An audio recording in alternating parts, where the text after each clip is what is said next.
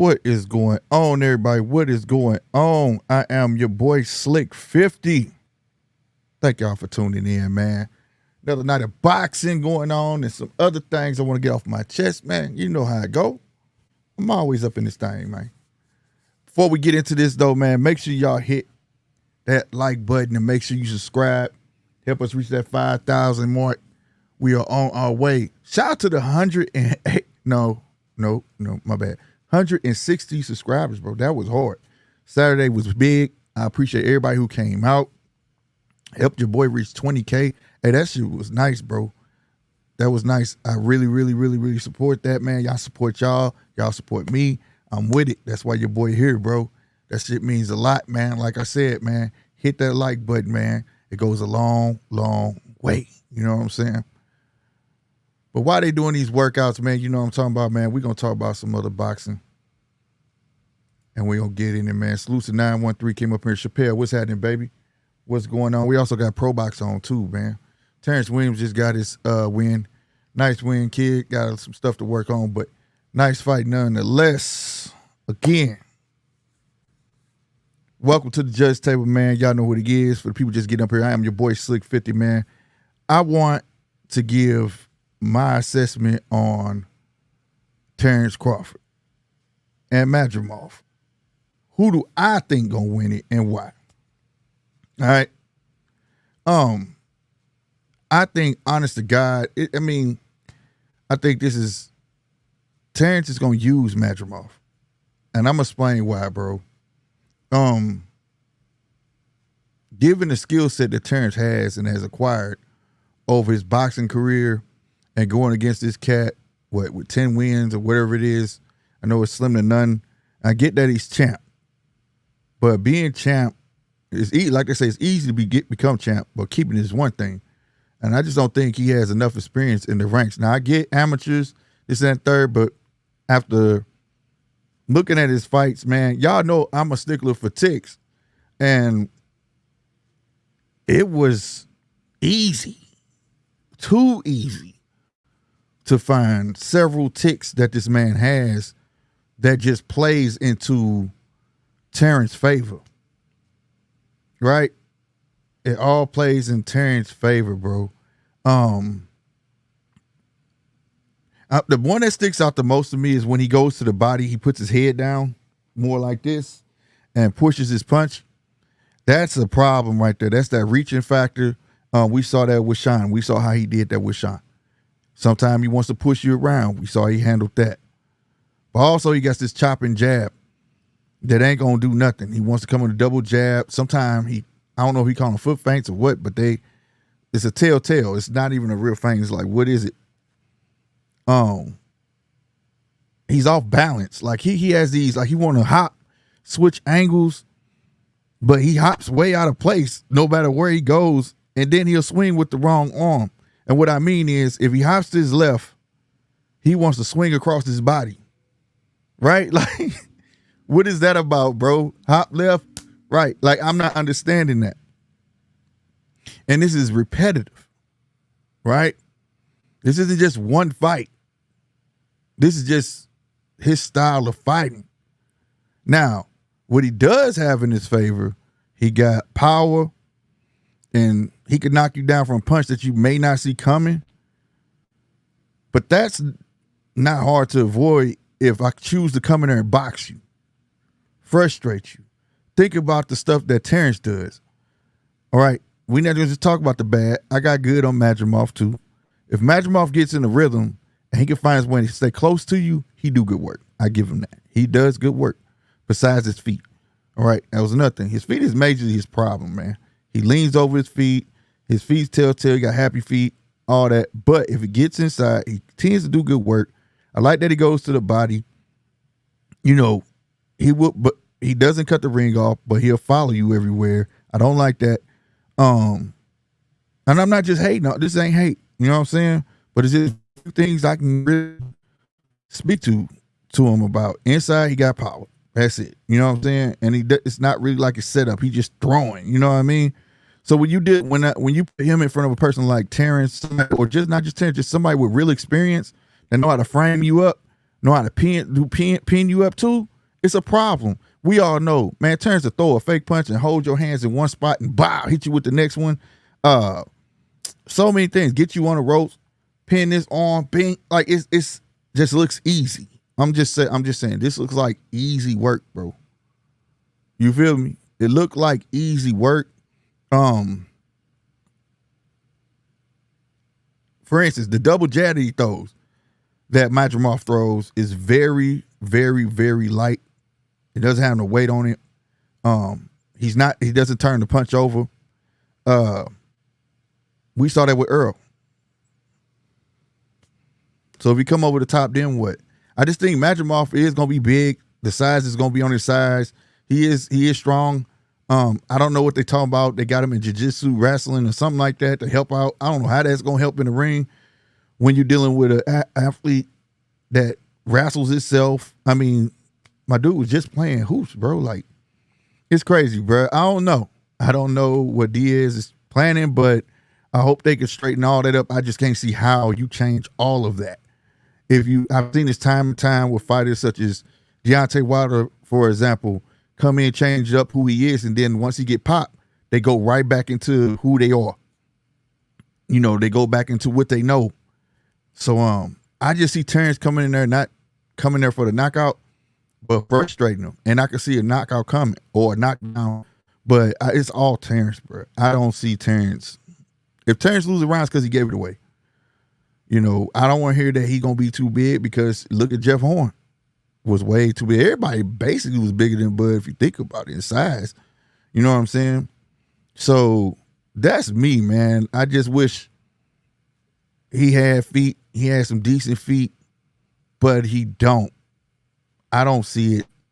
He moved, but he tripped himself up. He lunges with his punches. When he throw hooks, he just throw all his weight with it, and it's just like it's sloppy work, and I think it's gonna make for easy work for Terrence Crawford, and that's my opinion. I'm sticking with it. I think Terrence comes out victorious, and I hope he get his wish. You know what I'm saying? Right now, we're gonna bring to the stage my boy 913 Boxer. Y'all know how we roll over this way over here on the judges table. Excuse me. If you want to come in, just come on in. The link is at the top. 913, what's happening, baby? What's up, What's good? bro? Man, hey, Phil, Nothing. we got beef, my nigga. I'm fucking with you, Phil. Stop.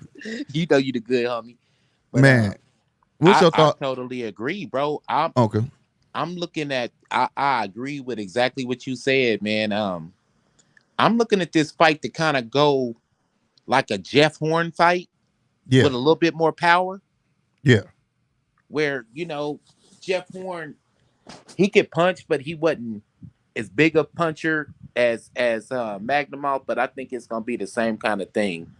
It's Yeah. gonna be just like a Horn fight, possibly stopping. You Yeah. know what I'm saying? But I think this is gonna be different, a different way. We may see like Terrence have to put them together in order to get a person down, versus like that flash knockdown power that we seen at 147. We Mm-hmm. might see that. We might see him have to put them together a little bit more. Mm-hmm. Yeah, that's what I think. Because if you go back to the Jeff Horn fight, the reason I used that was because Jeff Horn was big, bro. He Yeah, was hella big in that fight. yeah, And the fight went as such. Terrence just started using his own weight against him. yep, He started making a following. He was boxing off the back foot. The more you saw, the more he chased, the more you start seeing Jeff Horn lean forward when he swing. And then he just yep. start catching him. Pop, pop, pop. And you just start landing on him, bro. It was a thing. He just played the leverage game. I'm Yeah. gonna use I'm gonna use your leverage against you. Walk into my power. Yeah. And that's what I see from Madrimov watching them fights. He follow you everywhere. He trip over his own feet. He lunges. He pushes punches. And I want to screen the point that you made last night, bro. But I want you to tell the public that point. Who do he fight? Like, who does Madrimov find you up? He fights like Jeff Horn a little bit. He fights like, What style though, based off Diaz? you say what now? What style based off Diaz? What style based off of what?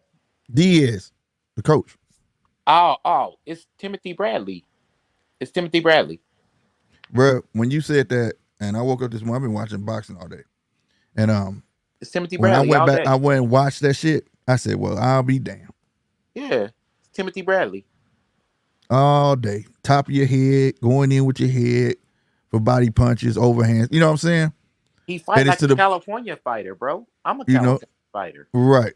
And it's like his head down, and then goddamn me, was supposed to be a hook because you throwing your head down, almost look like an overhand. You know what I'm saying? Yep. Hey, give me a second, real quick, bro.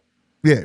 So it's like seeing those things, man. I just don't know how or what they're gonna do to change that up. And like I said, he may come in looking sharp, but we gonna see when he get hit. When was that Tyson Fury 3? What was it? Deontay Wilder Tyson Fury 3. My guy came in there looking sharp until Deontay looked sharp. Going to the body on Tyson. I think it was the second fight or the third fight. He was going to the body of Tyson Fury. Bang! Tyson was backing up. Then Tyson caught him with that straight. Pop! After that, it was over. It was back to old Deontay Wilder. He didn't give a damn about none of the new shit he learned or none of that. And I really think that's how it's going to go. They're going to try some shit, but this ain't the fighter to try some shit. Like, I think you better just go for what you know. You know what I'm saying? I don't know how to hunker down, bro. He'll weather the storm, bro. Yeah, man. I'm just and like I be trying. Me and you talk all the time, fam, and I be trying to just get little tidbits out there. Like I say, I'm not. I don't want to be known as a know-it-all, but like if you study a fighter, especially if you have a favorite fighter, right? Because I know how it usually goes, right? You know, you want to know the ins and outs. You know what I mean? And the framework that Terrence know how to. He's very under. Nobody talks about his framework, his pins, none of that shit. Them the little things I pay attention to. This is good for throwing a left and let that bitch stick right on your glove and then tear your right side up. Yeah. Wow, with a body shot. Get on the ropes. He act like he throwing a jab. And that fucking jab look like it's gonna turn to him. He do this. Hold your shit and be bang. You know what I'm saying? Like he do good framework, bro. Do good pins. He's got what the old timers used to call an educated lead hand. Yeah, facts. Sometimes it's a jab, sometimes it's a hook, sometimes it's an uppercut. It's Yep. educated. Yep. And sometimes jab hook. He got more facets to it. He'll jab down low, up high. He'll hook down low. He'll hook up high. He'll jab and make it look like it's a jab, and then it's a hook. Yep. You know what I'm saying? He'll jab, and then all of a sudden, out of nowhere, here comes a motherfucking uppercut. Blind you. Know you. So, all such shit with that motherfucker. Make it educated. Stick to you. He just cold with it, bro. And people wonder where Shakur get them little pins from. It's from him. It's the same thing. You know what I'm saying? Yeah. But I just see it's like he a mixture of two fights that he just had recently. Sean Porter and Errol Spence. Errol Spence start getting popped. You start pushing his punches, start leaning forward, start getting caught. You saw Sean Porter trying to bull rush. When he was going in, he went in low with his head down and wide ass hooks trying to go to the bottom. You know what I'm saying? It's like I just feel like this fight is truly nothing that he's never saw before. Yeah. But see, think about it like this though. You say fighters got ticks, and I completely agree. Well, nigga, coaches got ticks too. Yeah. That's where I swear I agree 100% with you because especially like even if it wasn't your tick, when that man came in with that tick, it was your job to correct it. Yep. So now it's yours because you're satisfied with it. My biggest tick that I hate, I said Leo gonna get fucked up one day. He get with the right motherfucker. You know why? He had the tick of all ticks. This shit. That nigga shake his glove. Every time before he swing. And he would tell on himself, bro. I'd be like, damn, why don't nobody catch on to this shit? Another thing that's potentially dangerous for Madrimov, bro. I don't know if you touched on it because I did step out a little bit. Yeah, go ahead. But he throws from way too far away. Oh, I did. He lunges.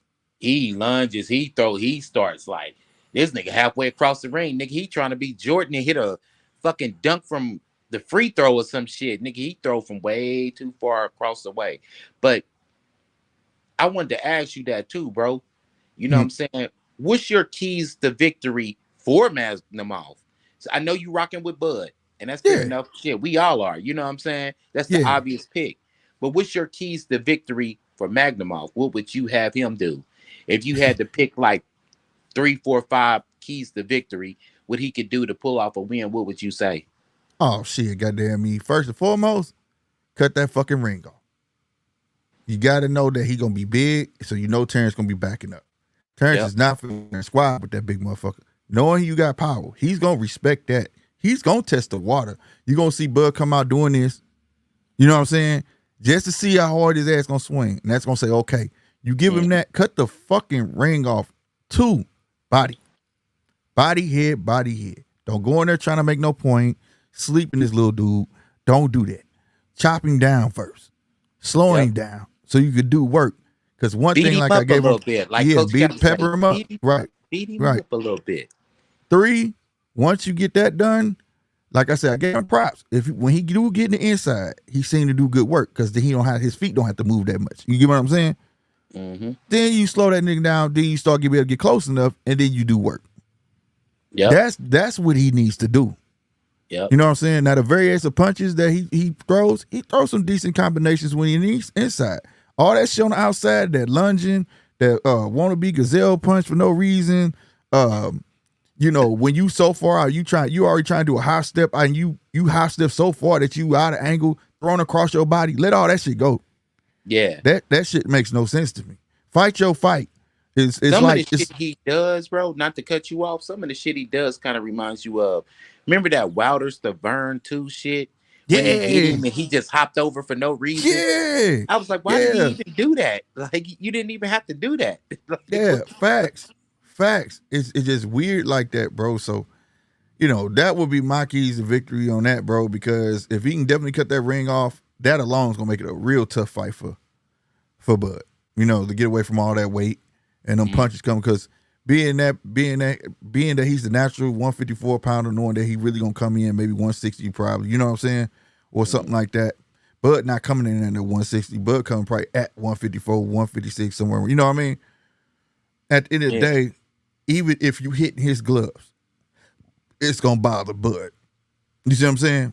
Yep. So it ain't gonna matter. You hit him in the shoulder. You know what I mean? You just want to touch him, beat his ass up. You know what I mean? What I say for Magnum off is first keys of victory, and we agree. Cut off that motherfucking ring, nigga. Mm-hmm. For one. For two, keep your hands up. Keep your Right. hands up. You know, try to impersonate Miguel Cotto as much as you can.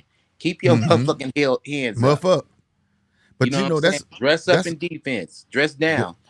You know what I'm saying? but in order to do that, he gotta fucking pick one solid defense. This dude be shifting this defense. Once he'll muff up, then he try to turn make himself small. Then he do too much, bro. But it's all on the outside. It's like he don't know what he want to be on the outside. You get what I'm saying? Yep. It's like And taking an another thing, inside fighter. Like, let me say this one point, and you can go. It's like you take an inside fighter that's been fighting inside his whole life, like the guy we just watched, right? That probably should have won that motherfucker against Terrence Williams, right? yeah. All right. How he kept coming in with his hands high. See, he know what he about. He knew what he wanted. You know what I mean? But imagine taking him. He been fighting like that all his life, and then saying we finna turn you into a boxer and you gonna fight on the outside.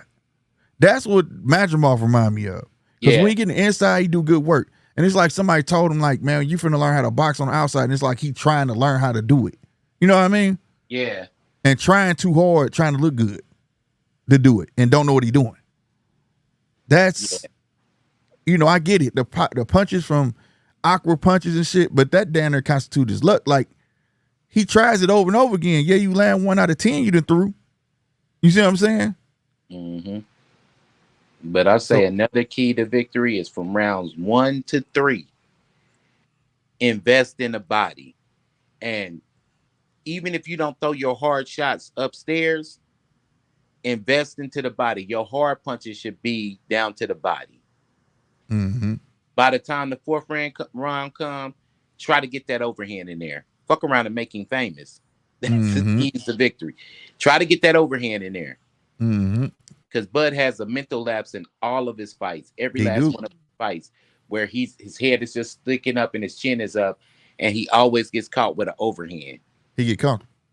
But it's just like something happens where he gets hit with it, or when it starts coming, he'll always see it though, And Mm-hmm. when he sees it, he snap back like, "Oh shit!" Boom, Right. and it, you know what I'm saying? Right. He'll eat it. Yeah, he'll partially ride it. Yeah, But but like I say, Bud can't afford to do that shit. yeah, That's one thing I'm not saying. This is 154. And this man does hit hard. That's the one thing you can't take from him. He yeah. hit hard. Then a Treat it like motherfucker. Jeff Horn though. Treat this fight just like Jeff Horn. Yeah. When you Yeah. left 140 and moved to 147, they got a lot of the same characteristics, bro. Treat it just like Jeff Horn. Like, You know what yeah. I'm saying? And he got a lot of experience in it. Yeah, Shine was bigger, heavier than him. You know what I'm yeah, saying? It's the whole thing. Like, he got experience of fighting a lot of people that was bigger than him, bro. So, but like they say, any man with two hands got a fighting chance, right? yep. So if he choose to come in here and he land one of them lucky lunging punches, I'm gonna be like, well, I'll be damned. But I'm gonna tell you, it should be no reason Bud don't pull this motherfucker out. And I agree with you. Invest in the body, and especially in the early rounds that he may give you. You know what I'm saying? Yeah. Don't be trying to head hunt and tire yourself out. You know what I'm saying? Cut the ring off. Get used to how he moving. Cut that fucker off and go to the body. You know what I'm saying? That's what I'll be on. Because he gonna box the shit out of you. That's the plan. I don't see no other plan for Bud. Comes out right-handed, if Bud comes out right-handed, and the moment he switches southpaw, the fight will probably be over within 2 rounds after that. Nigga. Shit, I'm gonna be real with you. I don't see him coming out. I'm gonna say this again. I don't see him coming out orthodox. You don't? Nah. He gonna come out instantly trying to confuse that big motherfucker. Now he may switch afterwards, but he gonna come out trying to confuse that motherfucker. He gonna try and bait him into some shit. What it do, DJ? He gonna try to bait him into some shit. Like you say, Bud likes to gauge motherfuckers. He wanna see how hard that fucking swing gonna be. Yeah. But see, you don't even have to catch it to figure out how hard that swing gonna be. You can just catch it on your hands, like, oh, okay, this. Yeah, that's what I'm talking about. Yeah, that's what I'm talking about. But the reason I say for real, and another reason I say he coming out southpaw is because he got the same little wannabe stutter step with that double jab, and it's not even a real jab, bro. Man, if he and they the same height, bro. They not even. I thought Madrimov was taller than him. He's not taller than him, bro. No. So he can go right over top of that bitch. No. You know what I'm saying? Without putting himself in any trouble. Ain't that crazy though? I thought he was too, and then when they lined it up, I think it was the Grand Arrivals. Yeah, when he had on the gray sweatsuit. I was like, damn, Bud taller than him. Yep. So damn. he can. But one thing, he is bigger than Bud. Yeah. Nigga shoulders, he big, he wide. You know what I mean? But what plays a good part, like as long as if he can get his feet together and cut the ring off, that's the main key to victory. If he can't cut that ring off, nigga, it's a problem. If he can't judge his motherfucking distance, if he can't control his distance and his range, bro, this fight's over, and it'll be over within 5. Especially if he gets to shooting them punches from way out. Only thing Bud got to do is timing. And the fucked up thing is he can timing with a right hand or a motherfucking left hand because he punched like that with both hands. You feel me? Right. So I don't think he got to do is timing. Facts. And once he get your timing down, bro, it's gonna be an onslaught. Usually Bud wake up, man, probably about like 3, 4, and 5. You feel me? That's when he start waking up, bro. Like it's a little chess match. Then the moment he start catching your punches, backing up. Okay, let's see what he's gonna do. Is he gonna try to attack the body or is he trying to attack the head? Boom. Okay, he's going for the body. And then after a couple of rounds of that shit, once he start catching your punches and then countering over top of it, yeah, it's pretty much a wrap. Because that means, okay, now he got your timing down. He know that your game plan is a body attack. Right. You got to really camouflage your attacks with him. You know what I'm saying? You got to camouflage that shit. No, I definitely agree. Ain't no getting away from it, bro. Yeah. Ain't no getting away. At this moment, I don't see no getting away from it. Like I say, I'm anxious to see what Joe Diaz gonna put in his boy head and see if he actually gonna listen. You get what I'm saying? Yeah. But from everything I'm hearing from Joe Diaz, the interviews I've been listening to, they had their table face off today and stuff. And they was asked specific questions. You know, what is he gonna do? XYZ. And it's basically like he even said it's a 50-50 fight himself. He like and he said that, he's a very tough fighter. The dance around shit. Yeah. You're not talking about no skills that he got. You know what I mean? Yeah. He's very big. He's very strong, giving vague ass answers. You know what I'm saying? Hold on real quick, bro. Hold on real quick. So it's tripping me out when I hear that. Like, so if it scares me that, damn, your trainer might not have no confidence in you in this fight.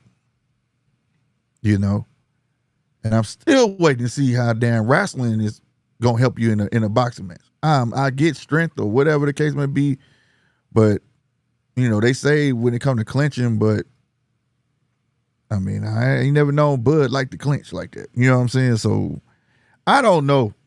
I don't know if it's the grappling on their end or what they plan to do. I just feel like Bud is definitely taking this out 100%. Y'all let me know what y'all think about that in the comments, man. You know what I'm saying? But yeah, I don't see it. I don't see it. Hey man, speaking of the fight Ruiz and Big Baby, man, what's your thing? What's your assessment of the whole card, man? Who you got? I got Jared to win that fight against Okoli. No. I'm saying Ruiz against Miller. Big Baby. I got Jared. I got Jared walking away with that motherfucker. Yeah. Okoli too flat for it. That's why I said it. Yeah. But if I had to pick, and I'm be real with you, people talking bad about that fight, but I think it's gonna be one. It's gonna be like I told y'all. If you ever watch the 4-6 football teams play against each other, usually a good game. Meaning they playing to each other's talent. You give them they on the same level. I'm going with Ruiz. Yeah. Simply because his hand speed. Simply because Ruiz can take a punch. So he not, you know what I'm saying? He just can't take too many of them, but he eat a punch. Yeah. You know what I mean? And also, Ruiz can move for a little butterball. And we see Jared, I don't care how long you give Big Baby Miller, that is, a chance to train, he always seems to goddamn me gas out. Yeah. So I gotta go with Ruiz, bro. Yeah. You know what? This is one of them fights, bro. I don't know. I just want to see the shit. You know what I'm saying? Because I'm looking at it like this, like is the layoff gonna affect Ruiz? Now, Big Baby, he just fought. Miller just fought. What was that like? What, 6 months ago? Mm-hmm. I think it's about 6 months ago. Yeah. It's been about 6 months ago. Yeah. So you know what I'm saying? He's a little bit more fresher. And not only that, he looks better and more fit than Andy Ruiz. You know what I'm saying? He looks more fit than he did his last fight too. You know what I mean? So I don't know if that's gonna carry over. Has he got better?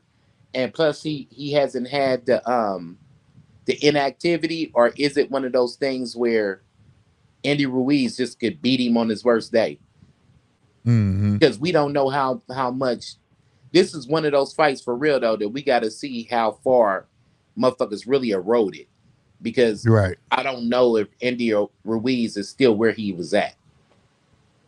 You feel me? I don't know, bro. Yeah, I can agree with that. Ask and watch this. It's all good. This shit too. But no, I definitely get what you're saying. But I was just basing mine I wasn't even looking at the ring rest or none of that, just straight up. You know what I mean? Yeah. And I agree with you. Activity is a motherfucker, but at the end of the day, I don't know. I just think Andy could live off of it just because I get dude lost all that weight and all of that. But how much did that take out of him? Yeah. You know what I mean? It's like a lot of extra variables. It was 6 months ago, but shit. You know what I mean? And we know Andy, yeah, but he been looking in shape. Ain't like he had to lose all that weight. Now, is he gonna be rushed in the ring? For sure. You know what I'm saying? But I just think he got better skills than Jared all the way around. Yeah, this is intriguing fight though. You know why though? It's intriguing to me though, because What's Miller up, was the DJ? reason. Him popping dirty was the reason why he got the title shot against Joshua in the first place. Mm-hmm. So they kind of owe each other about. Right. They kind of owe each other. Who knows if Miller would have got the shot with Joshua? Was it bad Joshua or was it good Andy Ruiz? You know what I'm saying? Who knows? Miller would have been the champion. We don't know. Mm-hmm. You know what I'm saying? So he kind of owe him one since, damn, I fucked off this fight and you went on and took the fight from me, nigga, and won the title. Okay, now I want to see what they do against each other. Yeah, I like that. I like Because that. think about it like this though. Mentally, from a mental standpoint, Andy Ruiz may be thinking of this fight as okay, this is my way back to get a Joshua fight. Mm-hmm. But Miller may be thinking at this fight like, fuck him. He took something from me. You know what I'm saying? And it Mm-hmm. may be more of a he may have more motivation coming in this fight. I don't know. Hey, So that's one of them fights where I just want to sit back and see what's going on. I And like fuck that, it, man. we mess around and see that fight and be like, man, both of them ain't shit. Right, you hear me? You know Hey, what I'm hey. Only time I tell, man. We definitely gonna see Saturday. We definitely gonna see. They may be DJ, tired what's by the happening? second round, bro. They be hugging Right. each other and shit. What's happening, DJ? What's going down, man? Salute, Deeds. Nostradamus, What's up, and brother? CEO, proprietor, owner, GMT Sports, Slick Yeah, 50. How are you? yes, sir. I'm all right. I'm all right, brother. Um, this is my introduction. I didn't go much on the whole grand arrivals. I could see what they were trying to do, but they didn't really get much time with the fighters. The audience didn't get much time with the fighters other than just watching them by way of interviews and those sorts of things. Mm-hmm. I'll, Bud hasn't given me a reason to doubt him, so I'm Mm-hmm. still leaning with Bud. And I'm not trying to get sucked into all the promotion like this is his biggest test ever. Now, that may well be, but they're probably going to say that regardless of whether it's Madrimov, whether it's Virgil, whether it's Tim Zoo, whether it's Jamel. They're just trying to sell the fight. So Yeah. I just can't find a way to find reason why Bud gives me an excuse not to back him until proven otherwise. I'm Mm-hmm. still going for the upset. Rayo beats Pitbull. Mm. I've got Ruiz. I just don't rate Big Baby as any sort of boxer. He's just, there's nothing there for me, and that just comes from a very uneducated place. And the other thing is I've seen Andy Ruiz survive in the ring with some big hitters, some big boys. So he knows his way around there and how to keep himself out of harm's way for the most part. Right. Who'd I miss? What you did? You did Pitbull Rayo. You I did. forgot who Morrell Jr. fighting. I forgot. I'll pick Morel over that Yeah, in I that got one. Morrell. Yeah. Who Hold on, else? man. Did this motherfucker just do a Michael Jackson move and shit in the Who? ring? Well, on Pro Box. Nah, man. I'm watching the workouts on the Oh yeah, zone. you talking about what's his name? Cruz, Andy Cruz. Yeah, this Yeah. motherfucker did a Michael Jackson spin. What the fuck? And I'll go on record to say, hopefully, this doesn't bring hate to your channel, Slick, but transgender boxing, particularly in the Olympics, absolute fucking fail. Yeah. Like, Exactly. Yeah. it just, Yeah. Bullshit. No, that's not gonna bring no hate, bro. It's just not right. Ain't nothing wrong with that. Like I always say, if you gonna play the part, you gotta understand the hate that come with it, right? And there ain't no slander against no transgender people. It's nah, just that goddamn me. Like it's I talked it's a combat sport. It's not right, basketball. It's not darts.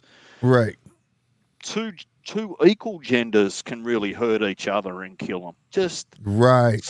sometimes no is the right answer, regardless of how many people you might upset and how disappointing it is. Sometimes no is still the right answer.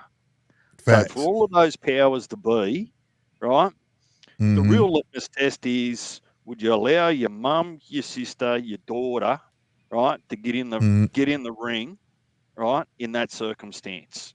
If the answer's no, well, it's still not okay because somebody else's daughter or sister is doing it. Stop it. Right. Protect the women. There's Yeah. just Yeah. it doesn't help the sport. It doesn't help the dollars in the sport. I just can't find any positive part of it. And that's not a slight on transgender people. It's just, it's the wrong place to do it.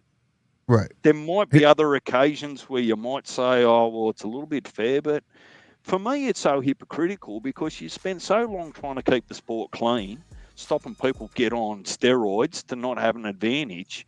But then you go and do this stuff. It just doesn't make sense to me. Talk your shit, Deej. Because you know what? Say what you want. I'm right there with you. I believe in traditional gender roles. If you gay, I don't have no problem with you. But nigga, if you got a dick, you're not a female. Period. Point blank. If you was born with a dick, you're not a female. If you was born with a pussy, you're not a male. Just it is what it is.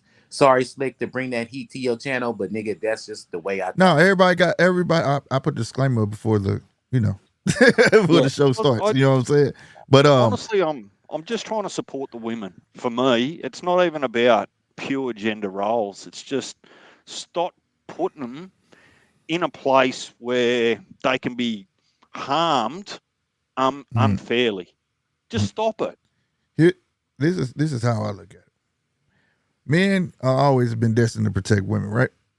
But at some point, I have to ask you women to protect yourselves. Meaning, you need to stand up for yourself and say, this shit ain't right. Instead of congratulating things out of spite. And then when they turn back on y'all, now you want to say it. It's like this over, I don't care what sport we play, it'll never be fair to a woman. You understand what I'm saying?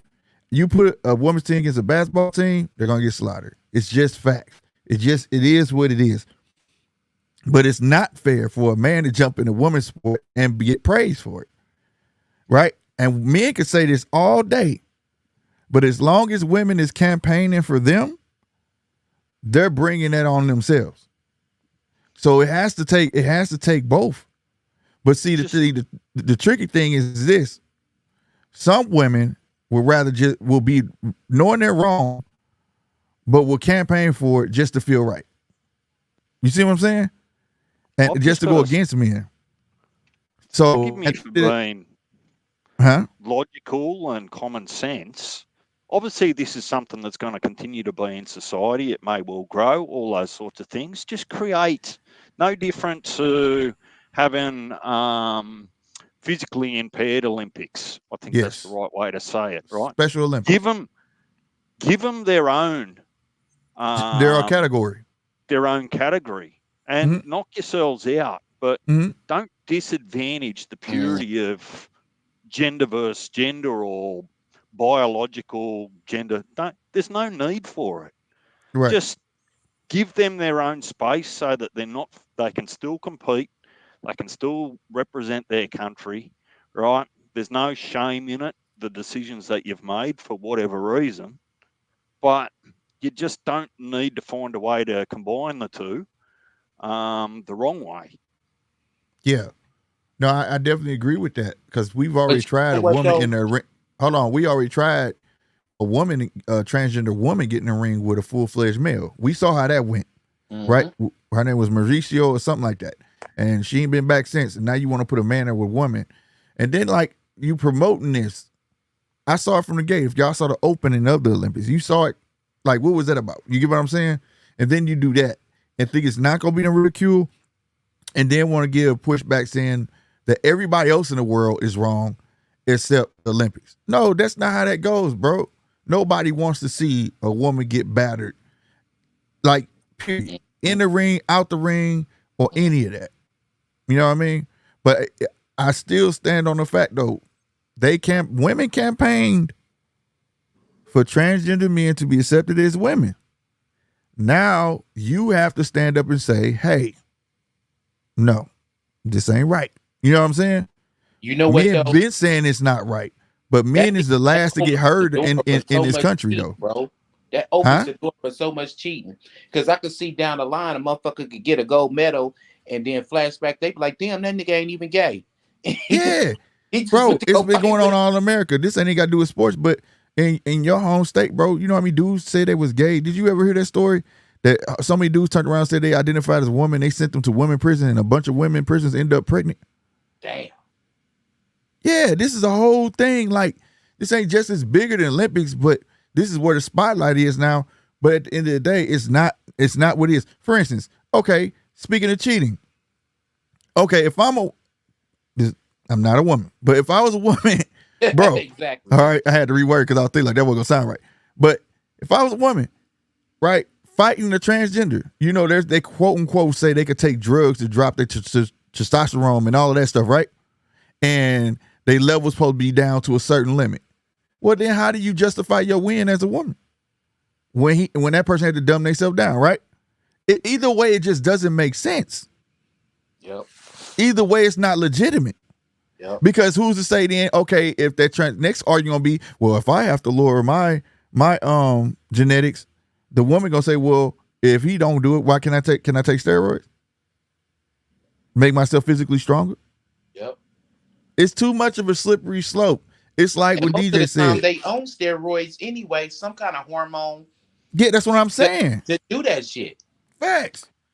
Do you know Riley Gaines, who kicked all this off, that lost her wins? I'm sure you've heard about it in the courts over there. She ended up winning that. They actually ended up taking the medals from the transgender athlete, giving her the medals, and giving her a substantial financial payout for it. So she's actually winning in that particular. She's actually winning on the side of female. So I think there's a balance. It just feels like it's a ill-considered, knee-jerk reaction at the time when there's other options available. So that, you know, bottom line, it's sport, but when it becomes about safety of people, sorry, the answer's got to be no. Yeah. It's not even up for debate. It's just Yeah. no. And 100%. testosterone is just one small part of the whole equation. You know, twitch fibers, muscle strength, that all doesn't just come from testosterone. So, Right. you know, look, I want a place for them. I'm no different than nine. You should be welcome in our society, but there is just some competitions, particularly combat sports, where it just doesn't make sense to me to rush them in and potentially see what we just saw. Because I think one of them failed to make the Olympic team 4 years ago and then changed genders to make the female Olympic team this time round. Yeah. I don't know how true that is, but so look, I didn't come in here to cause havoc on your channel. I just thought that was on my mind. The other question I've got, getting back to how much of this, I'd like to hear both your comments, because I can see it going both ways. I don't know what's more appealing to Turkey Al-Sheikh and Canelo, more specifically Canelo, to see Bud potentially come in and wash this bloke, like perform really well, and then Canelo gets concerned that Bud can carry the weight and his power carries, or Bud gets beat, however likely or unlikely that is, and Canelo then is more open to the fight. So how much of this is an audition for the Canelo fight? For Turkey, I think it's a big audition. I think that he would want him to win. If he loses, that just gives Canelo out on what people want. He won't take the fight. You know what I mean? I don't think he's going to take the fight if he wins either, though. I really think that he doesn't want that fight. I think Eddie don't want that fight for Canelo. I think they're just trying to get the easy fights around and ride out. The only way that happens if Turkey got to talk to that man, right? You can't talk to that man like he a little kid, like he not already making bank. You know what I mean? You know, you can't tell that man when I give him offer, it's just gonna be me. You can't come to him like that. You gotta talk business. And if you give him that right number, we may see that fight. But I'm gonna be honest with you, I don't think it makes a difference either or. What this fight looks like, I think it really matters about the dollars. the money, the respect factor for Canelo. Canelo getting paid regardless.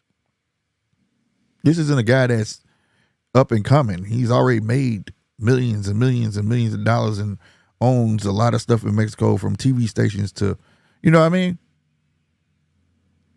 He's at the point where he don't got to do it. Yeah. He doesn't care what people think. Yeah. Yeah. Because he knows as soon as he hops in the ring, that's a quick 40 million right there. Right. And And outside of boxing, you look at his personal life too. He owns like businesses and stuff outside of boxing. Man's comfortable. So unfortunately, his outside of boxing life, his personal life plays a part too, where you can't really force. If a motherfucker rich, you can't really sway them with money. Some people just not for sale. mm-hmm.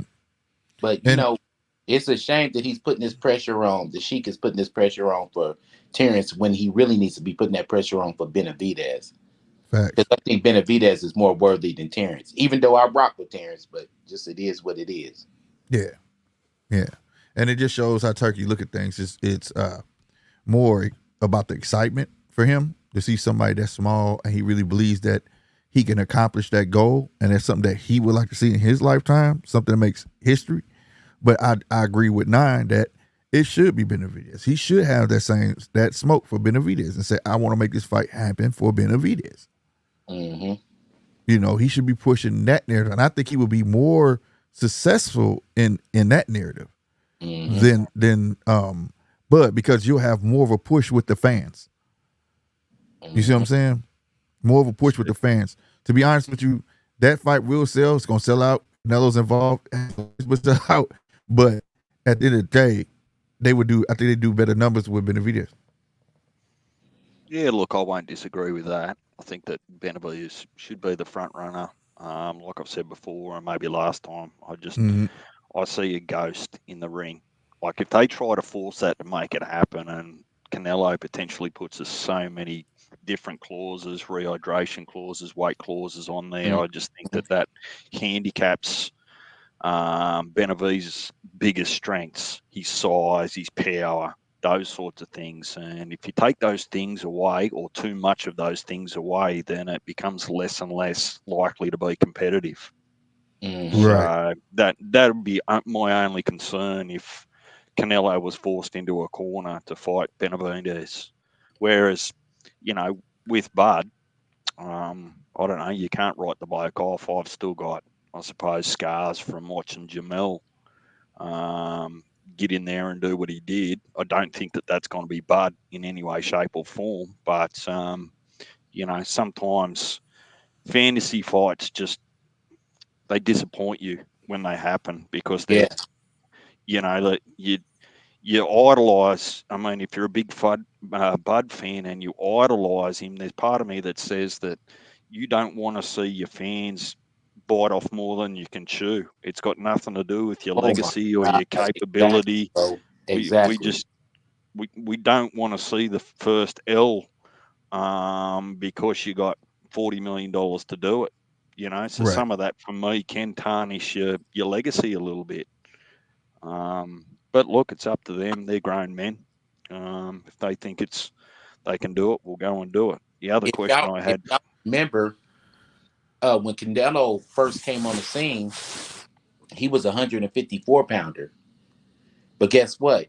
He fought a ton of guys at 152 catch weight. Yeah. I was thinking, well, damn, why don't he just fight welterweight? Not Canelo. So Well, when he came on the scene, but he fought as low as 147 though. But see, he built his resume off of fighting smaller guys. Yeah. This is no different. I mean, to me, fighting Terrence Crawford is a cherry pick, because I know what's going to happen. He's going to stop Bud.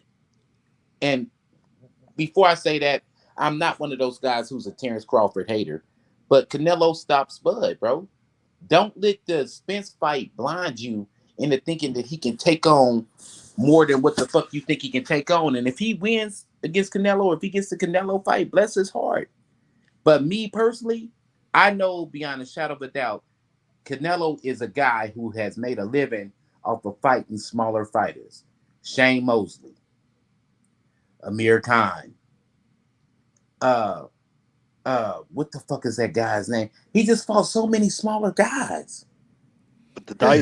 that he did, And then when he Bivol, did move up, he tried to take calculated risks. One time it worked with Well, 75, yeah. and he beat Well, Kovalev. yeah. He But beat Kovalev Kovalev ended it in the yeah. after Ward destroyed him. He was Right. damaged goods by the He time was he fought damaged Kovalev. goods. And also when he went to 168, wasn't hot neither though. Yeah, Wasn't like those guys was the shit. You know what I'm saying? 168. exactly, bro. You know. So that's the whole thing, man. He's made a living off of fighting smaller guys. And listen, I've known Terrence Crawford since he was a teenager. I know his coach, you know what I'm saying, for years. I rock with that camp. Man, listen, let me tell y'all something. And this is some facts. Over here in the state, DJ, USA Boxing is a non-for-profit organization. So we throw what's called smokers. You have tournaments and then you have smokers. And sometimes guys from gyms will throw smokers and invite a whole bunch of different gyms to their gym or whatever so they can match the fighters. Right. But see, it's a non-for-profit, so you can't profit off of that. You can't make money off of that. So I remember back in the day when Bomac used to throw shows at his gym, and the charity would be Terrence Crawford, so he could travel and go to another fight and fund his shows. Bo's been with him since the very beginning. You feel what I'm saying? Mm-hmm. So it's a love in my heart for them because I seen they struggle. Mm-hmm. But no way, shape, form, or fashion am I gonna sit on here and be a man and be biased and tell y'all that, oh yeah, man, Bud beats Canelo. He does not beat Canelo. Mm-hmm. He does not. And that's the biggest cherry picking. And let's call it what it is, bro. To me, that's Bud selling his O so he can get the fuck out the game rich. Well, Mm-hmm. richer. well, depending on, see, for me, I think about the sequence and the way that that might happen. And I'm just going to use round figures, okay? They're not accurate, but let's say, for example, they sign a deal and Bud's going to get $40 million to fight Canelo, right? So $40 million. Let's say that he gets $10 million for fighting Madrimov, right? He fights Madrimov, he wins, right? Then he gets a Fondora or Spence fight, whoever comes out on top of that, another $10 million. So now we're up to 20, right? Mm-hmm. Mel Charlo comes back in, righto, flexes his muscle, champion recess, and then he gets $15 million, right? Then he's up to 35 million. Then, right, if he wants to clean up shop and become undisputed at 54, he's got to go chase whoever owns the IBF, right? There's another 10 million. So when I do the maths that way, that's $45 million in total, round figure, compared to a fight with Canelo for 40, in which the likelihood is higher fighting Canelo that he would lose and maybe retire compared to any of those other 154 fights I was just explaining. So it depends on how you want to manage your bank account. And look, he hasn't got another 5 years to do it. I get that. He's no intellectual dum-dum. So it may well be, if I can get 10 million with Madridov, secure the 40 million with Canelo, then regardless of win, lose or draw, that's my retirement, because that's 50 million total by his maths. So Right. I'm just looking at the way that boxers look to try and build their wealth. And I'm sort of been watching this, and the active fighters accumulate their wealth rather than waiting for 2 or 3 big paydays. Mm-hmm. So they get to the same number, just a different way. And sometimes they exceed that number because they have been active. You've been playing a bit with that. Just excuse You can me hear for a that? minute, please. Yeah, nigga. What is that? I don't know why it's playing. It's like My some bad. I music or didn't. something. It is, but it's like faint and it shouldn't be playing, bro. I don't know. It's a bug somewhere going on. I apologize. That's like my 3rd time, and I was like, maybe it'll run out, and I just lift the volume back. I'm like, it's still going. Why is it going? I Hey, not to cut you apologize, guys off. but Jared Anderson is with Sugar Hill now. yeah, Oh, yeah, he stepped in. He wasn't learn to turn them punches over. yeah. But I gotta give a little bit of pushback, and it's two ways. 1 to 9. If anybody, this ain't even a fan talking to me, bro. If anybody got a shot to beat Canelo, and this is based off the Canelo today that I see, okay, Mhm. and be able to have the gas tank to stay busy like a Bivol, is Terrence. Terrence, I don't see Terrence going to try to squab with this man. I see Terrence boxing like Bivol did, staying away from big punches, and not letting him get his feet set. You see what I'm saying? Not falling for no traps, ride out 12 rounds, whether it's a born fight or not, and pulling it out. That's how I see it. Now, can Canelo catch him is the question. Who do I think was most likely to win? Canelo. You see what I'm saying? Mhm. I'll be a fool to not say that because you go into his division, you fighting the man. Who's supposed to win? The man. You get what I'm saying? Just like I said, Bivol was gonna win. You took your ass up there to fight the man. Bivol was supposed to win that. That was not an upset. You understand what I'm saying? So at the end of the day, that's how I look at that. Now, this is what I want to say. That fight ain't happening next. For one reason. The whole reason Terrence wanted to go up there any motherfucking ways was so he can be undisputed, right? Up there. Canelo's not undisputed no more. Canelo got to double back and go get that belt. Now, if it happened, it's definitely not going to happen next just because of that reason. He going to end up fighting somebody else. And another thing that he all of a sudden came out and said, I think it was yesterday, that he was mad that he didn't get to fight Earl again. He thought Earl was more man enough. Now, when you start hearing this, it sounds like where smoke, there's fire. I thought Earl was man enough to come back and activate his rematch clause, and he didn't. So, yeah, I was mad at that. You know what I'm saying? Woo, woo, woo, right? He That was said, another my 20 goal, million too, bro. yeah, he said that was my goal to fight him. And after that, I was going to go to 154 and fight Charlo. He was like, and I was mad at both of that. But here we are. If we fight, this and the third. And do you still want to fight him? He was like, yeah, I still want to fight him. I just thought he wanted to get his get back. See what I'm saying? So I think after Madrimov, he's looking for another fight at 154.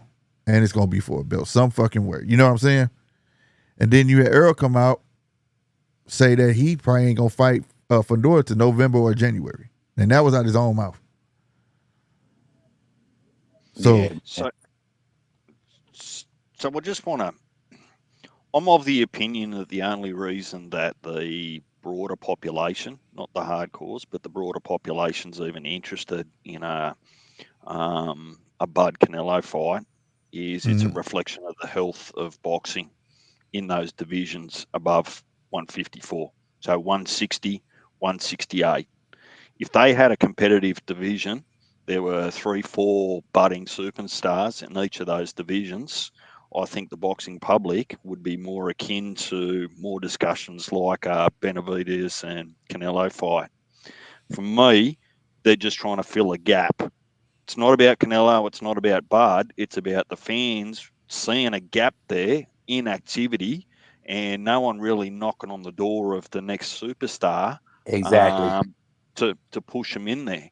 So for me, the fantasy fights only come about that's either people that just like, trying to put two people together that just are never going to fight because of weight and size, but also the general health in some divisions, the depth in those divisions are trying to fill a gap because it's not common in history that you would see it, is it? It's only been more recently, and when you have a look at the, I guess the gamesmanship, I won't say politics, you have a look at the gamesmanship that was about Canelo signing to PBC for the 5 fights. And originally that was supposed to be Errol Spence if he had beat Bud, if I remember correctly.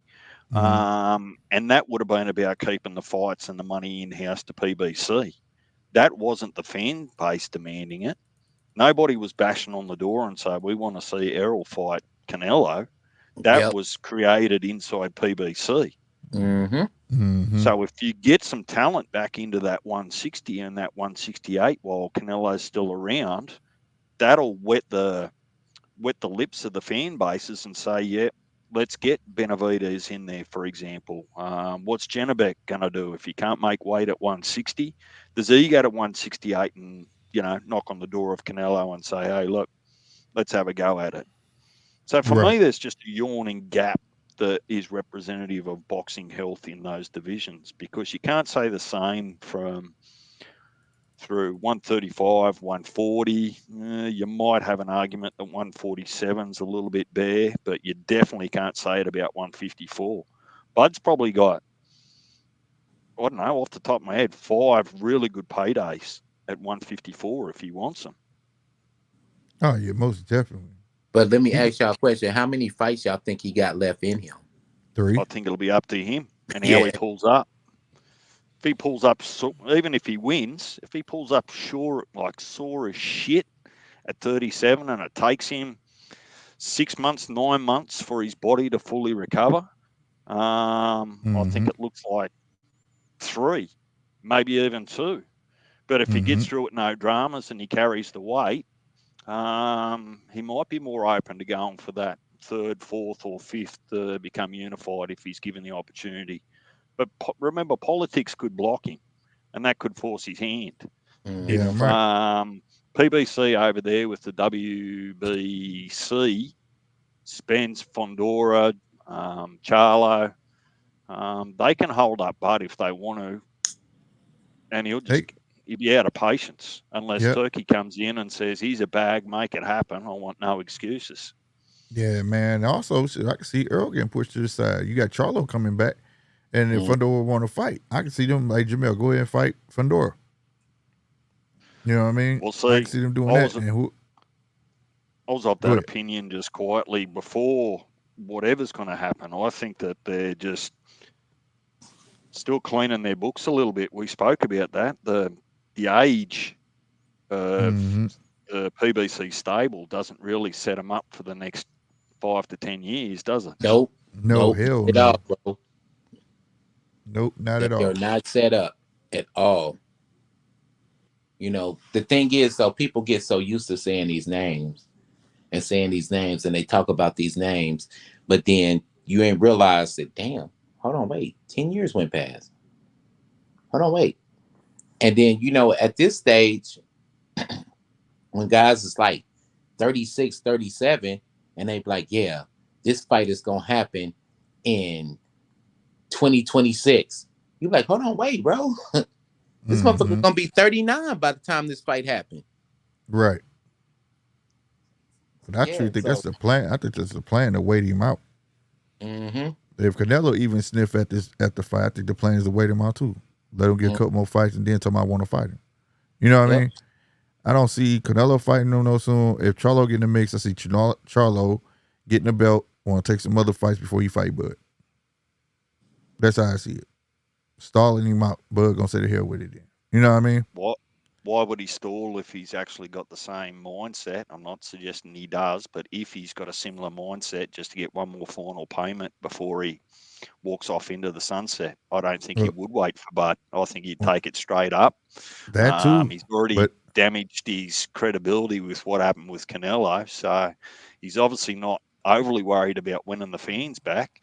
It'll be more, this is just how I see it, I think it'll be more just he's probably getting pressured. It's been 3 years now.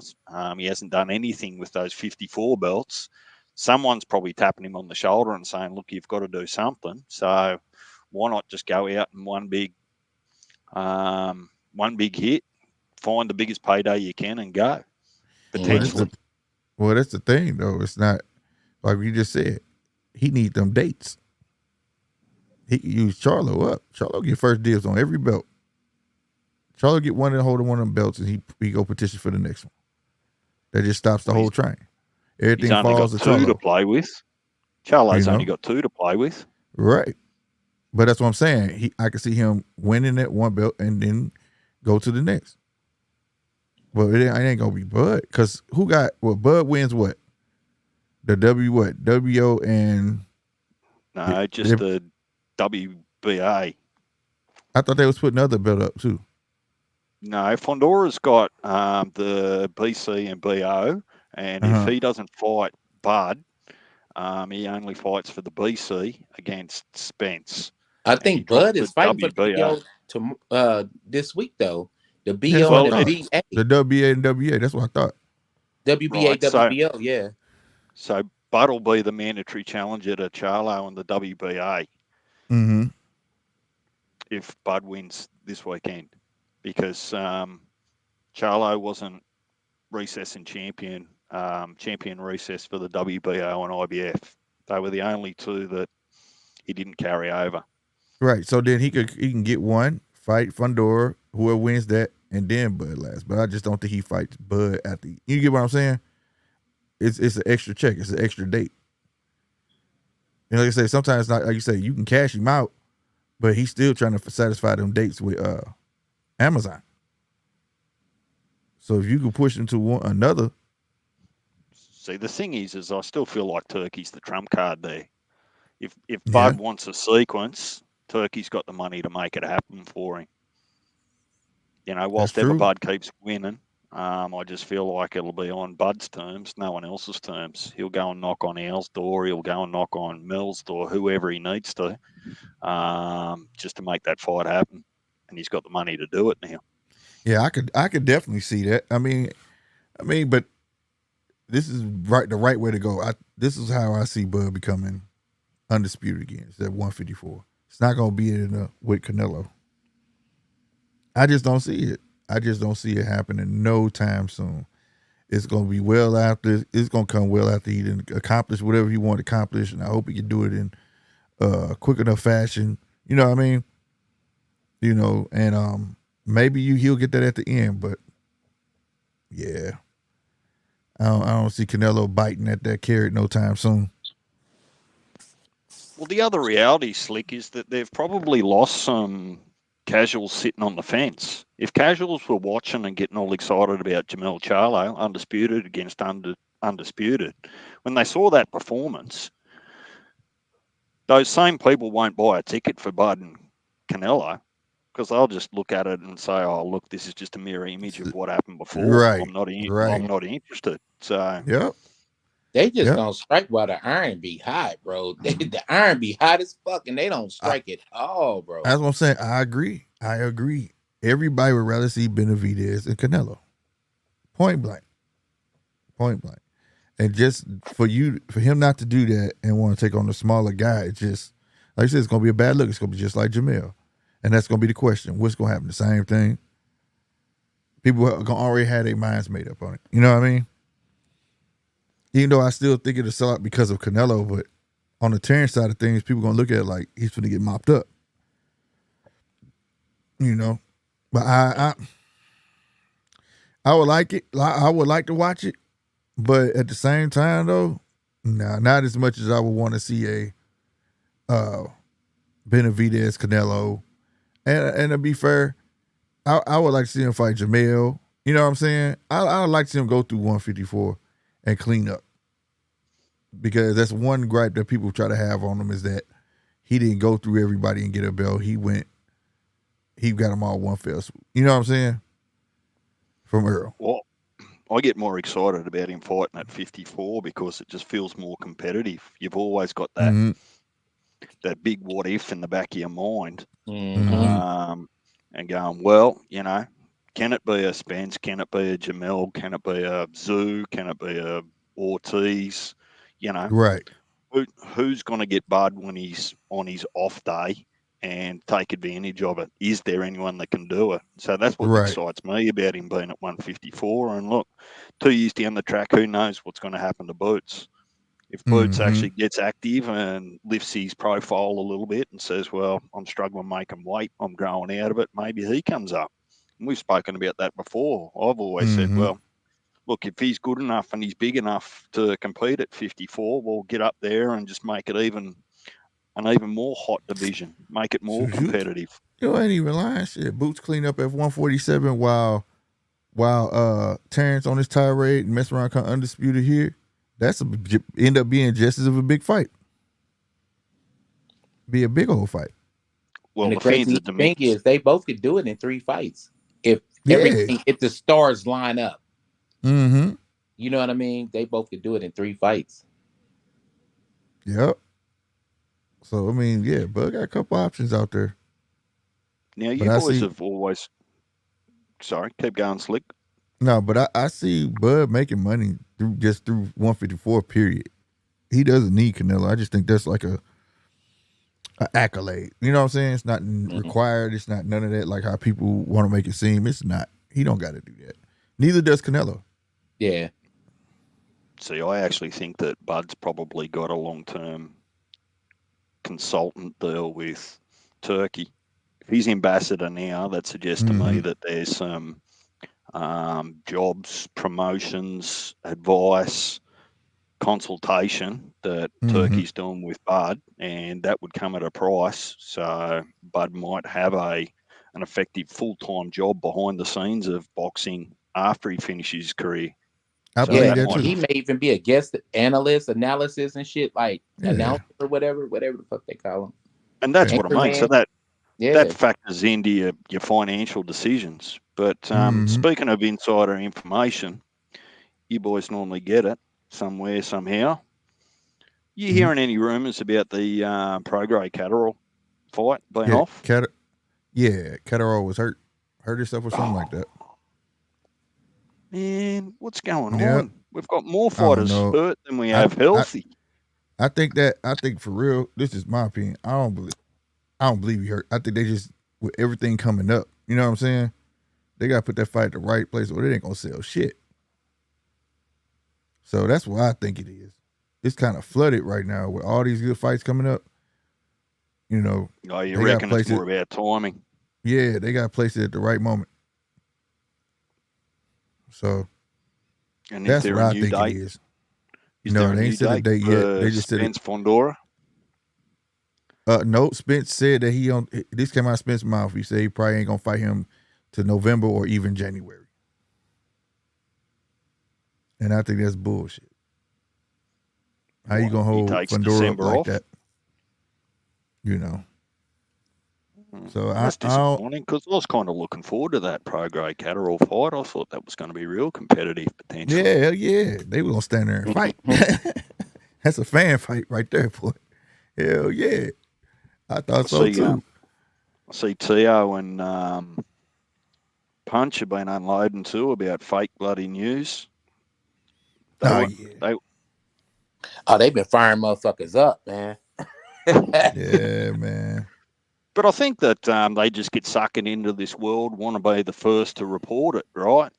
If anything you Mhm. learn in boxing is don't be too fast to report it because it can change tomorrow. Mhm. Yeah, and not just that either. Learn the sources. Like I'm already familiar with IFL TV. You know what I'm saying? Like I was telling Nine, that's how IFL TV operate.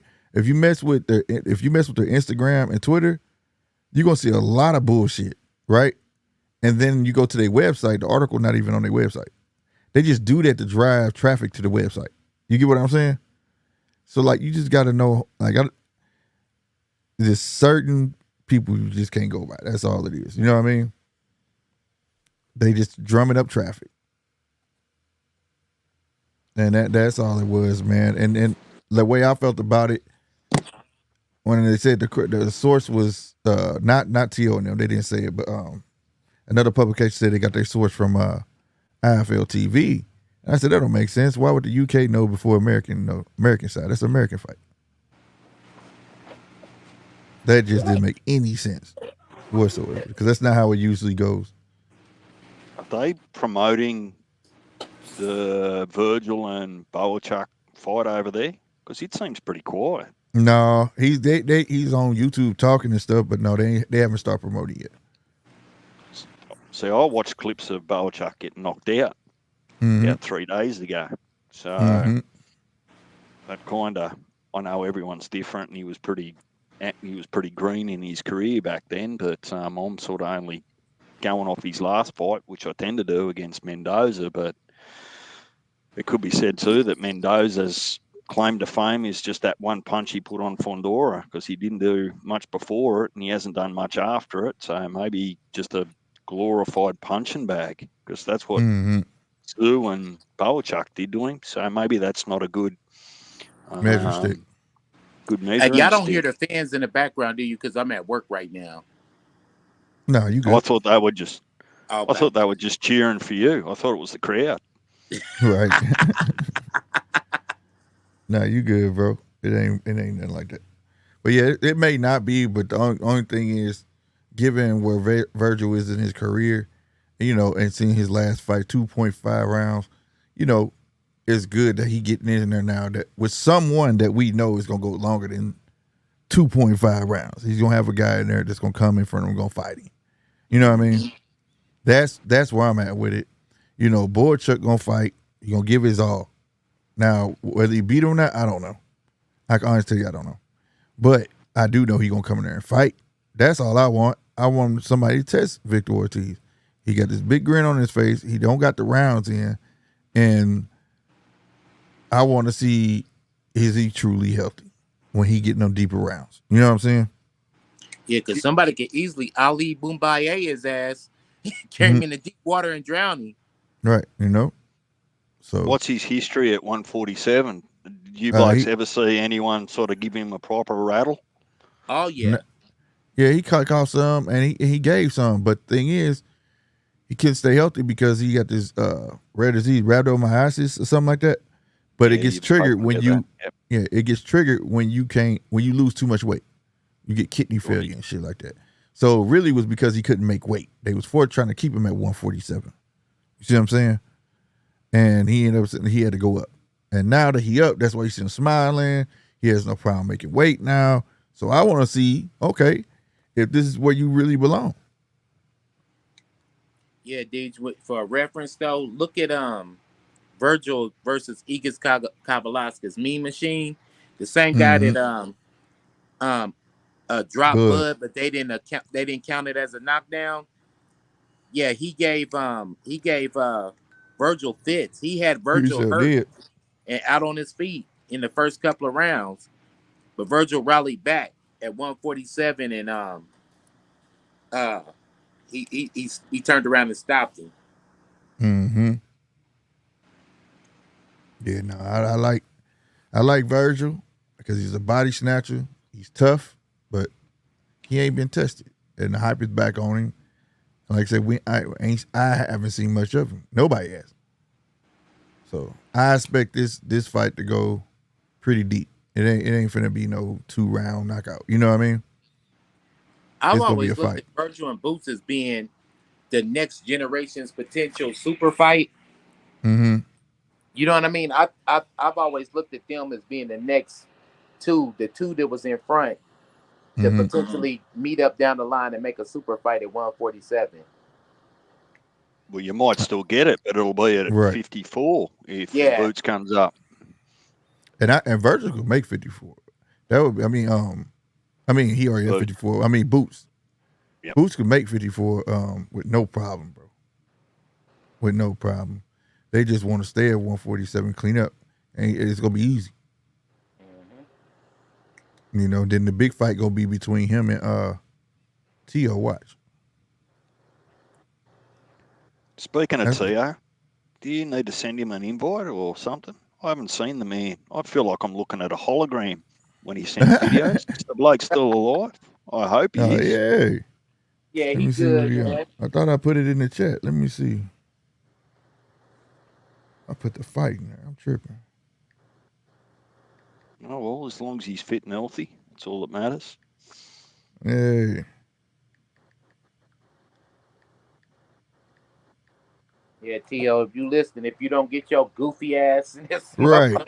Right. My bad. I put the I thought I had put it in, but I had posted the fight in here. My bad. Well, yeah, so I mean, man, that'd be a huge fight, man. But like I say, it's gonna be based on Virgil. And that'd be nice. The body snatcher versus the boxer, that'd be dope, bro. Damn, Are you Ryo look talking about big, I would Boots bro. love to now? see that fight. But Hey I've man, you always see how looked big at the fight Ryo guy is? the one. Huh? You see how big Ryo is? Man, I went back downstairs to go to work. Ryo got some size on him to be 140. Who's 9 picking You in that remember what I fight? showed you? You remember what I showed you last night? I got like 3 more of those I got to take care of. Oh, okay. Yeah, 9, who you picking in that fight? I favor Pitbull. I I don't just know. think that Ryo's been overworked and knocked out before. I hope, and got to see how you feel at 140. This is first to take that dude at first fight at 140 is kind of that's gonna be tough. Well, That's gonna be tough. it makes sense though because this is his second fight at 140, All right, so it makes there go sense. Punch. What it do, Punch? What up, fellas? How y'all doing tonight? There go the Sorry what's I'm up? late. Nah, man, that was my fault. I thought I had put it in the chat, and I didn't. I had posted the fight in the chat. I've been throwing Crowbox. shade at you, Punch, for the last 25 minutes because you haven't been here to defend yourself. I've just been bad mouthing you. I ain't been watching, y'all. I just jumped on fresh as soon as I got the message, man. What's niggas talking about? Man, we watching the what you call this shit, the workout, and then they got them three fights after this. Oh yeah. I watched the little workout this way earlier today. I'm gonna be honest, they both look good. Hey, but let me ask you something though, Punch. I know you rocking with Bud, right? But humor me, because me and Slick both did it, and we both rocking with Bud on this fight too. What's your keys to victory for Madrimov? Like, if you had to pick 3 things that he could do to possibly upset Bud Crawford, what would you do? Like on some pure non-biased shit. Oh, all right. I'm from a non-biased perspective. I would say stick behind the jab, use good footwork, and stay in close. Damn, that's everybody, I guess. That's everybody. That was the same exact answer, right? You Straight Damn, up. nigga, you didn't even get no spill, bro. You just rattled it off like, yeah, and fucking. That's the same shit. Yeah. Yeah, that's what I see. Like I said, those are the things that I see that's missing from his game. I mean, from his skill set to me personally. Like I think he's a little wild sometimes, man, and that's gonna get him countered real hard fucking with Crawford. Yeah, he gonna walk into something. Vlad the Hailer said head movement, jab, bang, and move. Man, it's gonna take a lot. He do a lot of moving. That's his problem. He just ain't moving right. Yeah, because we all know, man, Bud excels in no man's land, and if you move your head in there, it's gonna be an early night, man. Man, he moves all the wrong way for me, bro. Man, me and Slick did no feet. A tape breakdown yesterday, man, and one thing we noticed was he does a lot of unnecessary movement. Yeah, Yeah, he seems extremely unpolished, and you can see a lot of amateur skills that he still ain't been able to shake off, man. I don't think he's ready. I watched all 10 fights, bro. Did you really? Yeah. Like I took a close look at this dude. Like, man, this is, yeah, he's no. Everybody's saying tough fight, man. No, he got a upset becoming champ, and kudos to him, man. But this is a straight rush to the top situation, man. And it's going, this remind me of GMT. What's that? This Tommy Morrison. Oh my God. Yep, rush to the top. I like Tommy though. With the best, best of the best though. Like it's like everybody's thinking like, oh, Crawford's moving up, and bro, he never had a problem moving up in no weight class. The powers never had a transition. The only thing I agree with what people have been saying is, Heavy said this, is that the knockout streak might end. He might be like chopping on an oak tree all night long. Mm-hmm. Right. You know what I mean? But that's the only thing I see happening. Crawford is better than him in every single area and facet of boxing. Right. That's what we were saying. He just treat him like Jeff Horn. How he did Jeff Horn, bro. Yep. Jeff Horn was big. But don't come in there and play with him like he did with foot. Mean Machine, though. He can't play with him like he did with Mean Machine, because if dude catch him in one of them shots that Mean Machine hit him with, I'll be a little nervous. Right. I say treat him like Jeff Horn, because Jeff Horn was his first fight at 147. Mm-hmm. So keep that same energy, dress down in defense, and just treat him like, hey man, I'm new here. You know what I'm saying? I ain't gonna respect you too much, but I'm gonna respect you though. You know what I mean? And what y'all think this dude gonna blow up to? 170? Ain't no. Let's be honest, like 170. like Ain't no 168. telling because I think they trying something new because yesterday watching them, the arrivals, he was smaller than normal for his other weigh-in. Did he look that like because he's trying to he's getting ready for the the weigh-in, but did he look like as big as everybody been saying to y'all? No, he's bigger than Bud, but the thing he's not but like taller than everybody's Bud. acting like he's way bigger. He's Like, want wide. to blow up way bigger, and I'm thinking that's even more of a disadvantage because Bud's speed really gonna be on display.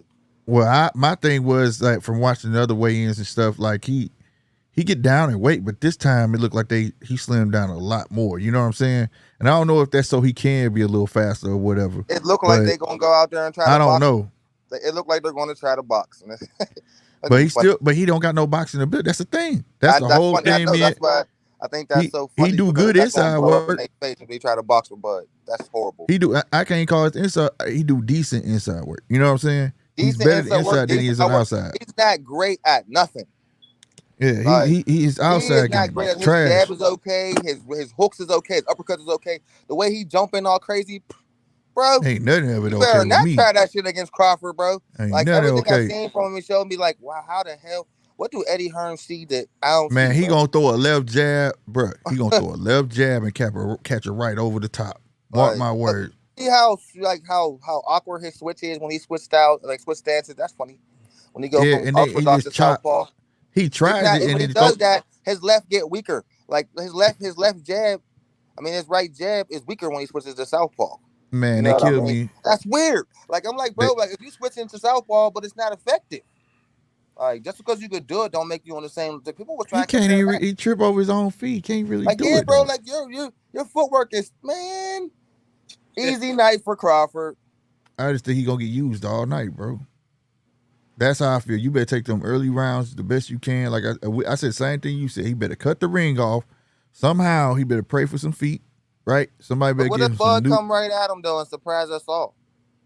Hey, Mopa. But that's the thing. This would be the guy if he wanted to try. He might get it off. You know what I'm saying? Like, what if he have the same disrespect for this guy as he had for Mean Machine? Because that's why he got caught. Because he was just trying to get Mean Machine out of there early, and it turned into a little bit of a fight. But that was Bud. But that was way more like experienced. Like and not just that. Okay, not just that punch. Fights, but that don't mean he deserved to be in there with Bud, right? Not just that punch. That the reason Bud went there trying to prove that point. You gotta remember all the talk Max Kellerman did on Mean Machine. Does Bud have a mean streak? Oh, Mean Machine might get him because they thought that was the guy that was supposed to beat Bud. You see what I'm saying? According to the world, you know what I mean? Mean Machine gonna mess around and get him. So Bud went there trying to prove a point, and that's how he got his ass caught. You know what I'm saying? And like I say, he get complacent and he drops that hand. That's how he got caught. He done that more than one fight, but you couldn't do that with a Mean Machine because we know Mean Machine got a brick. You know what I'm saying? He can knock your ass down. Yeah, Mean Machine hit hard. But I see like even the knockdowns he got, they wasn't like spectacular. It's just like okay. Like that's what you're supposed to do against the competition he's fighting, but they rushing this guy. I can't believe he got the Crawford fight. I cannot believe it. Well, it's the thing. He got it because he's champ, bro. And the thing is, think about it. Right now at 154, it's not much there. So they needed some face. You get what I'm saying? Yeah. And I'm sorry. He has the marketability. He looked just like Triple G. You know what I'm saying? It's like he filling a void for them. You know what I mean? Yeah. Now I know, like. How the human psyche work, bro. And you cannot convince me this guy's not nervous, man. He go. You're fighting Terrence Crawford Saturday, bro. That's unbelievable. We gonna see when them lights come on. It's all smiles now, but when them lights come on, you may get a different one. Just tell, like, bro, you look, man. I can see through all that shit. GMT, like, this is a huge moment for this guy. Like, the biggest moment ever. Yeah, and a big. You know, for his record, he probably getting a big payday. You know what I mean? What? I looked that up too. His last fight made something like $400,000. Watch, he probably getting millions. He's about to get a couple million now because he probably get more than that. A couple. Shit, Eddie Hearn, So I know what Crawford split's about to be. It's about to be like $20 million because it's Terrence Crawford. He finna get. So I'm thinking Madrimov will probably get like 5 to 8, somewhere around there. You know what I mean? Shit. He'd be happy with but Crawford's price tag, yesterday's price is not today's price when it comes to Terrence Crawford, nigga. Yeah, man, but this kid right here, man, I hope he come in there and put up a decent fight. You know what I'm saying? All of this. I hope he do shock me. You know, I think he gonna get used. I hope he do come in and just make a decent fight. I would hate to see this Are you young cat betting? get used. Are You know what I'm saying? anybody on this panel betting on this fight? Man, if you bet on Bud, you ain't gonna win shit. It's probably gonna take you $200 to win $20. You ain't gonna I'm win the nothing. one like Only way you winning money, won't you bet got me on the 100,000 to street. put Like, down. after Errol Spence, nobody won't bet me against Curtis Crawford no more, man. Man, I never bet against Bud. You got the Like, wrong one. What'd you say, Vlad? Vlad the handler said Max Kellerman should stick being a bad rapper. yeah, Max Kellerman's a hater. Max, nah, man, Max was cool, man. I liked him, Max, man, because he would push the narrative and he wasn't always on everybody's side.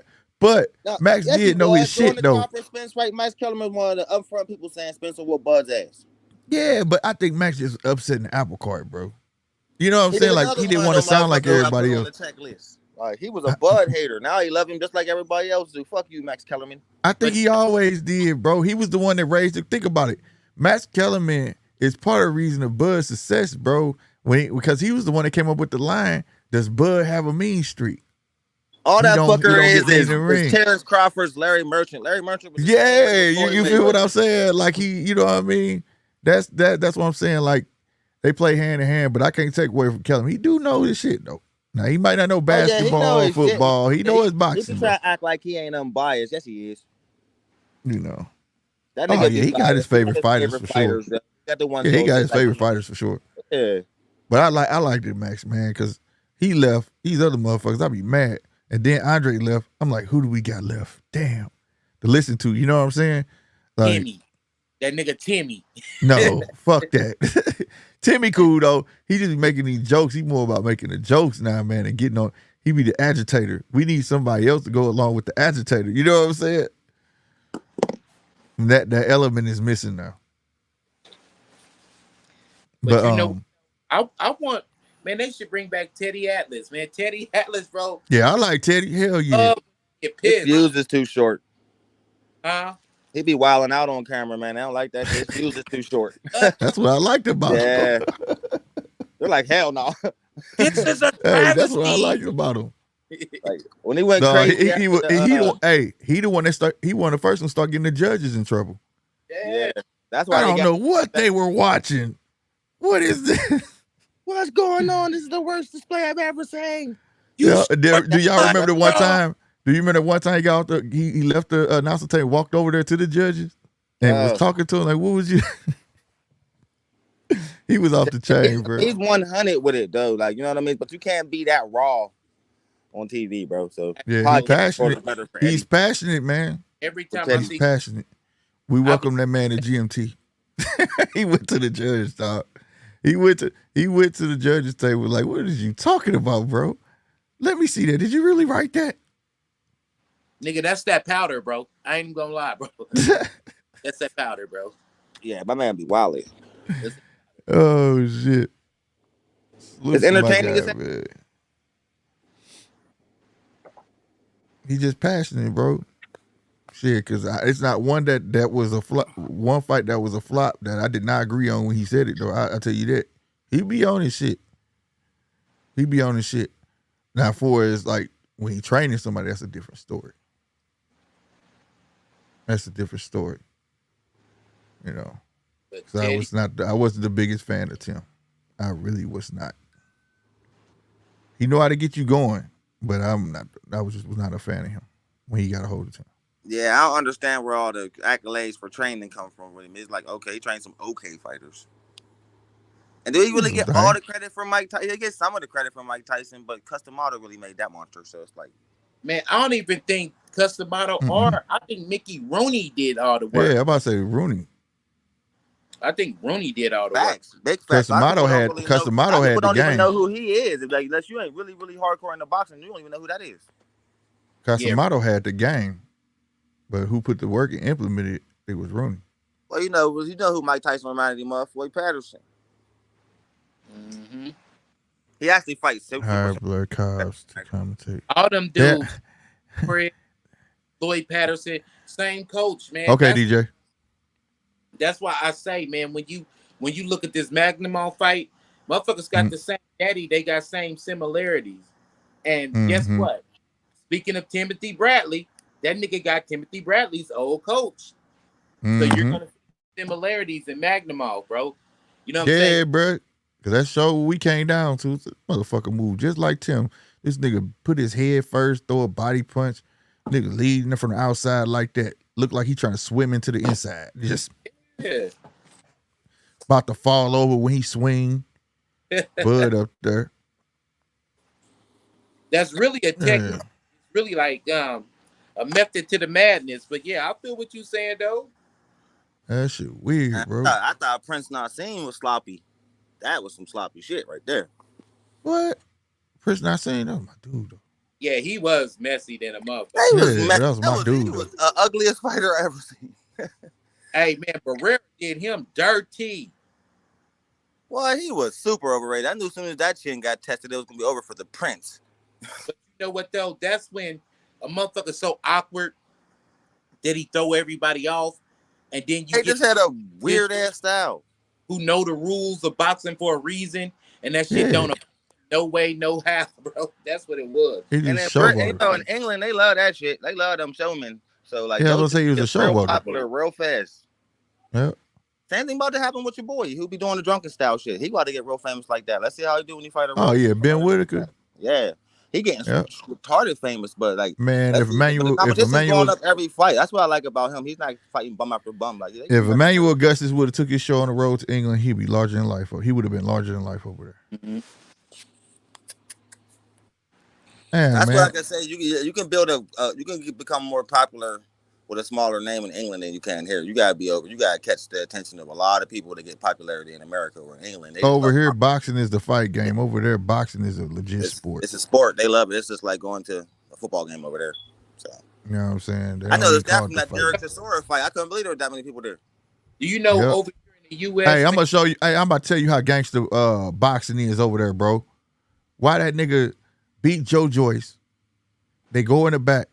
This nigga Joe Joyce, mama buys this nigga a stuffed animal.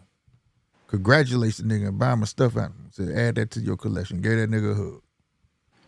If that was a mama over here, they'd be like, get the fuck away from me. You just beat my baby. What? Shit, that's her friend right That's now. For real. Am I lying? Parking lot and shit. Yeah, ain't nobody. My mama would not have hugged you if you beat me. My mama would not get your ass away from me. She wouldn't have done that. Over there, it's not like that. Even the mamas understand that it's a sport. You know what I'm saying? Gave that man a big old hug, bring that man to tears. He started crying. She gave him a stuffed animal, and he was like, because she know he collects stuffed animals, and then he was like, I think I'm going to give this one to my daughter. She was like, well, go ahead, and gave him a big old hug. And told him, congratulations. Yeah, bro. I had a fight one time, man. Rest in power, man. My relative has passed away. Rest in power. And I'm going to put your name out there, man. Shout out to my relative, Mookie, bro. Yes, I had a relative named Mookie. Hey, man, he went to one of my fights, man. I lost, bro. And then afterwards, I'm like, damn, this nigga, you know, I'm kind of depressed after the loss. This nigga was like, bro, you know I got that heat on me. Man, if you don't sit your mother. The fuck, nigga? You always got that crazy ass friend, bro, or family member. Like, yo, calm your ass down. No, I got that heat on me. I'm like thinking afterwards, I was like, damn, I didn't lose that motherfucking bad. It was a decision. Like my guy, relax. Not that serious. Hey, I'm telling you right now, Ben Whitaker don't fight during football season. That's Jordan Love, bro. Yeah. They the same person. They look alike. They look a lot alike. They look too much alike, bro. Same they hair can't and everything. Because one's British and one's American. Hey, fake the accent. Anyway, right now. And you don't hear Jordan Love talk much neither. Yeah. Nigga always quiet on the sideline and shit. Yeah. How many fights Ben Whitaker got right now? 15. Yeah. No, he on his way. If that, no, I don't even think he got 15. To be honest with you, I think last fight was 15. I've been following him close. Bro, when you're embarrassing niggas like that, you catch my attention, bro. Some like all the like Clarissa Shields and all them was calling that style corny. I loved it. I love different shit like that, bro. Like just if like you can pull it off, why not? Just like Mayorga used to train smoking cigarettes, man. That blew my mind, bro. Man, that motherfucker was just crazy, bro. That shit blew my mind, bro. Never seen y'all hear like that? And he's winning though. He's out here smashing everything, but this dude's training, smoking a pack of squares. What's going on right now? I like that shit. I like shit like that. Right. Hey, can y'all hear that? What's that? Oh man, I'm down here with all these fans, bro. Right now, can you hear Terrence talking? Yeah, I something heard wrong. like a little bit. Hey, let me hit y'all back. All right.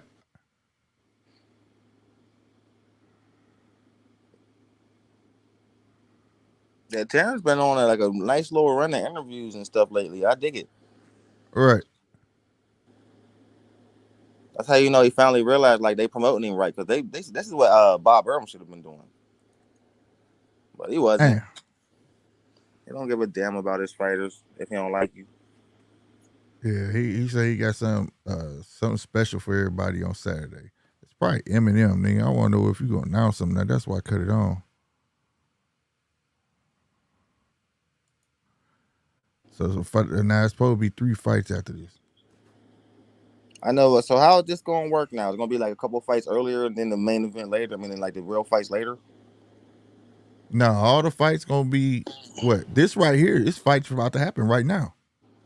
And then, this is the 3 fights he giving to the fans for free right here on Santa Monica Pier. That's what these are, right? That's what these are. These just free fights that he's throwing for the people. Then Saturday is the big day. This is the pier. Yeah, this the pier. Santa Monica Pier. He actually put it on the pier though. That's what fucked us up. We thought they was gonna build a platform and it was gonna be off the pier. This nigga had to pay for the entire pier, bro, because he got that shit all blocked off. You know how much that probably cost, bro? Mm-hmm. That's just telling you how much money this guy got. Yeah, this shit crazy, bro. I was like, damn, bro. That's how you feeling? You just gonna buy the whole pier? Cause we showed what we was talking. I was like, I don't know how you gonna fit that motherfucker on there.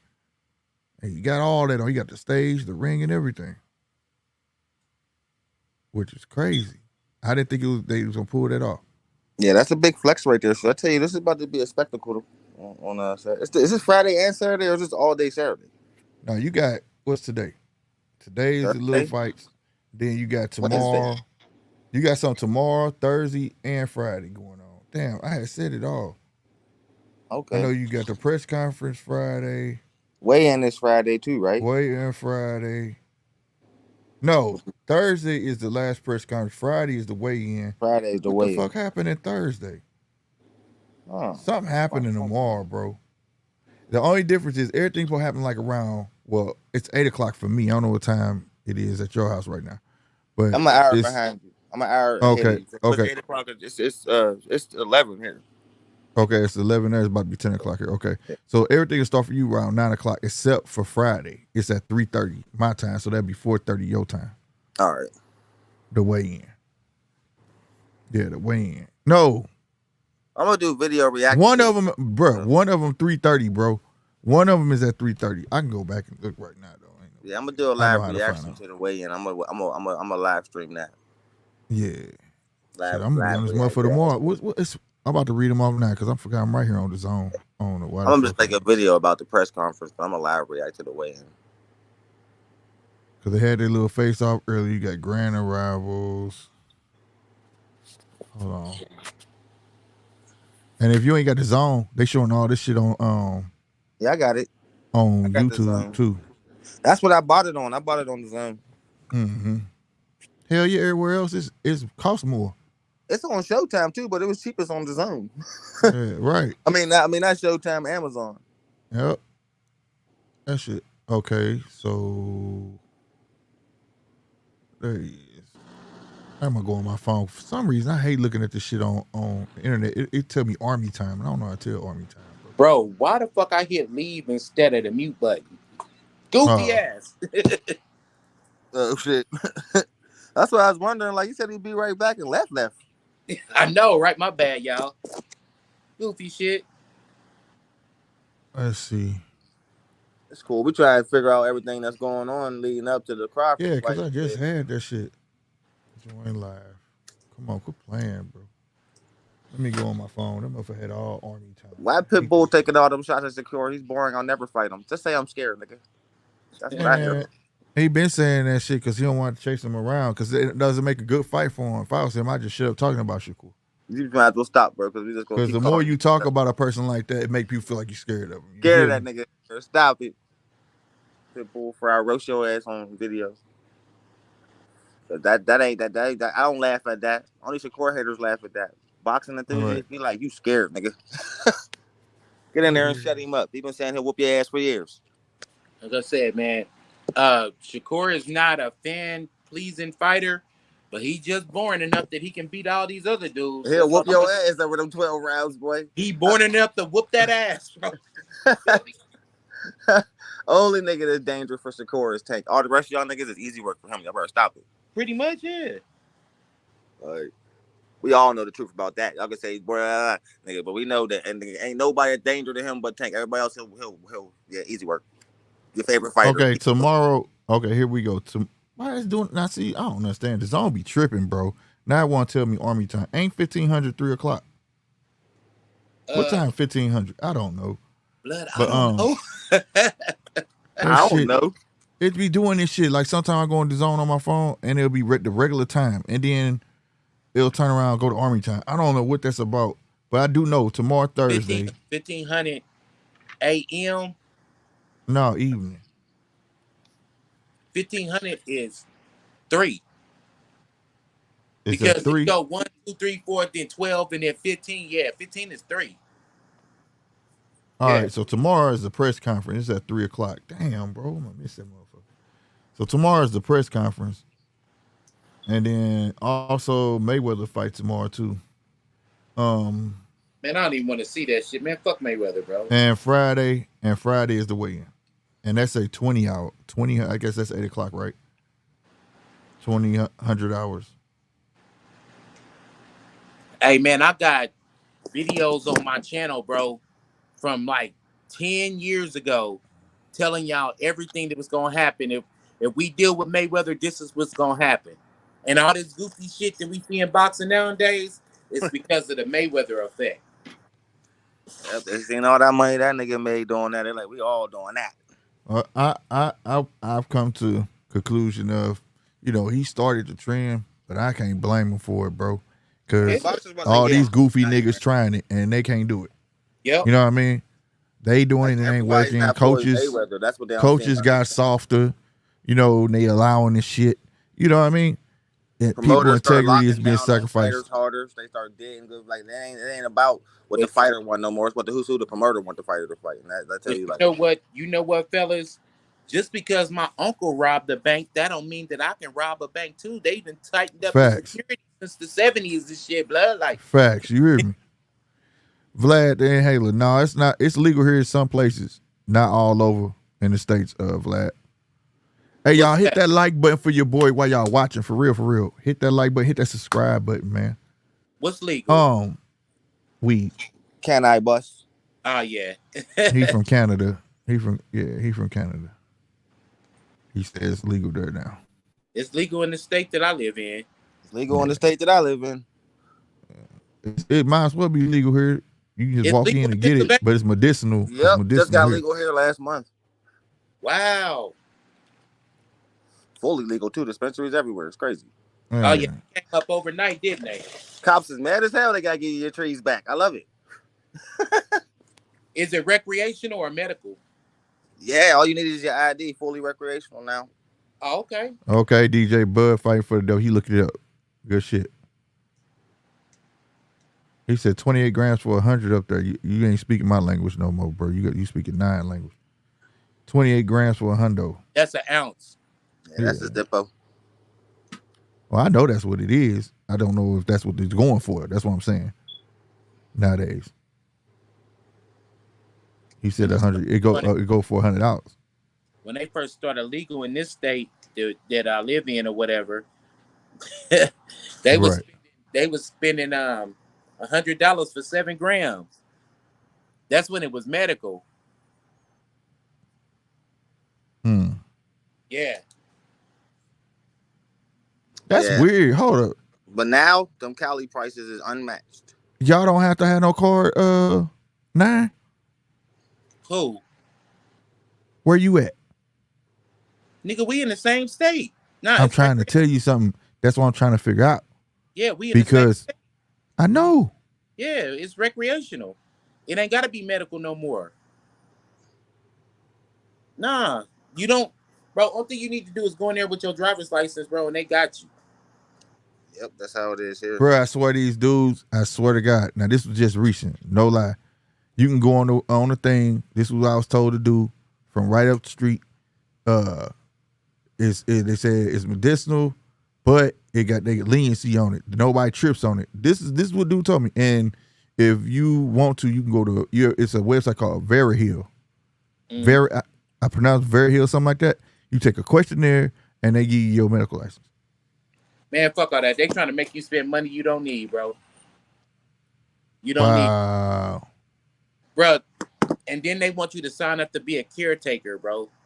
One of their caretakers, so they can have so many. They can get more plants. If they sign you up and they sign your medical license up as one of your caretakers, they get more plants that they can grow, bro. I'm trying to tell you. Now listen to that shit. So they tried to give me. Yeah, it's a little scheme to that shit. Yeah. You know, wow. the way it worked is this, man. You got your I forgot even what that shit's called, but you got your caretaker license and you allow certain plants or whatever, and then you got your cultivator license. Cultivate commercially, and you can just run it. You know what I'm saying? Got you. Most people want that caretaker shit because it's only like $250, but then the cultivator license is $10,000 to get it. Then you got to get other shit to go with it. You got to get the seed to harvest and all that other shit. Not that I know nothing about that. I'm just saying. Right. These fucking kids are driving me crazy over here, fellas. My daughter got friends over. My son got friends over. It's just chaos in this bitch. I hate summertime. You said they're getting you. Hey, man, that punch gonna be like, hold on, slap the shit out them kids. Bop, bop, beep, bop, beep. Right. Hey, I swear I almost was about to be like, yo, I'll be right back. These fucking kids. Hey, fellas. That's why I muted. I had a while on them just now. Like, chill that fuck out. They cool now, but shit. Jesus. Hell no. No, my daughter's like, they like 4, so they little ones, and my son is teenager, so they all loud as hell, cracking up, and then my daughter and all her friends is running all over the place. Like, damn, it's 11 o'clock. They still hype the fuck up. Hey, summertime. Nigga stupid. You said, sorry to get off topic, fellas, man. Yeah, man, I'm down here working, man. My brother-in-law just walked down here, man, and he knew I was online or whatever. He just gave me a weird signal, and I was like, in my head, he passed a beer to me, like, you want one of these? Hell yeah, nigga. Yeah, get it up. Get it up. Real shit. I realized I ain't had my camera on the other string. All right, there we go. Hey, fellas. Yes, sir. Me and my bro hit the little training camp thing, and we got this thing called Friday Night Lights that's coming up too. But we hit the training camp the other day, bro. Guess who was there? Who? Live and in the flesh, and like super close, man. I should have put some pictures in the chat, bro. Sierra was there, dog. Oh, that's dope. Oh, it was crazy. And hey, I never seen that jam packed there in my life. Everybody was really there to see her. Swear to God. Hey, this cat named Lugo just walked in a Deadpool outfit. Full mask and all, bro. Well, just got in the ring with a Deadpool. They over there hurrying up trying to pull this shit off this man. What the hell? I ain't never saw no shit like this in my life, bro. Hey, yo, bro, you gotta think about it, man. That's all anybody talking about right now. Hey, DJ said you got your family trained. That's fucked up, but I did. Hell, DJ's funny. DJ, he gave a thumbs up behind it. Like, damn right. Real shit. Who is your favorite fighter? All-time fighter? Mine is Hagler. My poor wife is so paranoid that nigga. Remember last night we was on the phone and she came in and she was whispering. I was like, babe, I'm not online. Right. She's like, I didn't want to disturb you. Who asked the favorite fighter question? Vlad and Haler. We got a newcomer, man, from Canada. Was that to you, or was that from everybody? For everybody? Yeah, I guess for everybody. He just said, "Who's your favorite fighter of all time?" He said, "Mine is Marvelous Marvin Hagler," and I said, "Mine is Marvelous Hagler. He's the best. He's the most beautiful switch hitter in history." Oh, mine's just Roy Jones Jr. That's dope, man. Hagler was my dude, man. He Roy switched Jones so Jr. seamlessly. It was crazy, bro. I loved topping the Hitman Hearns, even though his chin was suspect as fuck. But Yeah, that was them long yeah. ass Yeah, arms, I bro. died on the hill for Roy, bro. I ain't gonna Matter cap. Them long ass arms was a motherfucker. what's the brother's name from Canada? Vlad the Inhaler. Well, Vlad, you could you could kind of understand my thing though. Me having family from Detroit, Michigan, and going over to Windsor, Canada every summer or whatever, and Tommy Hearns being from Detroit, that's kind of how he became my favorite fighter. So I guess he's like both of ours. I guess He Canada says can like play both ours. then too, you know. I agree with you. I thought Hagler beat Leonard too.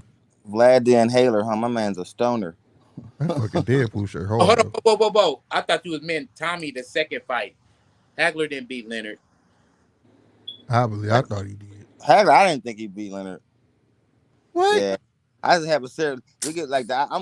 We can debate about that one. I really think Sugar Ray outclassed him in that fight. No. I believe that. Sugar Ray, He forced Hagler to fight in a way Hagler never fought before. Sugar Ray, the scoring system, Hagler was. the Olympian. He knew how to score and make it. Yeah, That's what I'm saying. Like he wouldn't fight. He wouldn't fight him. Hagler was trying to get him to fight, but he wouldn't fight him. But Hagler was doing his thing just as well though. he frustrated Hagler though that whole fight. That's why he lost. He took Hagler out of his game plan. Let's put it like Tommy this: was a beast. anybody who's taking up Shakur and say that Ray Leonard lost, then that's a contradiction like a motherfucker. You feel me? Nah, man. Nah, I ain't no. Ray Ain't no Leonard pretty contradiction, much bro. did a Shakur Stevenson Olympian But performance. he fought though. He fought. He took his chances, fought bro. great, He just took chances though. That's Nigga, he what I'm saying. back was up against them ropes. Keep it up. Keep it butt slick. Nigga, I'm your bro, nigga. Man, damn. I'm What's going sorry. on? This dude, it's a 4-round. This dude named Lugo. He got the Deadpool shit on. He got Deadpool shorts on right now. He spent some money on his outfit, bro. From the socks, the You shoes. better not come out and get your ass whooped like that, boy. Yo, he beating this dude ass. Corona getting whooped on. I'm talking about whooped. I can't even play my sound effect because that damn music still playing. Yep. I don't know why that music playing. Why is it fucking playing? That shit is burning me right now, bro. Fucking glitch somewhere, man. I don't know where it's coming from. Yeah, I'm on an iPhone, nigga. That's a big difference. I don't even know. Hey. Because it ain't the button. I'm looking at the button. The button ain't even pushed, bro. That's why it's playing in the background somewhere and I just can't figure it out. Do you got like an extra window up or something? That's what I was going through too, and I don't see it on extra window, bro. Like that's why I was like, okay, it's like Windows Media Player up somewhere or something's up. Damn. What? Damn. Hey, yo, the ref should have stopped this by now. Damn. Lugo is beating the hell out this dude. He beat teeing this nigga up, bro. Damn, and I ain't even watching it, bro. Because I done had to go back to work. Yeah, salute to Ray Boo Boo Mancini, man. He be commentating sometime. Hey, yo, he's tattooing this dude up, bro. I love it. With the Deadpool swag on. Slick, your music is your intro on StreamYard in the back. Oh, yep. Good thing. Oh, let me look. That is your intro on StreamYard. Come think about it. No, it ain't. Damn, I was hoping that was it. Fuck. Nope, that ain't it.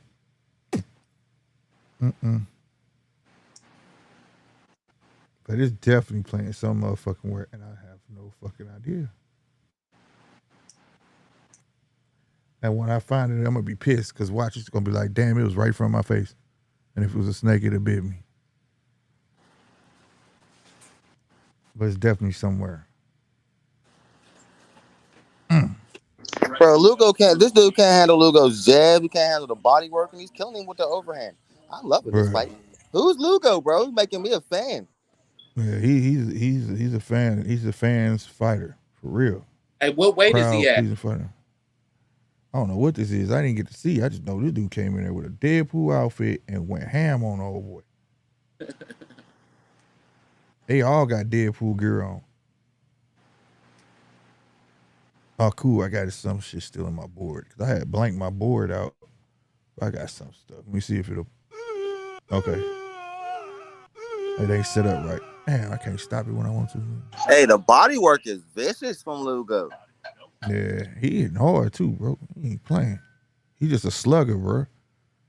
That shit caught old boy off guard. He's showing good defense too, though. He ain't just coming in there with his chin out either, though. I like this shit. They some big dudes though. These dudes gotta be like 154 they self. 160 at least, man. Something. They ain't little guys, I tell you that. And it ain't nothing but a 4-rounder, so they new to the game wherever it is.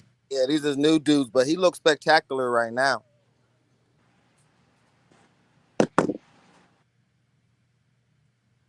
Oh boy, Corona better get his shit together. Bro, I like boxing like this, man. He's coming out here and completely doing what you're supposed to do when you put you in there with a bum. Crushing. Hey man, that little something wrong with that little dude, bro. Lugo, man. He's overwhelmed, bro. No, I'm talking about Lugo. Well, he was just looking, bro. He eating punches. Powerful. Okay, there you go. Swing back. Explosive, bro. Get to him, Corona, man. You just had some success between them punches, bro. You'll let punch off light. You just didn't put him through the whole interrogation of who he's picking on the card. So let's hear it, Punch. Oh yeah. Every fight or just like the main, or let me like Big Babies and all them.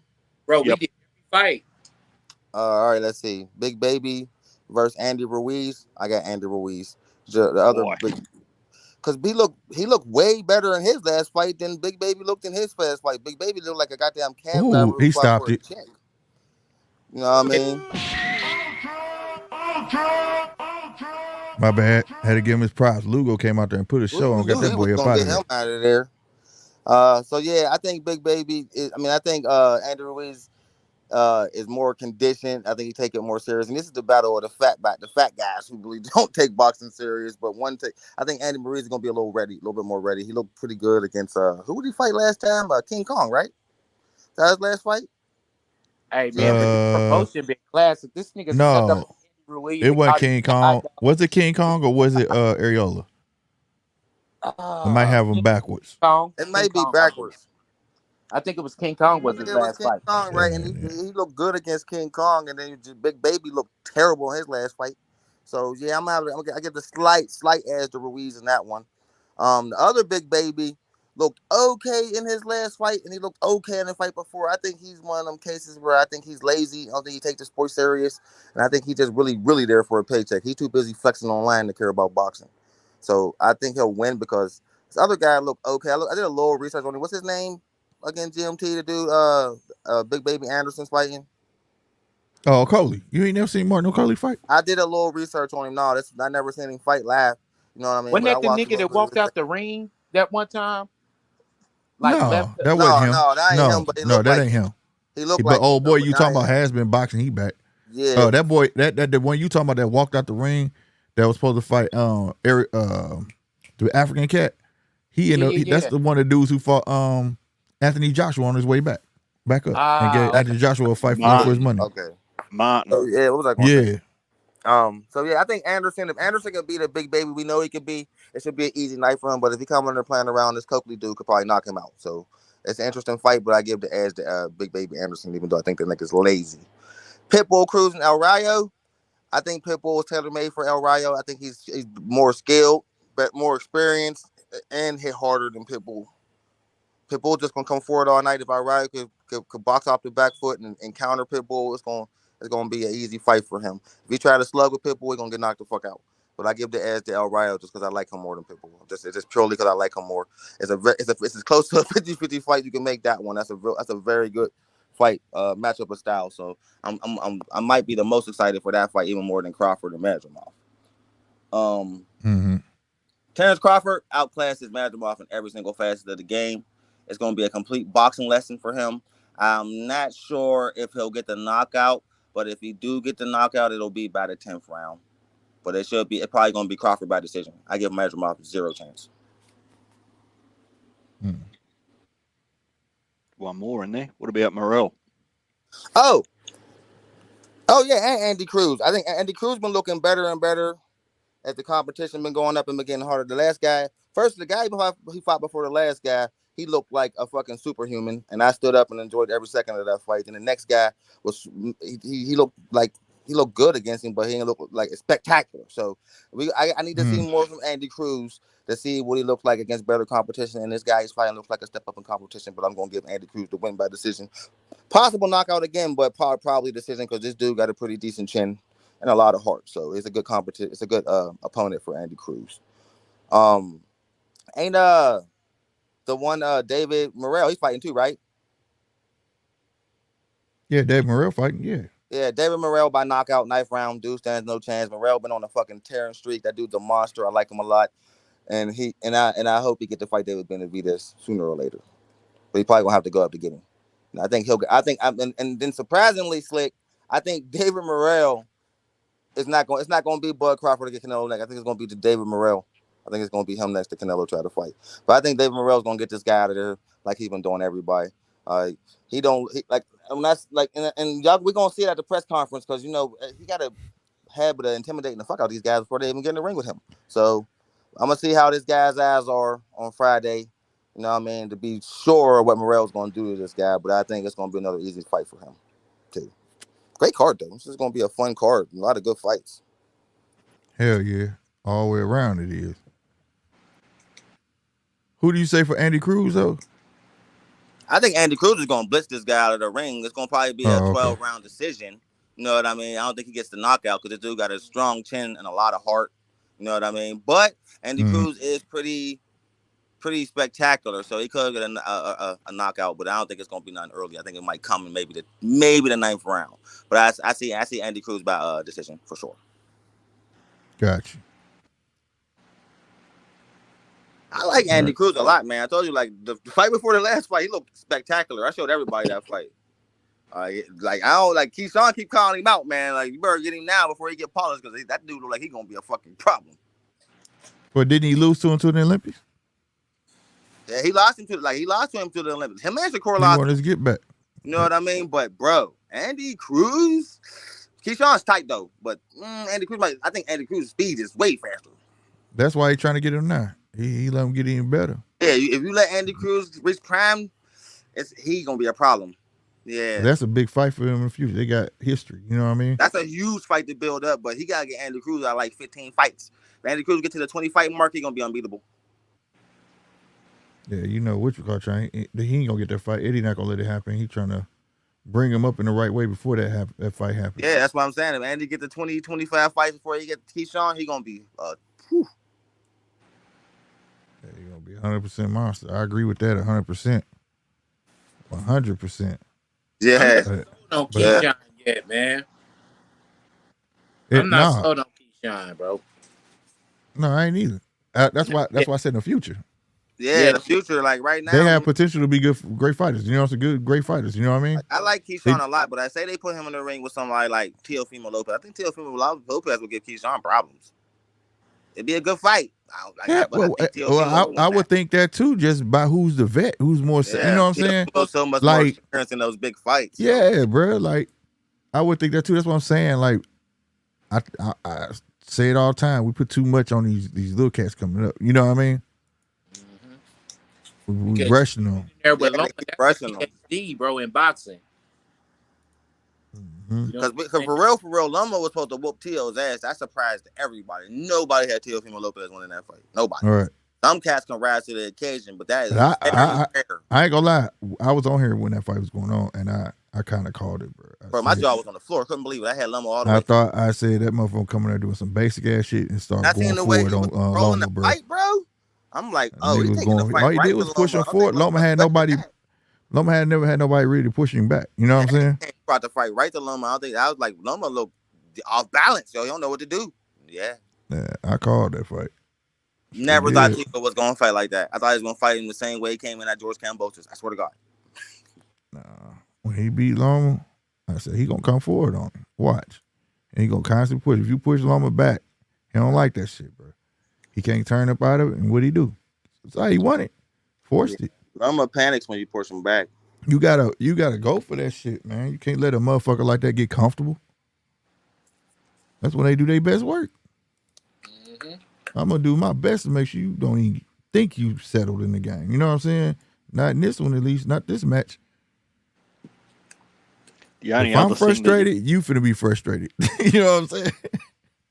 the only other thing you might have missed, Punch, is I rolled in here making all sorts of ridiculous statements when I joined, but one of those was that I reckon that if Bud stays at 154 and Canelo's not happening, I reckon he gets who he wants in whatever sequence he wants, because Turkey will be the trump card with the money to make it happen, and he won't get blocked. He won't get blocked by a Mel. He won't get blocked by a Fondor or a Spence. If PBC are trying to hold on to that belt, I reckon that Turkey just comes straight in over the top with a big bag of money and just says, make it happen. He'll just back Bud all the way. Yeah, I see that happening. I think if the Canelo fight don't happen, we'll definitely get the Boots fight sooner or later, because I think Turkey wants that fight. And I think we're gonna get the Fundora fight, even though these reports is all over the goddamn place. I don't really know what the hell's going on. One minute somebody's about to start negotiation, next minute the fight's still happening. So I don't know what the hell's going on. But Shit, think Earl, about it came out of Earl's mouth. Earl said that fight ain't happening until he said it may happen in November and no later in January. Then it came out of Earl's mouth. So say Crawford ends up wins this. Okay, so this is for the WBO is vacant right now. Then Fundora vacated that, right? So they're fighting for the vacant WBO and WBA on Saturday, right? Mm-hmm. So imagine if Terrence Crawford gets that WBC belt. Those are the only three belts Charlo is champion in recess for. You're going to have to fight Bud. Ain't no crashing the party after that, nigga. So that could end up a total catastrophe for Jermell Charlo. Man, I'm be honest, I think if Earl don't hurry up and quit bullshitting, I think Al gonna fuck around and throw Charlo in there with Fedora. I think that's what's gonna happen. I think that the replacement is. You beat me to it before I was about to say it. I think Charlo is gonna be the replacement for Errol Spence, just so Crawford don't swoop in Earl bullshit, all three bro. of the belts in 5 seconds. You know what I mean? When he said January, I'm like, boy, that's 2 years. Like, what are you thinking? Just hang it up. We'll see if that happens, but we all know that if they go right to Crawford, like it's been reported, and Crawford get that WBC shot, it all blows up in Charlo's face. Right. You know what I mean? Nobody But I'm half of a Fundora fight more than Tim Tszyu. Nobody deserves it more than him. We all totally agree on this. You know what I mean? Facts. And nobody, If and that's he's not Jermell Charlo should be really nobody trying else to should fight get that right now. fight. Like Jermell Charlo should be trying to fight Tim Tszyu right now. You want to get some credibility? You want to make your name ring bells again? Come out and challenge Tszyu. Stop trying to hate on the champ. You already undisputed at 54, bro. Come and fight Tszyu. Prove that you still belong here. You know what I mean? And then go on your championship run, Mr. Charlo. That's just my advice. Yeah, but you boys still seem to think that there's sensibility in boxing. There's no sensibility some weeks.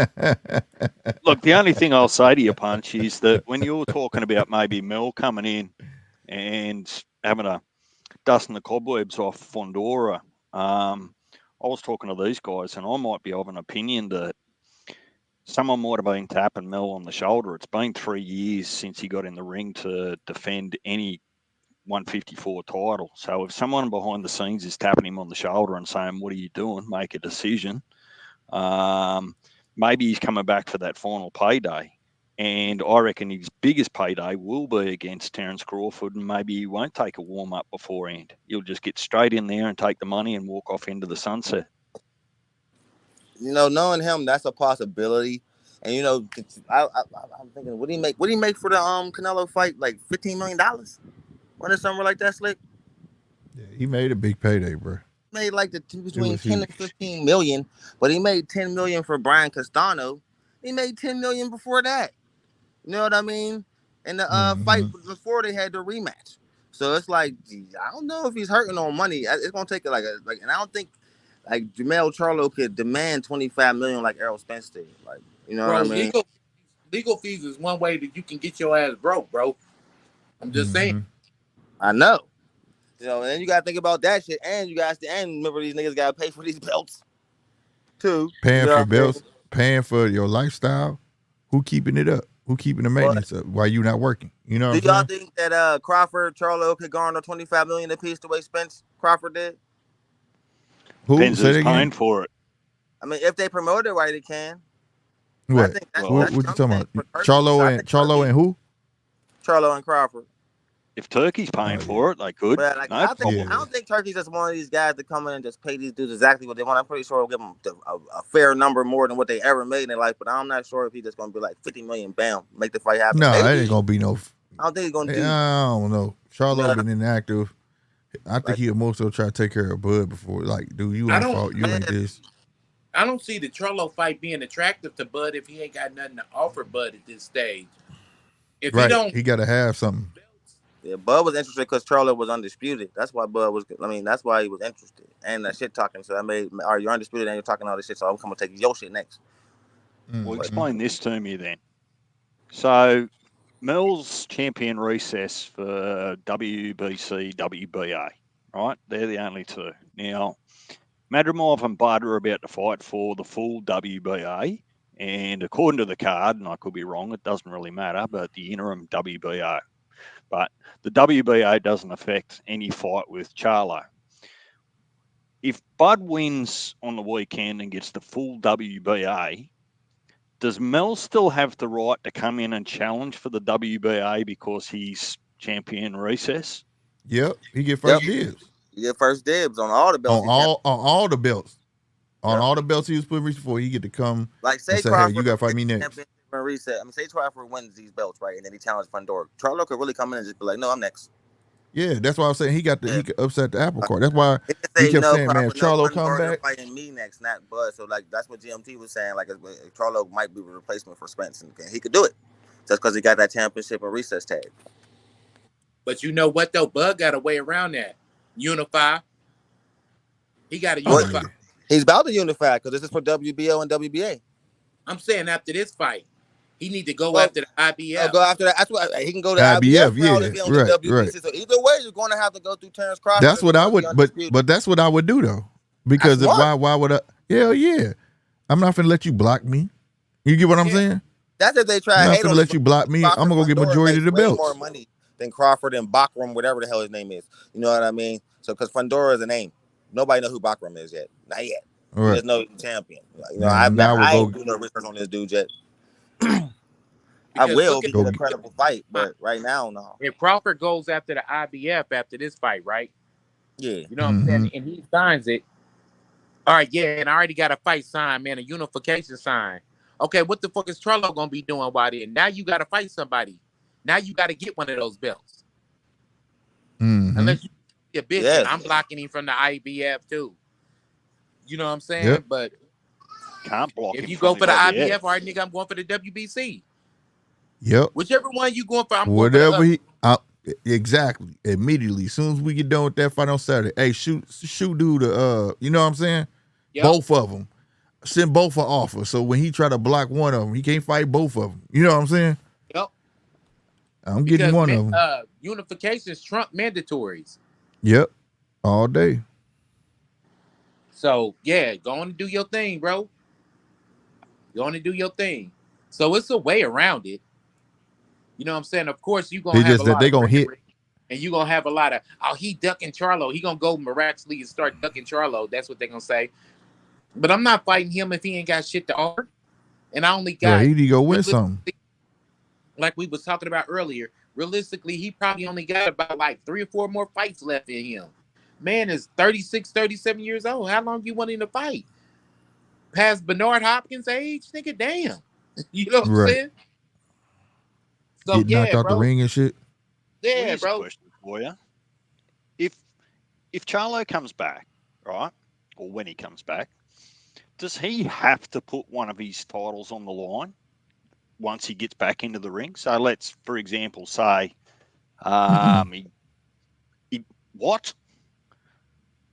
he He doesn't Char- have to do that? No, Charlo ain't got to put nothing on the line. Charlo could come fight a dud if he want to. Come on. He don't have to come back and challenge for one of those. He can come back and actually fight a tune-up if he He wants. can actually fight 2-3 tune-ups and then do that. Like, yeah, it ain't like that. Well, I hate it if that's the case. I don't hate Jamil. I hate that can happen. First of all, look, I'm just going to bite my tongue on that. That's garbage. That process is garbage.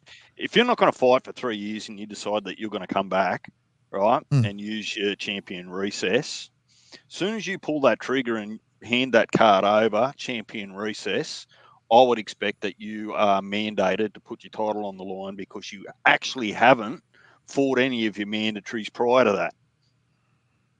So I agree. It's just all back to front. It's another bullshit rule that is made up to help these dudes keep their belts when they don't deserve them, man. I completely agree. And let's be clear, it's not about Mel Charlo. It's about the process. I hate that the process allows for it. Because all you're going to do is just bottleneck 154 all over again. You're just going to stall it. Yeah, that's what we're saying. So, like, he could actually sit back, come back, make money, and see where the belts land, and then challenge for one of the belts. Say if he doesn't go. Ain't that why Turkey trying to buy like a big percentage of the sanctioning bodies to get control of that shit? Well, he not buying. No, he just partnered with him.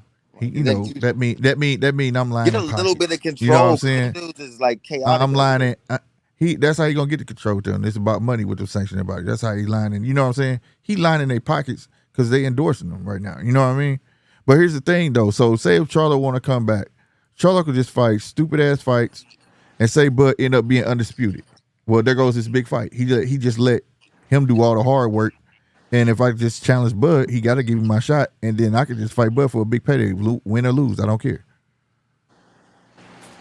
Like, he has all the options. That's why I kept saying he can come back and upset the apple cart. You know what I'm saying? He has all the options. Vladdy's only relevant because he's got I had the an belts. Amber Alert on my phone, bro. I couldn't even hear y'all. Oh, wow. Yeah. Okay, what you say, DJ? For another beer. I was just trying to answer Vlad the Inhaler's question. He said, ask yourself, is Charlo still relevant? And the answer is no, but he has to be because he's champion in recess. Yep. There's a lot of us here that think that when he comes back, he might not be able to match it after 3 years with the top guys in 154. Maybe he can, maybe he can't, who knows? But whilst ever he's got the technicality of champion in recess, he kind of has to be relevant. Yep. Because someone's got to go in there and beat him. Yeah, and I can see and I can see Bud fighting him because part of a championship, especially if the guy's back, he didn't retire, you ain't beat the man. You know what I'm saying? You didn't beat the man, bro. So I actually see them fighting. But like I say, Charlo could sit back, go have a tune-up, couple tune-ups, let Bud get all the belts and say, okay, I'm next. Voila, I won it. You know, I'm next. Yep. And I can see that happening. Bud beat the man and solidify the belts that he got. You know what I'm saying? And that's if he want to. And Charlo can clean up on at least, what, two free checks, basically. Fight two nobody. But he ain't going to do it like that because he want to fight once a year.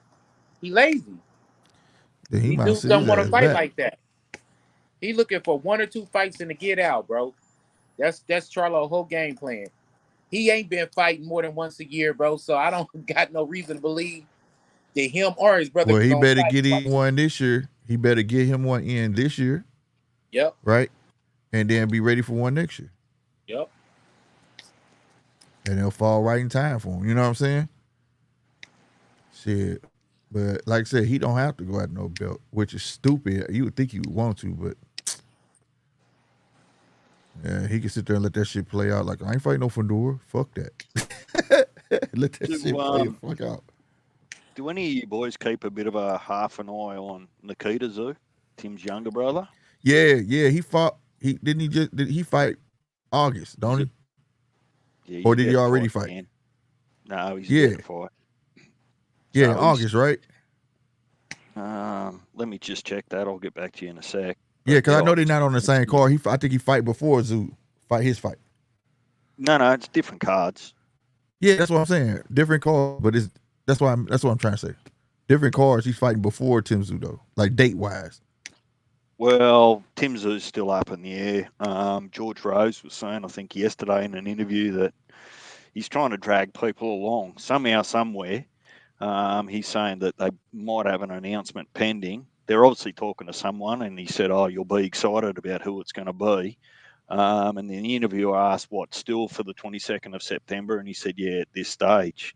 So, look, after listening to what you were all saying about the belts and bits and pieces, ideally, cross fingers that Tim just gets a shot at Backram for the IBF.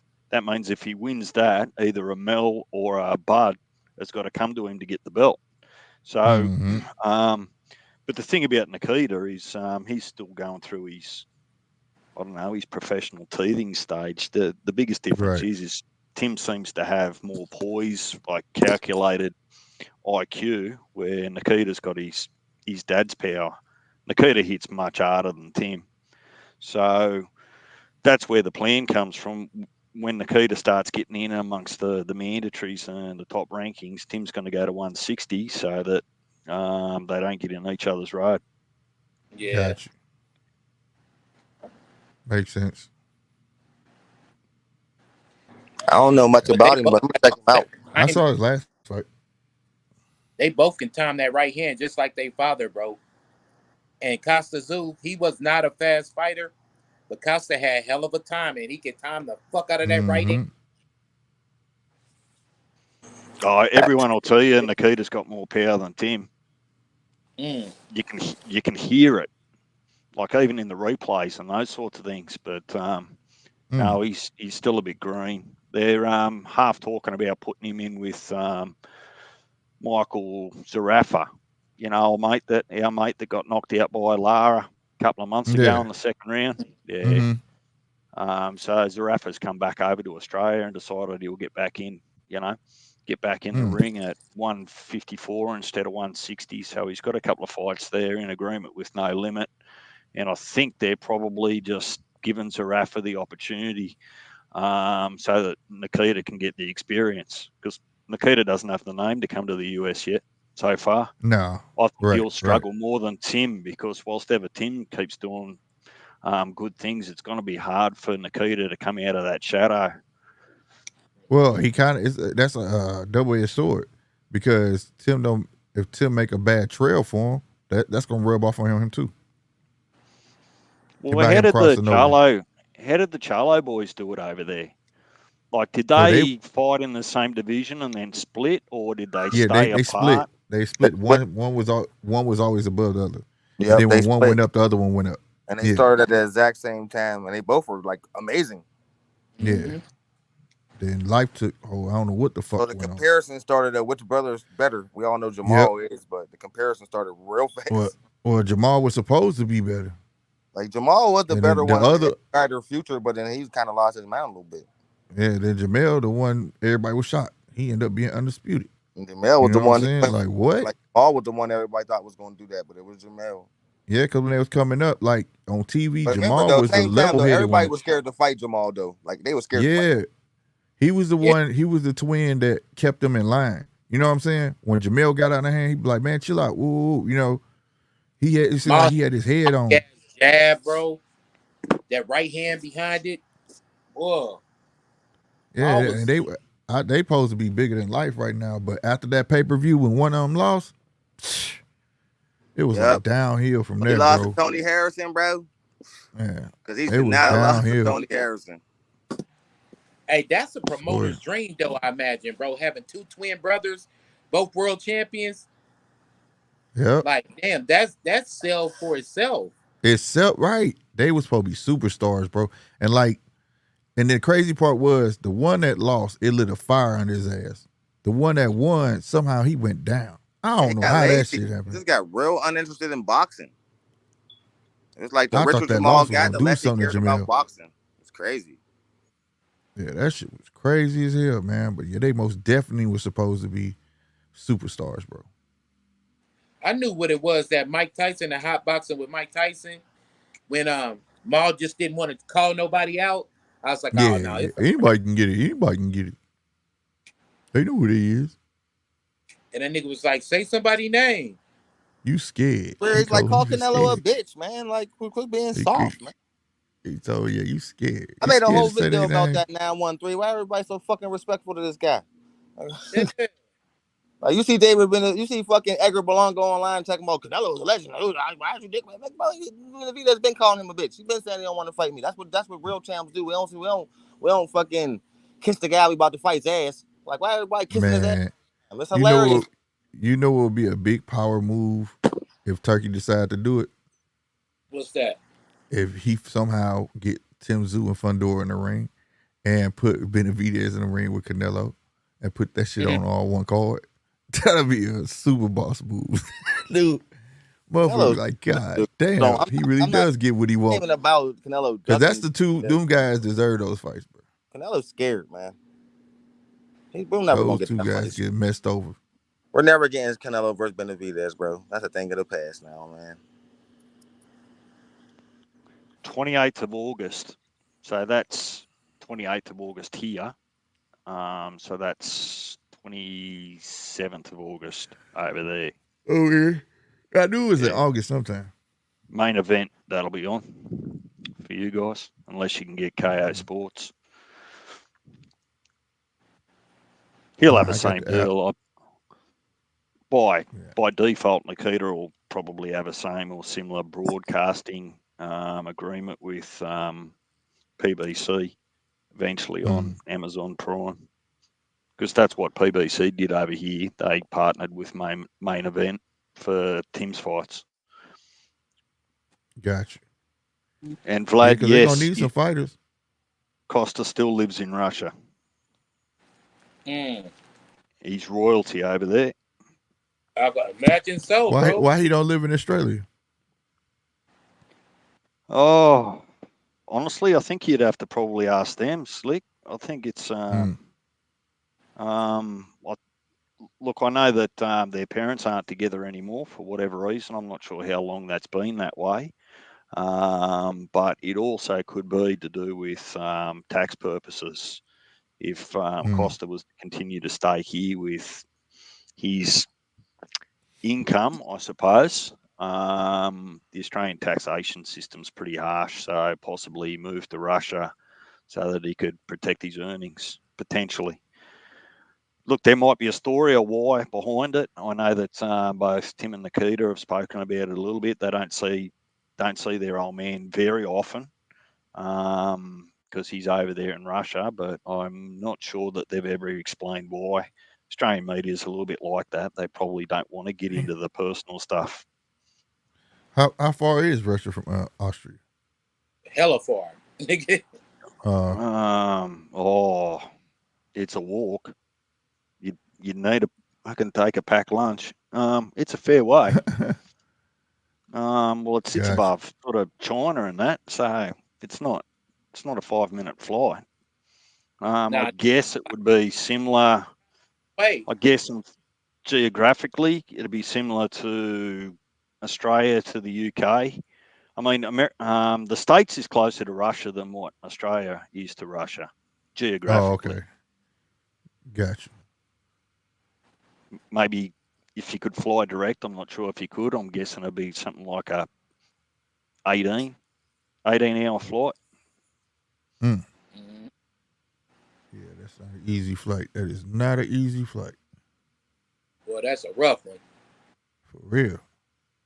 Well, that's why I was sort of thinking that the backroom fight for Tim would be perfect, because Tim would feel comfortable going across to Russia to have that fight. But then you boys shut that down and said, no, sanctions might not allow it to happen. Mm-hmm. Yeah.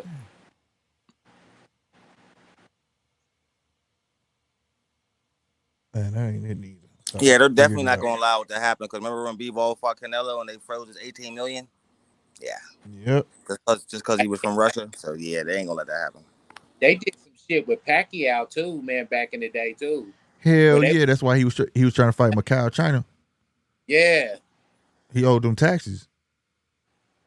Yep. Matter of fact, damn, he did fight Macau, China. Yeah. He was like, he And did that not fight want to was fight over that here. like, yo, and that fight was the same night as the Clarissa Shields fight. Slick and Manny got his ass whooped. It wasn't even worth watching. Man, that shit was wild because he owed all them taxes. He was trying to avoid that shit, and that was during the time he didn't have the money. But then his dumb butt filmed that damn. They found a little documentary, and he building a fucking yacht. He walking through the building of the yacht and all. That's what got his ass in trouble. I'm going to go and grab a beer so 913 doesn't feel so bad. And while I'm gone, you might want to get Vlad. Vlad looks like he's got a little bit of knowledge there. Invite him up to tell his story. Hey, Deej. Hey, right now I'm starting to feel real passionate. Right, you're. There go that word. I'm about like 3 or 4 passionate. deep. I'm like 3 beers deep, man. I'm feeling really passionate, bro. I tell you what, though, don't forget Hell what no. you're doing. Hey. Technically, you're actually exercising, right? You're exercising your liver so that it doesn't allow to get lazy and fat, right? Hey, So, hey, DJ, this is what I tell everybody. I said you got to sanitize your insides, man. You got to clean your inside. That's what you're doing. Sanitizing your inside. It's like when they say that men procrastinate. Fuck off, we're procrastinating. We're planning. There you go. Exactly. We're planning so that we've got everything we need. You don't start a job and get halfway and find out you've got to go down the shop and get a new tool. You're just planning it. Getting it all together. Vlad, if you still there, man, the link in the chat, man. At the top. Yeah, get up and say good day.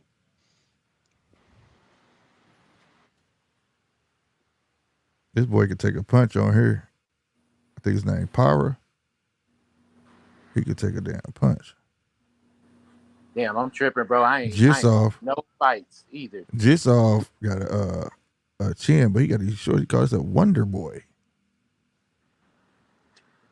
Shock. Oh shit, that was a hard ass fucking right. Yeah, they traded some shots, bro. These are just a bunch of slugfests. I love it. Mm-hmm. And that's dope though. The fans getting it for free too. All they had to do was walk down on the pier. Whoever that was, I can't remember his name, but dude in the Deadpool swag, he made a fan out of me. And I know all the people will be talking about him, bro. Yeah, Vlad, if you want to come on the show, man, this the People Show, bro. That's why I put the link at the top of the chat, and you can come on. Oh, you said you old school? It's all good. Up to you, man. You see these guys up here? They don't have their camera on. You can just get up here and talk. That's all up to you, though. No pressure, bro. No pressure. Just wanted to put it out there. If you ever want to, anytime I'm up, that link is always there. You know what I mean? Pretty soon, I want to try the phone line. That's what I want to try. That's what I want to try to see if. Oh yeah, call-in show. That'll be fun. Yeah, I got it. I got the number now and stuff. I just need to try it out. But this damn bug got me kind of intimidated because this music, and it's like I got to cut it all the way up for her to hear it too. But y'all hear it loud, huh? Like I barely hear it, but y'all was like, "Whoa!" And it's still playing. Now, yeah. And it's still fucking playing, bro. It's like, look, watch this. Oh, it's playing right now. What'd you say? You know how some people make a YouTube video and they have their music playing in the background? Yeah. While they shit, that's what it's like. And it's weird. Okay, I'm about to turn it up. Watch this. Okay, can y'all hear that? Yeah. Can y'all hear that? Okay, now watch this. I'm gonna play the actual button. You heard how loud they got? Yeah. That was the actual button. I don't know where this shit coming from. I really don't. That's what's throwing me off. So it's not coming from the button that I pushed earlier, which is weird. Kind of sound flat in the background though. So you know, but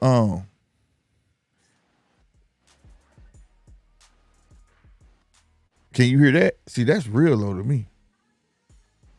See, I don't know. It's something trickery going on. If what y'all hear low, if you can see my volume now, it's all the way up. That's how I know it's got to be something glitching. It's something glitching, bro, because it's not on par. But yeah, I got the number right there. I built the lower third for it and everything. So I got a But funny video I'm about to drop real soon, Slick. I'm still mm, editing it, bro. Look, I made a compilation of all the fighters who said like how because I'm watching the Madrimov okay, Crawford bet DJ. right, and Crawford said, Madrimov said, "I'm not Errol Spence," and that made me laugh because Errol Spence said, "I'm not Sean Porter," and Sean Porter said, "I'm not Mean Machine." So I was like, "Hold up, bro," and I'm Oh, making for a video. real? Hell no. I mean, everybody fought said they wasn't the guy before the guy, and then I'm gonna make a video of them saying that, then the video of them ass whooping after the post fight in their face, Hell no. because they all say it, bro. Because I remember Madrimov said, "I said, yo, why they all say that?" Like I'm not Errol Right. Spence, and I'm like, bro, you know how great of a fighter Errol Spence was, man. You should be happy to be compared to him, but the way he whooped his ass, you like he ain't gonna do that to me, bro. He might do you worse because everybody had Errol Spence winning. Only I did, like bro. I never did. I never seen nothing special in Earl Spence, bro. I knew he was me trash, but either. I didn't Basic, bait. But you know what though? basic, my nigga. And I told Slick this shit before too, bro. One man's fundamentally sound is another nigga's basic. You know what I mean? Facts. Uh-huh. You know how motherfucker be like, That's damn, not a shot at Errol Spence. That's how he was trained to be great at the fundamentals. But like Crawford is like a superhero compared to niggas like that. Like you're an amateur boxer in his ass. yeah. Like bro, that's the easiest code in the world to crack. You're still fighting with the same amateur style. Like I've been evolved from that. You got 11-year-olds in boxing gyms who's got fundamentals down pat. That ain't nothing special. Facts. But everybody put him up on that totem pole, bro. But a lot of people got put up on totem poles. Like who did I say this? I said this about Mike Tyson, man, and somebody I think it was Slick. Everybody else slicked the wrong way. That's actually when he found out how old I really am, because I'm really in my 40s. But it was like Uh-huh. I was like Tyson was the darling of his era, but he wasn't the best boxer. Holyfield was. Man, Slick went Yeah. crazy. No, I Am I didn't. I lying didn't when I have no said argument. this? That wasn't me. That wasn't me, bro. Who was that? That was He not really me. was the best fighter of his era. But Tyson was the He darling. was a I fight. was He saying was. He wasn't a every era boxer. got that He's a darling. brawler. Like, you know what I mean? Every era got that darling that all the fans love, but it's rarely that the darling is the best fighter. You know what I mean? Javante Davis is an oddity, but like we all know that Terrence Crawford should have Javante Davis level fame, but he don't. Bro, if you Best fast fighter forward it never do. thousands, if you fast forward it back to the early 2000s, Oscar De La Hoya never beat Shane Mosley, but he was the bigger star. He was the Right. even bigger star than Roy Jones Jr. He was a Because bigger it's star mark. than Floyd It's mark. Mayweather. He was huge. It's marketability. Exactly. So sometimes the best fighter is just that, just the best fighter, but Mm, that don't equate to him being the biggest star. You know yeah. what I I mean? always thought that I was don't so unfair about boxing, bro. I don't Oscar De La Hoya, right? Never beat Bernard Hopkins, but he was a bigger star than Bernard Hopkins.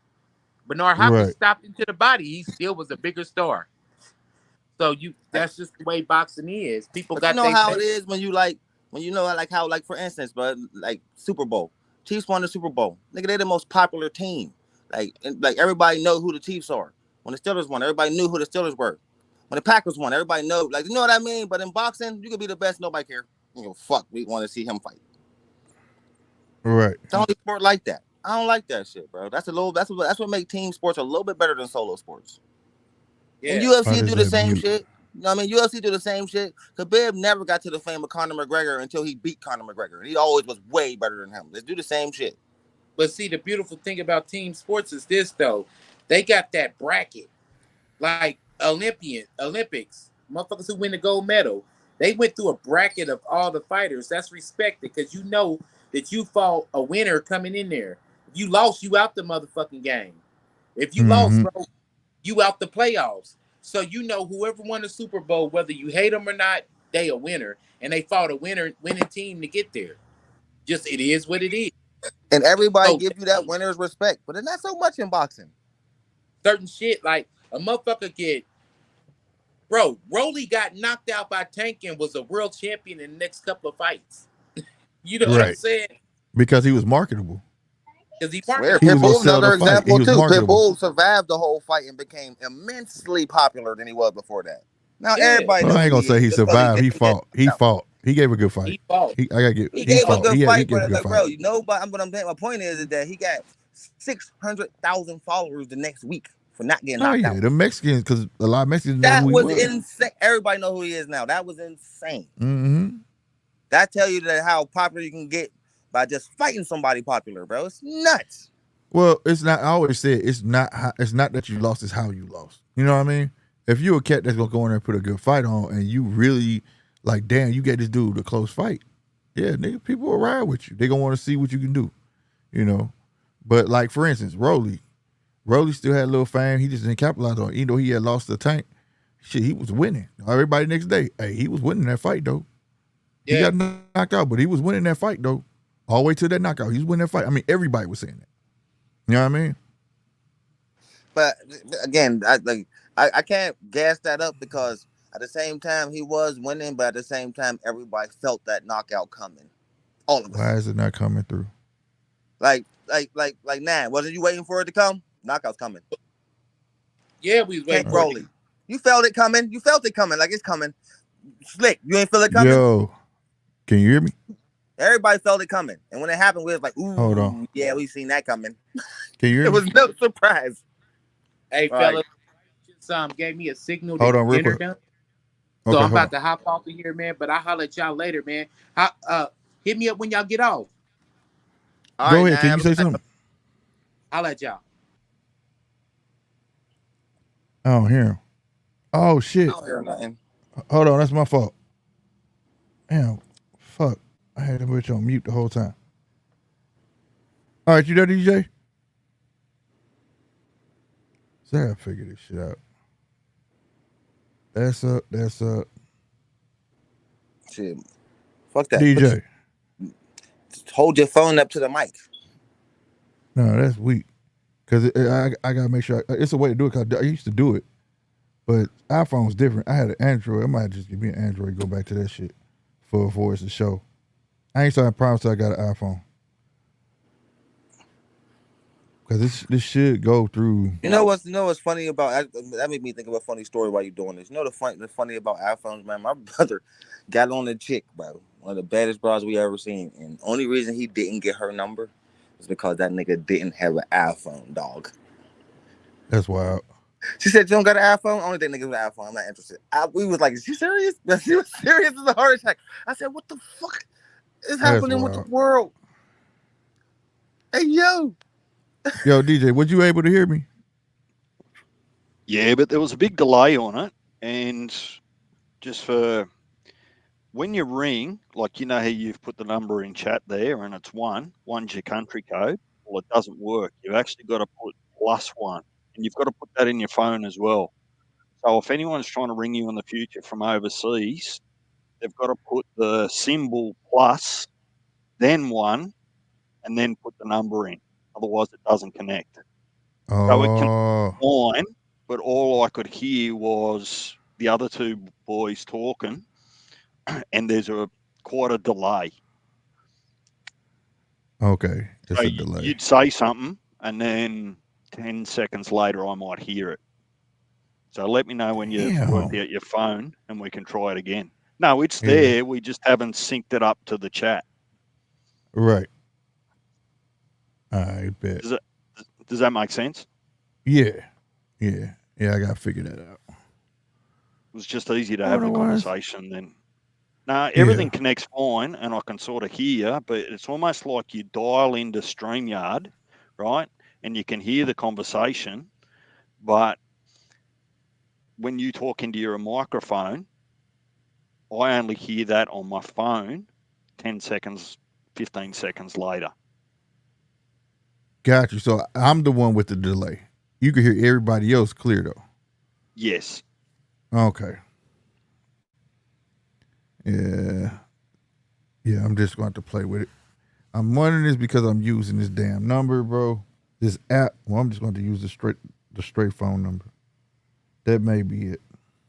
Can you join that number to your StreamYard rather than your phone? No, that's not how it works. Oh, okay. All right. Well, you do your bit. If you want me to try again at some stage, just let me know. I will. Otherwise, right on. we're just going to destroy your life, mucking around with technical Yeah, difficulties. nah, we ain't gonna do all that right now. I got time.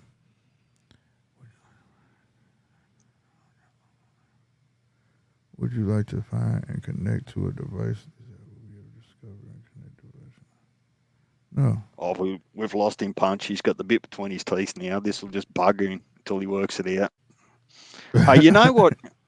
You've been having some technical difficulties right back to the Johnny Depp days when you started your vertical and your horizontal and you couldn't get Johnny No, Depp. I figured that one out. Everything's been out of sync. I'm telling you, Yeah. you might have to get a special delivery from Vlad and Canada just to help you sort it all out. You're right. Now I kind of figured that out. Now I know why when I'm talking on here and it's like a delay or whatever, like my mouth not in sync with my words, kind of. That's StreamYard. It started doing that before I did the vertical thing. I found out how to do the Johnny Depp thing because that only happened because it's like one virtual channel that I'm using, right? And I'm already squeezing 2 streams through it. So for that video to play the sound through, it was overload. It wasn't gonna do it. So what I did was I just uploaded to StreamYards and just play it through StreamYards, and that works. See, there's every chance too that if someone calls you within the United States, that there's not a delay. So be careful trying to fix something that doesn't need fixing. It might be just a delay because I'm 19 hours worth of flight time away from you on the phone. You think that really would be a problem? Huh. Yeah, I've spoken to people overseas before for different reasons. Like particularly when I'm in a different country and I've called home to talk to family, there's been a delay. So you kind of have to speak, wait. And wait. Let them speak, wait. So it's just kind of like a disjointed conversation. Look, technology's improved, but I'm just saying be careful. Get someone from the States to ring that number and see if it's got the same problem before you go fixing something that doesn't need fixing. Got you. Most definitely. Text RC and tell him to call in. I bet you he's got something fun to say. Because I'm actually still with us, Punch. No, I think Punch fell. He done fell off. Hold on, bro. I had to try and get all these kids situated in the bed and stuff. 2 seconds. Okay. How many kids you got? I got 2 of them, but they got friends over, so it's like chaos. Yeah, they run in the house right now. Punch is like the kindergarten cop over there, just having kids climbing all over him and hanging onto his leg. Right. Man, I think part of the problem, did y'all see the Andre Ward Bowman interview? No, I haven't saw it yet. I was going to watch it whenever I got done with this. But I think it's also, I'm using this app called Burner. See, with an Android phone, you got to do all that shit. But this one is an app called Burner. So I was using a secondary number through there to use, but that could be the problem because I've never used the app before. You know what I'm saying? Like I've never even called anyone with the app or whatnot. So if that don't work properly after I try with somebody that live here, I'm just going to use the regular phone number. I don't use this phone anyways. So it'll just become the show's phone. If that works. You know what I'm saying? Yeah, but you're probably talking to the wrong person. I know how to turn my laptop on and off, turn the volume up and down. So I'm not the best person to help you work all the... Oh, look, I know a little bit more than that, but I'm definitely no IT wizard to help you plug all that stuff in. Right. Yeah. And then I got a lot of stuff running too. It's also just time for me to go ahead and build me a tower, bro. Technology is progressing. I had just, I don't know if you do, they go switch my battery out of my laptop. Woke up, it was expanded. Had to go get that replaced. It's just time. I'm going to go ahead and eventually spend the money and get it. What happened to 9? All right, I'm back, fellas. Sorry about that. I don't know, but he dropped off in the chat. He probably got to charge his phone because I know he was in his basement. Did y'all see that? Yeah, he asked, did we see the Andre Ward and Bomac interview? I haven't watched it yet. Oh yeah, Bomac was firing shots. It was fun. Watch it. When does Ward still have the desire? Does Ward still have the desire, or does he just want another payday? Nah, man. He already said the number right. Yeah, he just want the money, right? He also said they also threw him a huge number already, a nice number. Yeah, somebody already throwing him money, but I think he liked being able to talk about boxing. You know what I'm saying? They gave him that chief director job or something like that for all the smoke. So, nah, that's one of my favorite fighters as well. I don't want to see him come out. Afraid somebody gonna. Who would he fight if wrong. he did come back? Who would you like to see him fight if he did come back? If he come back, man, it's only one name people really gonna want to see, and that's Canelo. Canelo Alvarez. There's nobody else. Nobody gonna want to see him with, because that's who he was after, and they wouldn't fight him back then. Canelo wouldn't fight him or Triple G. Yeah, they wasn't fighting him. Triple G or him didn't want none of that. They wouldn't even mention his name, and he was calling them out. So, yeah, that'll be it. It'd be different if Triple G was still in the game. And he had like bad management too, though. Like that's what delayed a lot of Andre Ward's career. Yeah. So yeah, man, that'd be the only fight I could see anybody wanting to. And I can't see him stepping on Terrence's toes. If Terrence got a potential chance to fight Canelo, I can't see him. You know what I'm saying? Trying to block that. Did you boys actually see, what was it, 3 rounds that he did with Bud in the ring? Was there video footage of that? Yeah, it's video. Did they go at it, or it was just a bit of a chess game? They went at it at times. They went at it, and then it was the majority of a chess game. It was fun. Yeah, it was more situational, but it was nice to watch though. Yep. It probably was great test for fun, getting ready for the fight. Yep. They straight fighting. Well, Para and Jisov ain't playing. How many styles did Andre Ward have? Could he mix it up depending on, or he just had? It depends on. Yeah, he could mix it up. He could mix it up depending on what person he fought. Whatever game plan he had, that was one thing about him. He never wavered from the game plan. That's how he won it. Like that Super 6, he wasn't supposed to win that, bro. Like he was the first one. I remember he was like, he gonna lose. He beat everybody up. That's what really made him the star. Which reminds me, Punch. He had a shaky beginning in his pro career. You know what I'm saying? So they ain't think he was really gonna average out. Punch, you come on at the start of the. Sorry to change the subject, but just while I remember, you good. There was something Punch said when he was actually describing Crawford and Madrimov fight, and he made comment. He said for Madrimov to get on the inside, but then when I watched the highlights of Bud, particularly in his earlier career, he was a beast on the inside.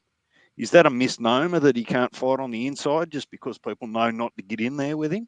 I think before the Spence fight, people thought that was a joke, but the boxing purists, we knew that. Like, yeah, he's just as vicious inside, outside, back foot coming forward from angles. He's different, man.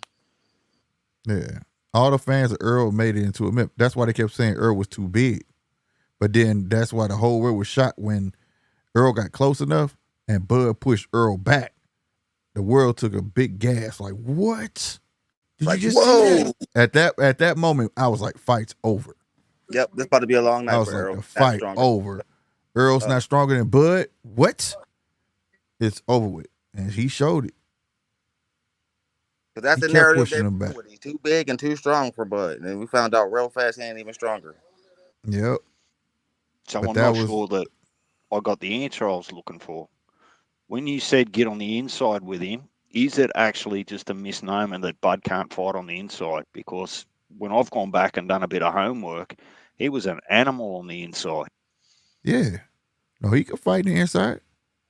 Yeah, that's why, extremely ducked in his early years. Like, a lot of people did not want to fight him. That's why he took the Gamboa fight last second, because he had to take these big fights last second, because everybody would keep pulling out the fights when they would see how good he is. Right. No, Goddamn That's right, he why it's could hard fight to in the put it all inside, on bro. Bob Arum because everybody was really scared to fight Terrence Crawford. Like the Sean Porter fights showed that too. Man, 135, 140. Shit. You won't come that close you want to. And the beautiful thing is he can fight the inside, but then he know how to create the right amount of space, bro, when he want it. That's man. He And just like again, I don't know how to say it. He's just and everything you what's want a else? boxer to Well, be. DMT got that uncanny ability to hit you where most people ain't supposed to be able to hit you. He can hit you. He got them Yeah, long no arms. man's land. He got them scary long. His arms is extremely Yeah. long for somebody his size. So that's an unfair advantage he has there too, because his arm reach is stupid. And then and on top of that, he can hit you in no man's land. That's that place where you go to throw your combo, and as you're backing out, he can hit you right there. Like, and most people ain't supposed to be able to do that. Lomo could do it too. So But the thing is, that'd go be ahead. something Fondora wouldn't be used to. Like fighting his range, you'd be so used to fighting all these smaller fighters with shorter arms, and then you get in there with Bud, or he still might, and think he's safe in range and just get tapped everywhere. Mm-hmm. Pretty much. Because you got to remember, Terrence Crawford got a 72-inch arm reach, man. That is crazy for somebody his size. Right. What he's a bit like, I don't know if you've ever seen the cartoons or the series Mr. Men. Over here, it used to be like a children's book, and they used to, in there, one of the Mr. Men was Mr. Tickle. He had a real short body, but he had like these massive long arms where he used to be able to tickle people. Is that Bud? Pretty much, man. Because he got unusually long arms, man. Oh, shit. Look it DJ up. Fit start calling him Mr. Tickle. Like, think about it. He's 5'7" with a 72-inch arm reach. That is insane.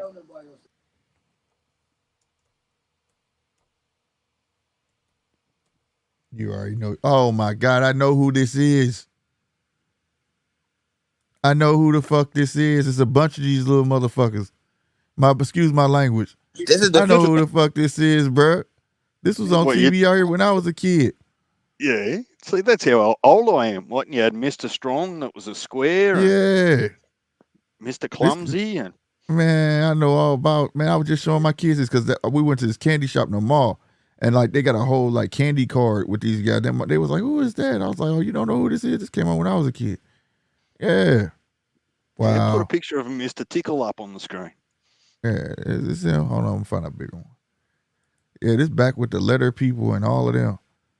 Out here we got a channel called Channel 9 where it's like it's PBS and they show all they still do. Let me see if I can get it. Hey, keep going small. Let me go to images. Mr. Tickle. I guess Bud just tickles you a different way. He tickles you to sleep with his fist. The worst way to go to sleep. Well, not so much, because you don't know much about it, right, until you wake up. I don't know. Never been knocked out before. Oh, true. Like, I boxed a little bit when I was younger, man, but I kept on turning them in the street fight, so I kept getting kicked out the gym.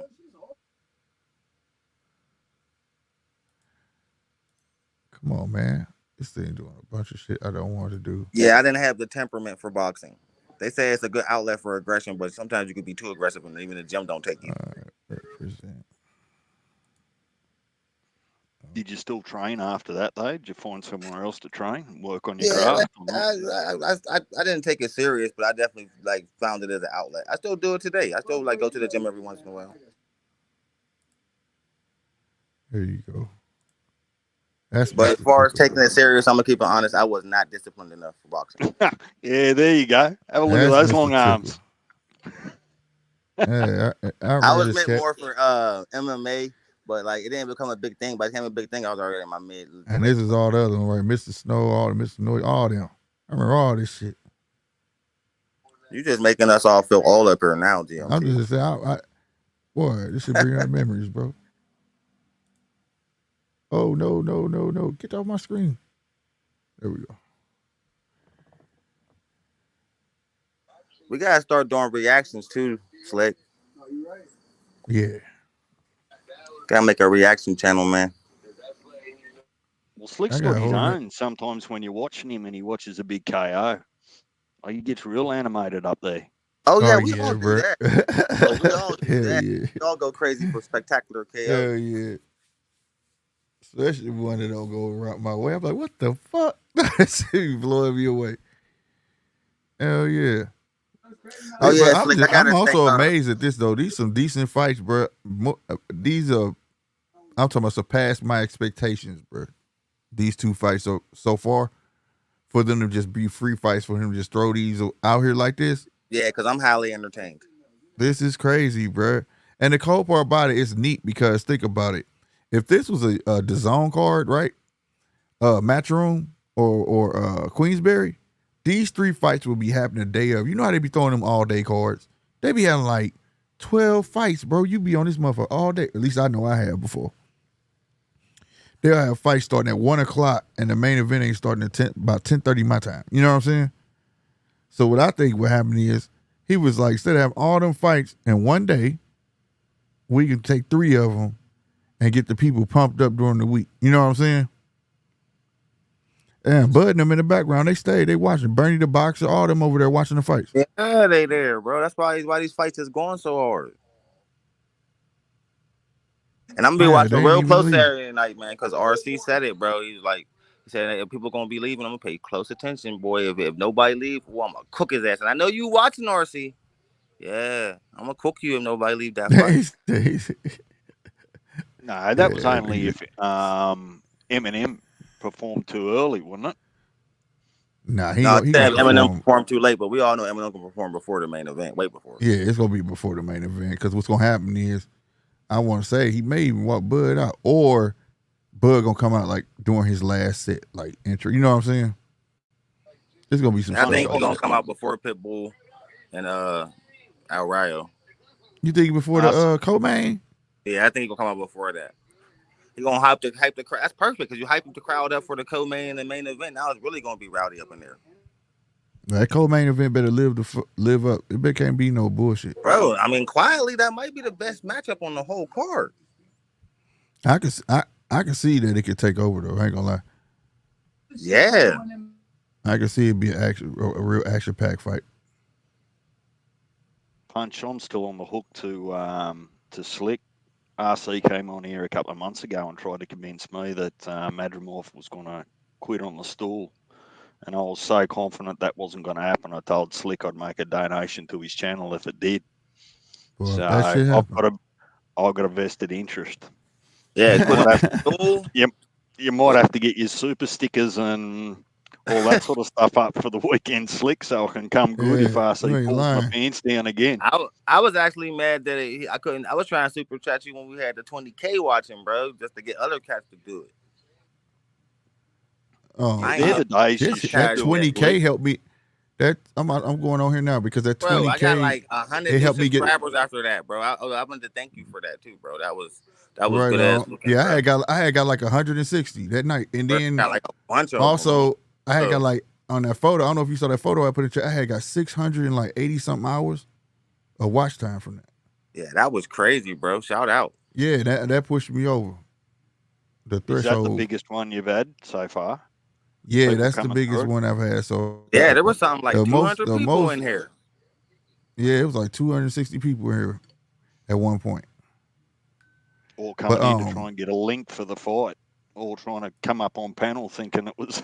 You know, I thought that, but then people start I thought that, but it was actually like, okay, like I had 20K, like I had 20K clicks, right? So that's the views. But the people who was in the chat, it was 200 something people, and they were staying. Because like it'll tell you your minutes per person. You get what I'm saying? The average. And they was actually in here. Guess who's arrived now? I was talking about money. It's like you say, RC's name 3 times. I told you. You said that shit. He just appears out of nowhere. Yep, you said that shit 3 times, bro. He gonna come. I told you. Well, it doesn't matter now, RC, even if it wasn't you. I told you he was watching the whole world and said, look, I'll make a donation to the channel if Madrimov quits on the stool. I told you he was watching. Okay. I'm eligible. He'd be busy over there in Vegas this week, wouldn't he, with everything going on? You will be rededicated Google security turn on 2-step. Oh, Frank Martin was supposed do to this after this. Quit on the stool. There you go. My bad. Well, I'm on the hook now anyway. Yeah, I gotta do this when I stop. I'll do it tomorrow when I'm not live because I said I gotta do a whole lot of shit, 2-step verification and all this stuff. It'll stop my live. But that works though. Then now all I need is a little over 900 hours, and I'll be complete with that. Hell yeah! I forgot about to look at that. That's what's up.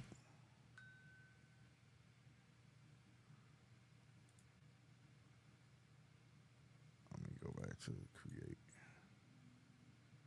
Go live. The main event of the night is starting. And it's crazy, man, because I don't know none of these cats, but they throwing some good ass shows, bro. Some good fights.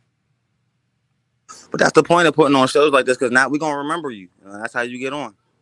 Yeah, trust me, I appreciate it, bro. I've been stressing that since I'm on my other channel, man. Watch the small fights, bro. That's where the stars be at.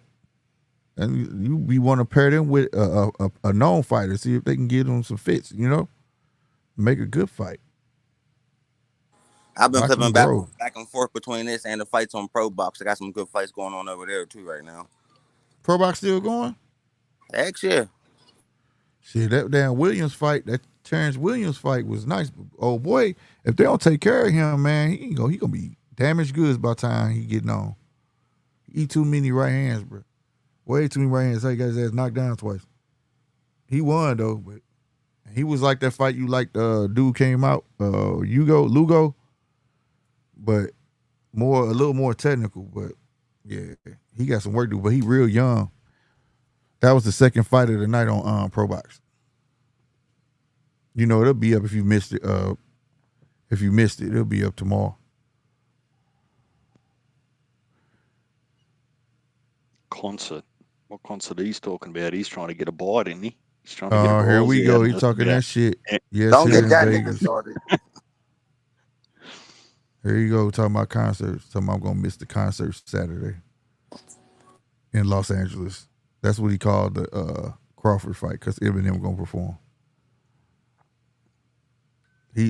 RC says Eminem is performing. That's how they getting everybody to come. So he calling it a concert. Just so happen to have boxing there.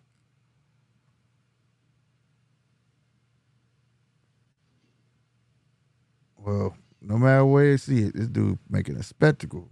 These dudes got intros, fireworks right now. Who is Mark? No, wait a minute. Do I know who he is? I think I seen him fight before on the Zone. I think I seen him fight on the Zone before.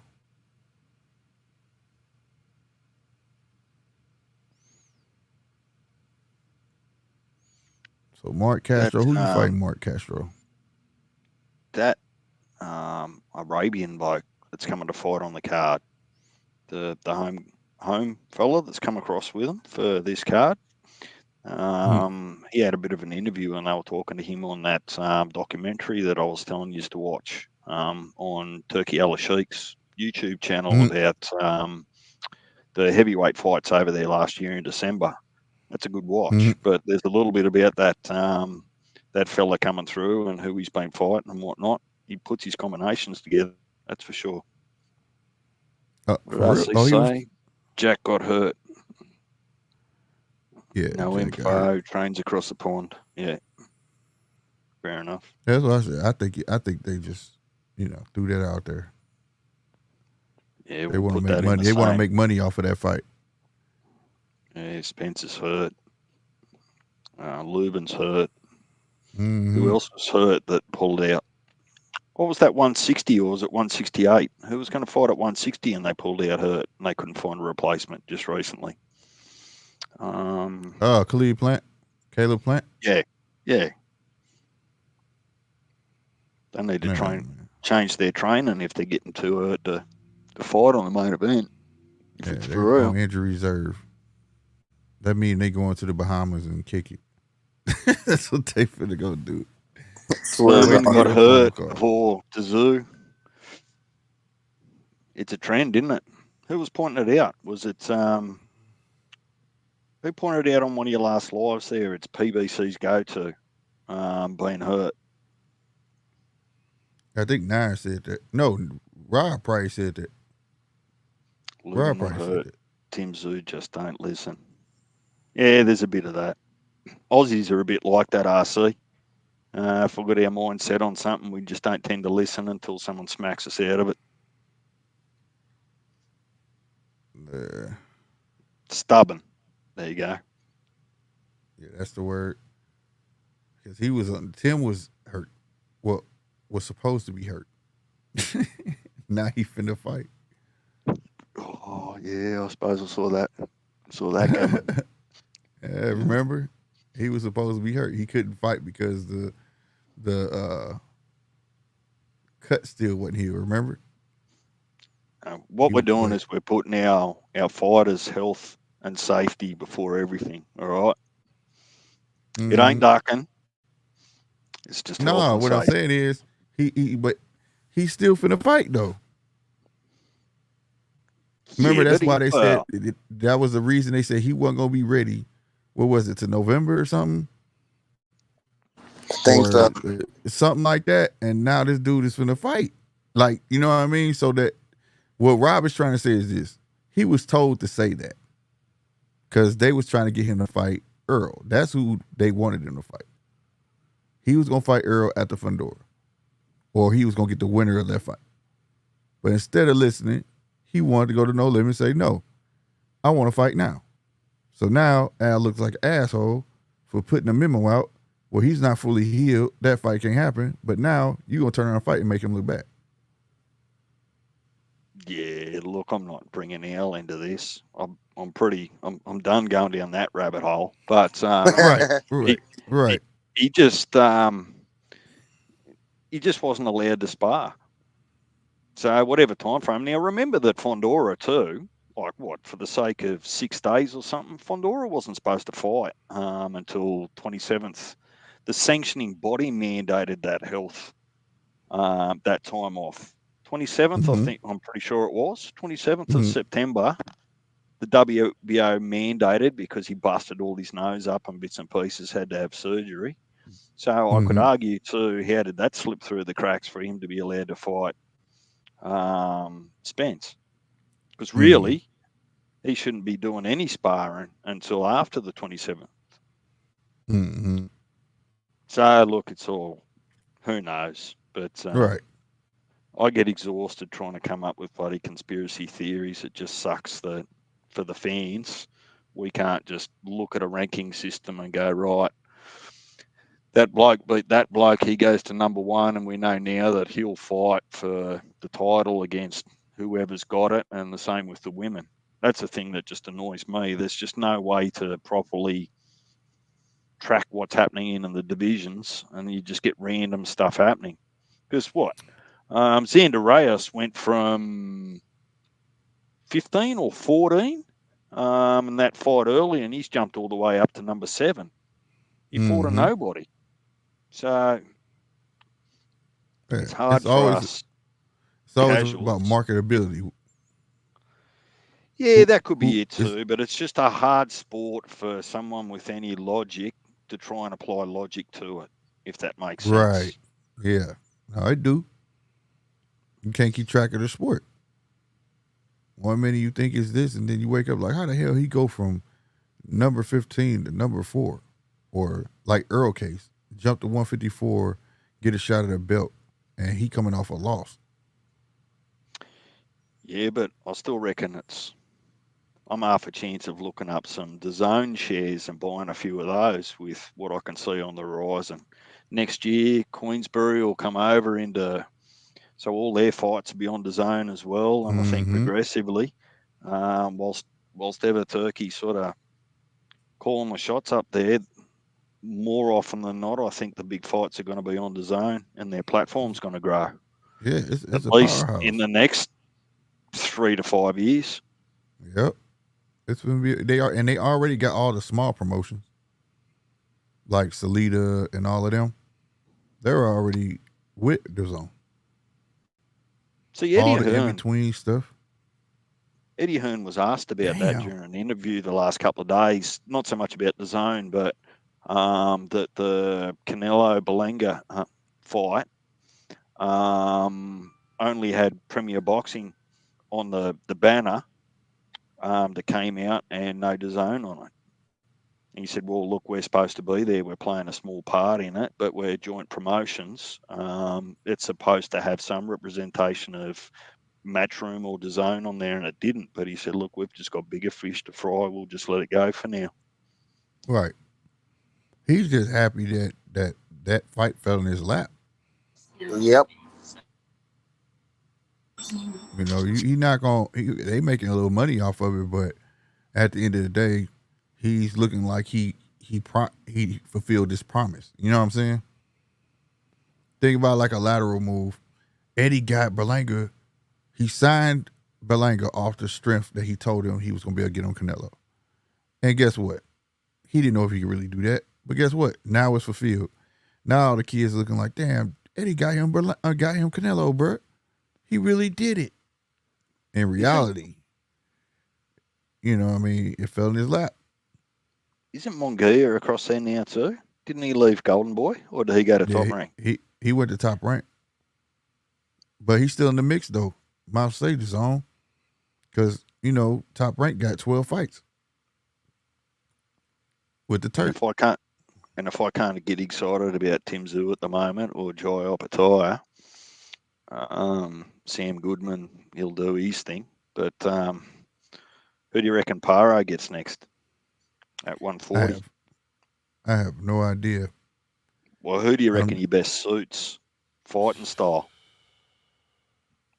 Because he's definitely, in my opinion, not anywhere big enough to go anywhere near 147. Hell no, not right now.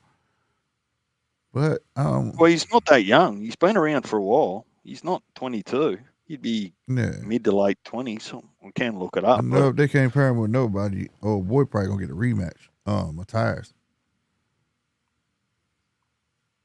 They can't get him in there with nobody else because shit. Damn.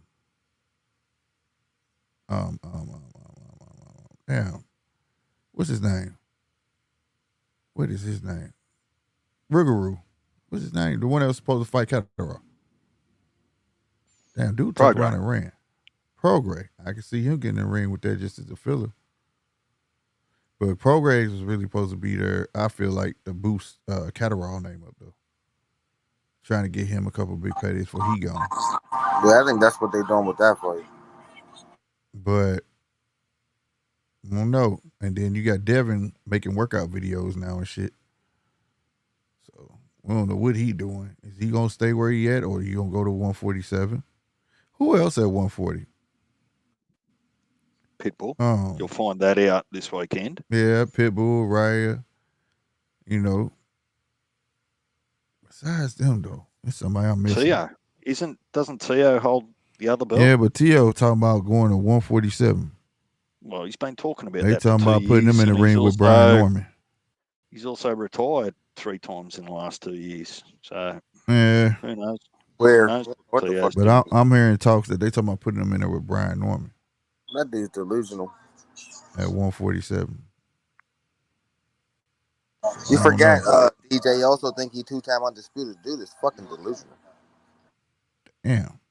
Costa ain't playing. Costa trying to knock this dude out. He is really overwhelming Acosta. Yep. Devin Haney, and then they'll sort that out while he's champion in recess. Who Sandor Martin's fighting who? For that? Mm-hmm. Oh shit. Sandor Martin, that's right. I knew I was missing somebody. So you still he didn't get elevated. They got a fight for it. Hasn't Sandor got a fight coming up in the next month or 2? Yeah. I like Sandor though. Sandor is a fighter that likes that. He's a good boxer. So that's WBC, WBA side. Isaac Cruz, Ismael Barroso. I'm assuming that's just interim, is it? Mm-hmm. That's the WBA. IBF is Paro, and WBO's TO. As it stands on the boxing scene. I would like to see T.O. and him. But see, I don't think T.O. will fight him though, man. T.O. trying to cherry pick. T.O. trying to find money fights. I think he really gonna try to go to 147. I like to see anybody with Sandor. Sandor my dark horse. That's why motherfuckers ain't trying to fight him. I think Sandor would be a problem for anybody here at 140. Can't see anyone from 35 coming up to get it, because there's been a lot of that happening. All of these 140 guys are going up to challenge from titles from 135. Yeah, 135 really ain't nobody no more there except fucking Shakur and then Abdullah, still young in the game, but he's a beast, but he's still young though. Well, Tank's still 135. Yeah, I don't think Tank will go up 140 to fight a money fight, but I don't think he stays. Yeah, Devin probably the only person he'll come up to 140 for. Yeah, I don't think Tank stays. Who's Abdullah get next? He's been talking big. You've been talking pretty big of him. You were saying that he's rushed and pushed along as well, because he won pretty good on the undercard of Shakur, didn't he, that night? Yeah, hell yeah. He's a special talent. That's why I hope they don't waste him. I just not waste him, but don't push him too fast. Let him ease his way in. But see, his body is not gonna let him. He got to the point where when he get on the scale, he's naked. It's hard for him to make that 135. So I suspect in the next couple of fights. You think he'll have to move up, do you? Yeah. I think next couple fights he's gonna have to go up. Yeah. And he's a young, big dude. He's filling out fast, man. He's filling out fast. And he's active, man. That's the main thing. You also got Hitchens up there lurking in the wings too. Yeah, but he looked at like shit. Do I got mixed up? What was the? No, that's not him. Yeah, Richardson Hitchens. As much. You talking about Richardson Hitchens? Yeah, I can say his last name for shit. Richardson Hitchens. Hitchens, yeah. He was the one that was talking all that shit and looked at bad in his bout. The one that was talking shit about Shakur and a whole lot of motherfuckers. Then he getting there and look bad himself. They still got Gary Antoine Russell at number 2 in the WBC at 140. Yeah, wonder why he fight him though. I'm like, his year's gone. How old? I wonder how old is he now? Shit, I don't know. Last time he fought. He the same age as Boots.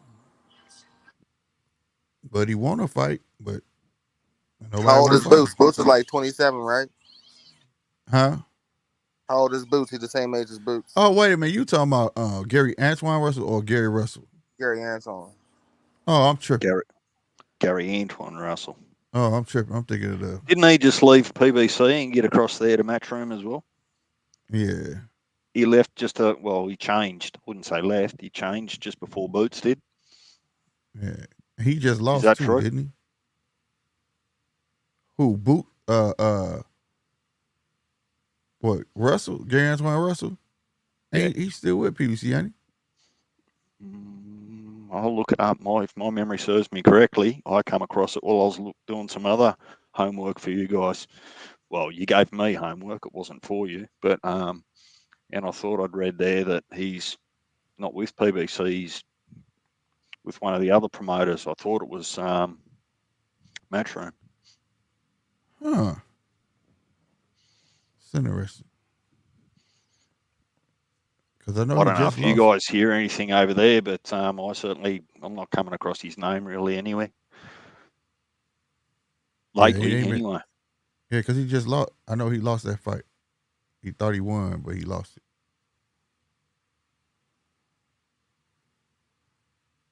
I didn't think he he kind of just didn't do enough. He left it too close. I don't know. He didn't put his foot to the metal. I mean, his pedal to the metal, as they say, when he needed to. But again, some of that stuff, when you think about it, some of that stuff I still feel pretty strongly that the lack of activity and the strength in the divisions are forcing people to jump divisions all the time to get decent bloody fights together. Mm-hmm. I spoke about, 160 and 168, that if they had some talent and future superstars in there, that the fantasy fight, in inverted commas, between Bud and Canelo just wouldn't be on people's lips, because they'd want to be seeing 1, 2, and 3 fight each other. Is it the same at 140? Yeah, I think it's just a train that ain't moving.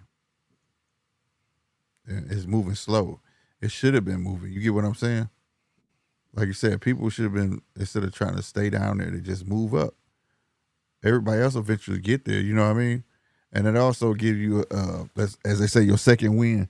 Say if Bud had already been undisputed, dropped matter of fact, like how Bud did 140. When he became undisputed, he dropped the belts the day after and went straight to 147. You see what I'm saying? Keep the train going. If your body won't allow you make the weight there no more, keep the train going. Go up, because that allow people to get looks at the next up and coming group at that weight division, and by them going up, add excitement to the other weight division. You see what I'm saying? But yeah, people tend to stay stagnant because over here, like they call them glam divisions. So if 147 is where the money at, everybody wants to be at 147.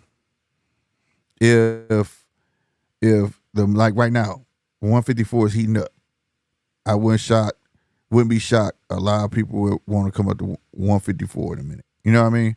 Especially if it get real hot.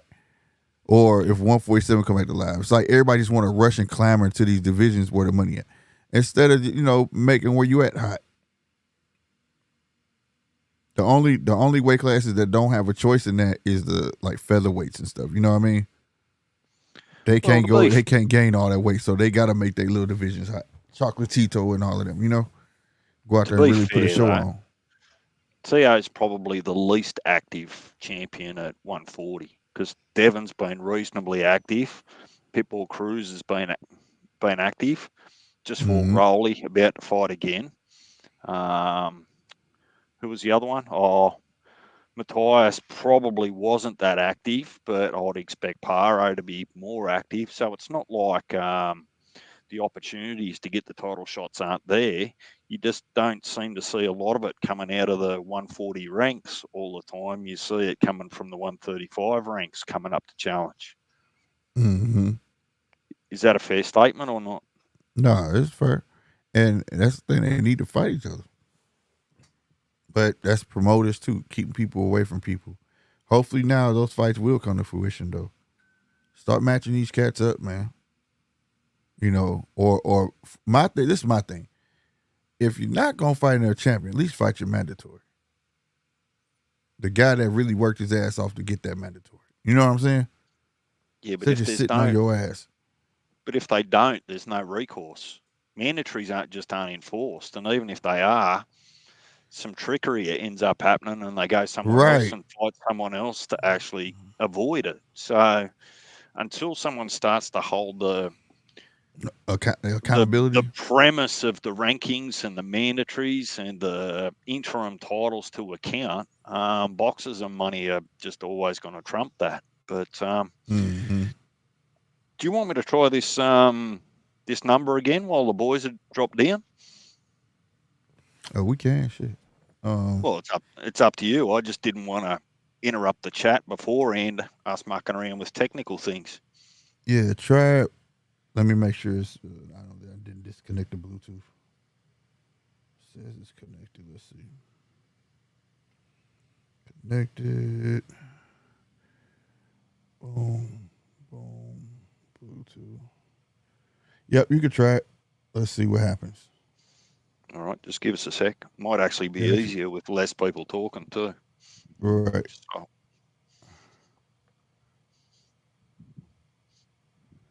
Let's see. Oh shoot. Open that. Okay. All right. You reckon you're ready to go at your end? Yep.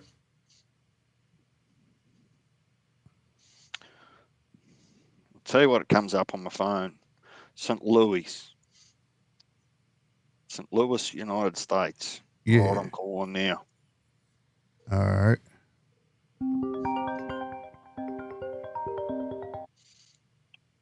All right. Let's see. Can you hear me? Yeah, I can hear you fine. Can you hear me? Yeah. Let me see if I turn it up some.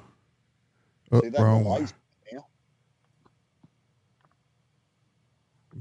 Mute yourself on StreamYard.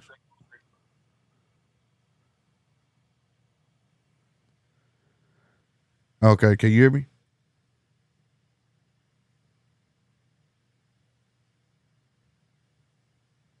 But I won't know whether my phone call is coming through on. Oh, I should still be able to hear it. Oh, I've had an lovely man. Oh, I think I might have figured out. Hold on, real quick. I think it's this thing. Why is it not letting it go to? Oh, I think it is. It's the app.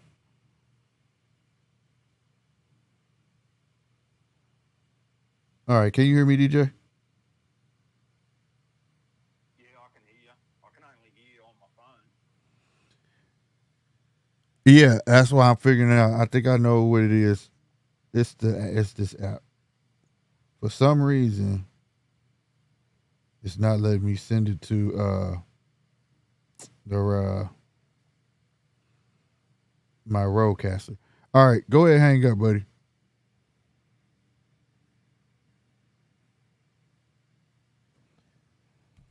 Yeah, I'm gonna try something else. Yeah, I think. Oh shit, G Fish in the bottom.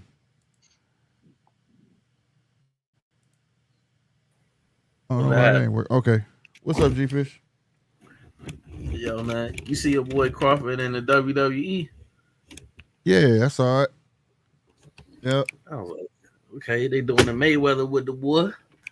Yeah, he got them racks for it, promoting that fight. We watching the fights now over on the zone, but his fight is Saturday.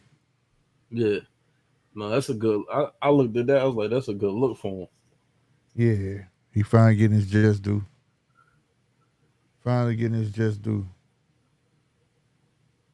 G Fish, you been? Did you meet G Fish before, DJ? Was you on her last week?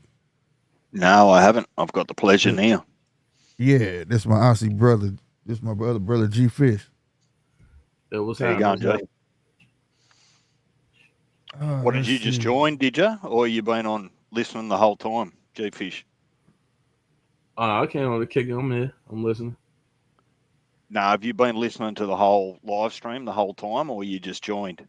Oh no, I just jumped in. I just on the live. Well, while we've got you, you're going to need to give us your. Well, you don't need to, but what's your predictions for this card coming on the weekend?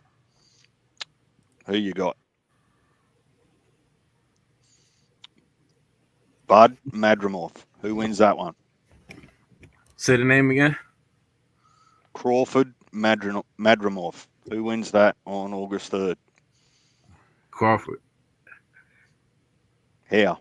Does he do it easy? Does he knock him out, or on points, you reckon? What's your thoughts? I don't think he's going to knock him out. That's fair. What about Pitbull Cruz versus Rayo? Who you got in that one? Yo, are you serious, yo? This dude crazy. Who? I don't think you understand. G Fish a casual, bro. Like he don't know. No.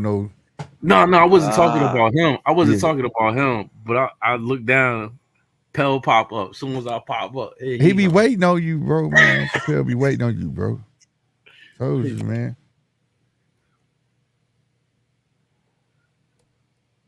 Yeah, he watch DJ, but not like how we watch. No, how you watch, because I watch how he watches, not how you watch. We're getting there slowly but surely, but we're just not there yet. to Right. clear it up. Like I know Slick before the boxing channel. Yeah, that's my guy. One of my guys that helped me out, man, a whole lot for his graphics and everything. He the man, bro. But the DJ, Crawford I'm thing. about to put. Go Oh, ahead, go bro. ahead. Go ahead. No, no, go ahead. Nah, nah. I was just saying the Crawford thing. What made me uh, cause I just seen it, and then I was on YouTube, and then I seen you was live. I was like, bong, and then you got it in the title. I was like, let me jump in real quick and be like, yo, did you see that joint on the? Or he was on the WWE. Yeah, yeah, he was on there too. He did a little more than everybody thought too. Because at first he was just sitting there and handed old boy the chair. Then he ended up actually getting in the ring and knock old boy out. What up, pal? Yeah, it was pretty dope. But y'all, what do y'all watch? What do y'all got? What do you got it on? It's on the zone. This fight right now, it's on the zone. The How zone do I, app.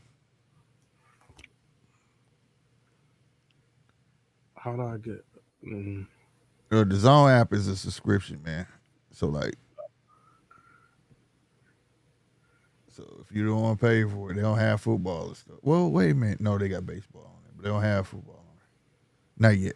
It's majority boxing and they got darts, they got soccer, they got pool, and it's like a UK based app. You know what I mean? yeah, yeah, yeah. Well, So it that's got a good lot of for all us, of those in Slick. there. Well, Huh? that's good for me because they promote all of the on the zone.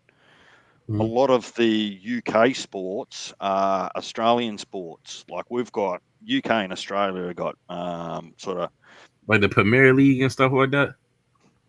um, cricket, rugby league, rugby union, all the stuff that both countries sort of are really competitive in.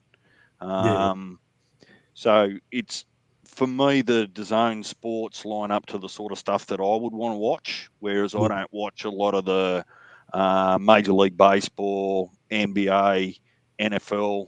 We get delayed NFL, some games on free to air across here, particularly when the playoffs are starting to. Is that what you call them? Playoffs I'm are starting. surprised they ain't try to put an NFL game in Australia. They're looking at it. We've had the lingerie NFL over here a couple of times. We've had a Major League Baseball game over here. They've bought the UFC across here a couple of times. So it happens, but I think what they're doing is they're just testing the water to see what sort of response they get. And it's no different in March this year. We sent rugby league games across to Las Vegas. So they're trying to build and bring that market together. It just takes a little while because I describe it as religion, right? Some of the way that the supporters follow their NFL teams here in the States is almost religious like, right? Yeah. Whereas the Mm-hmm. equivalent for us over here in Australia is AFL or rugby league.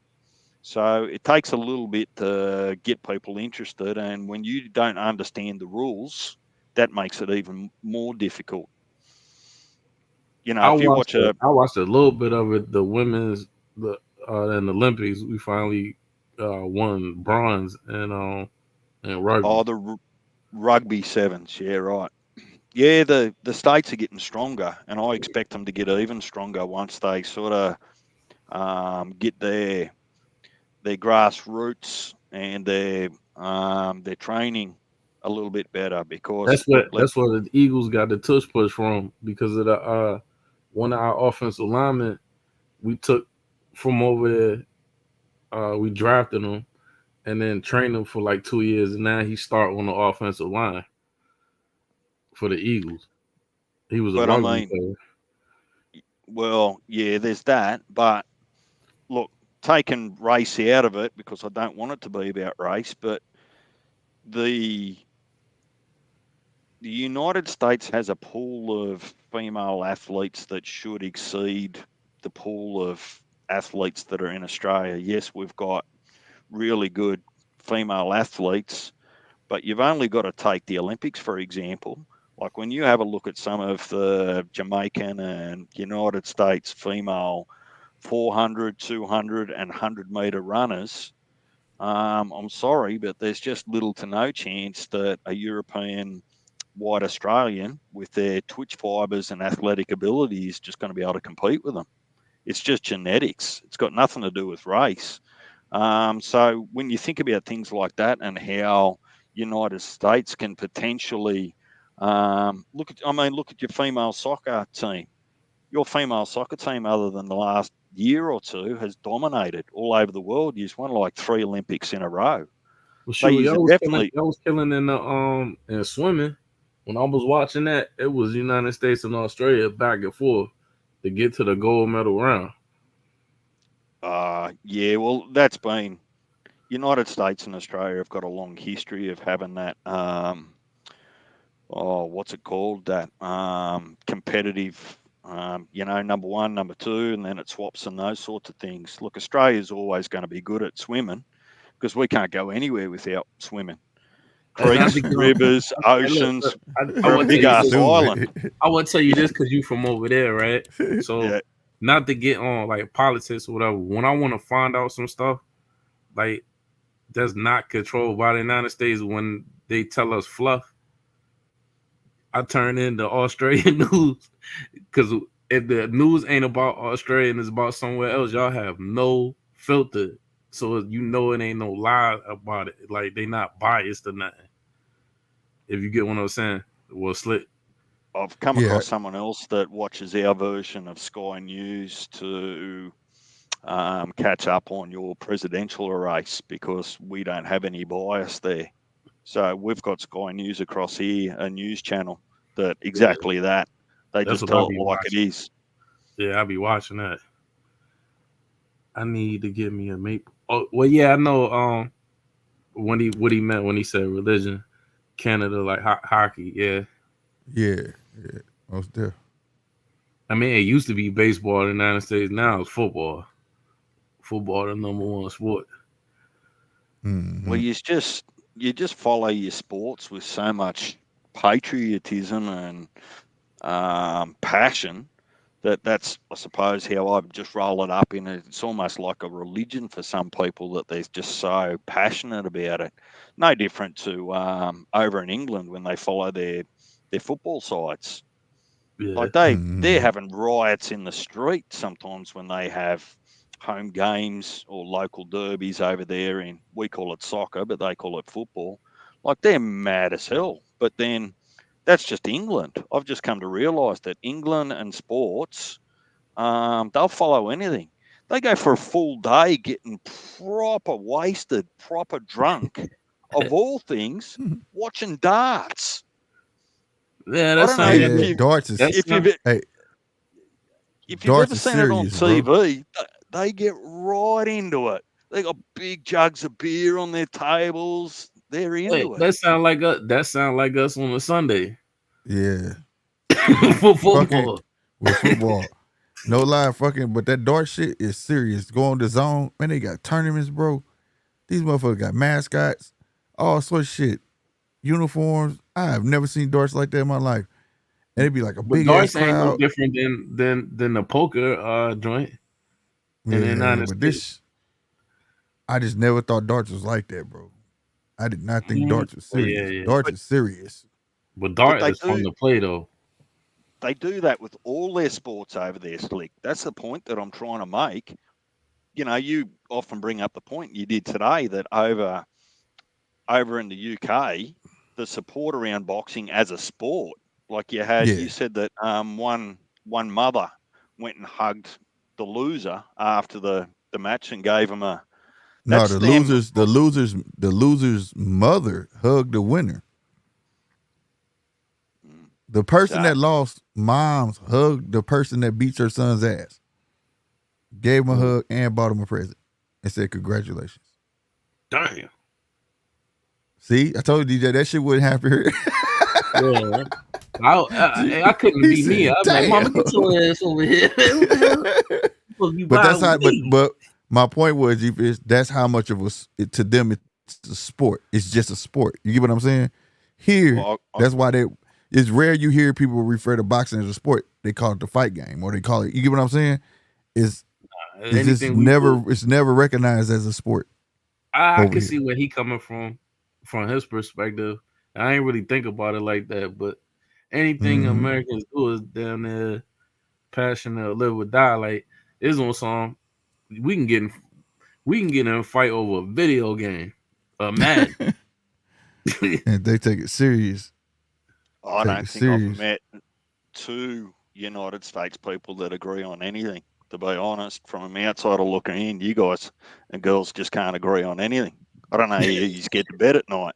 You'd be arguing that you're on the wrong pillow.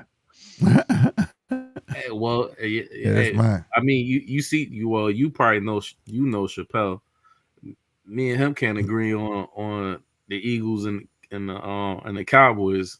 So the last time I was up here, a good 2 hours we was going back and forth arguing. Yeah, I don't think DJ on here at the time. Or you probably had just got off. Or you probably was in the chat. It was G-Fish, and I had another guy for named Chappelle. No, you met Chappelle before. Chappelle been on the panel with you, DJ, ain't he? I'm not sure if he's been on the panel. I see him in the chat all the time. Could have jumped up from time to time, but remember too, sometimes I disconnect when you get into the technicalities of boxing because that's not my place to pass any comment.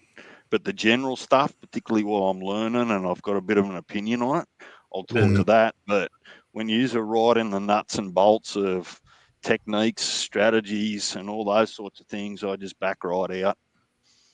I got you. But see, that's what knowing Slick, that come from the passion because he actually did that when he was younger and been around it.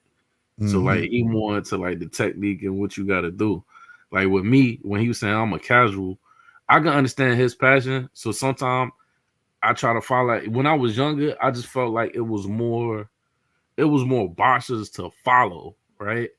And now in a certain point in boxing where it lost something, and then USC came into the mix, and then that fed the people for a minute. And now I feel like USC kind of fading.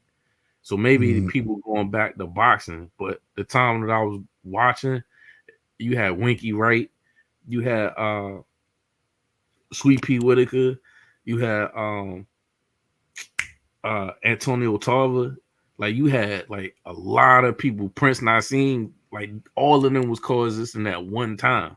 Right. Now it's kind of like I'm kind of lost.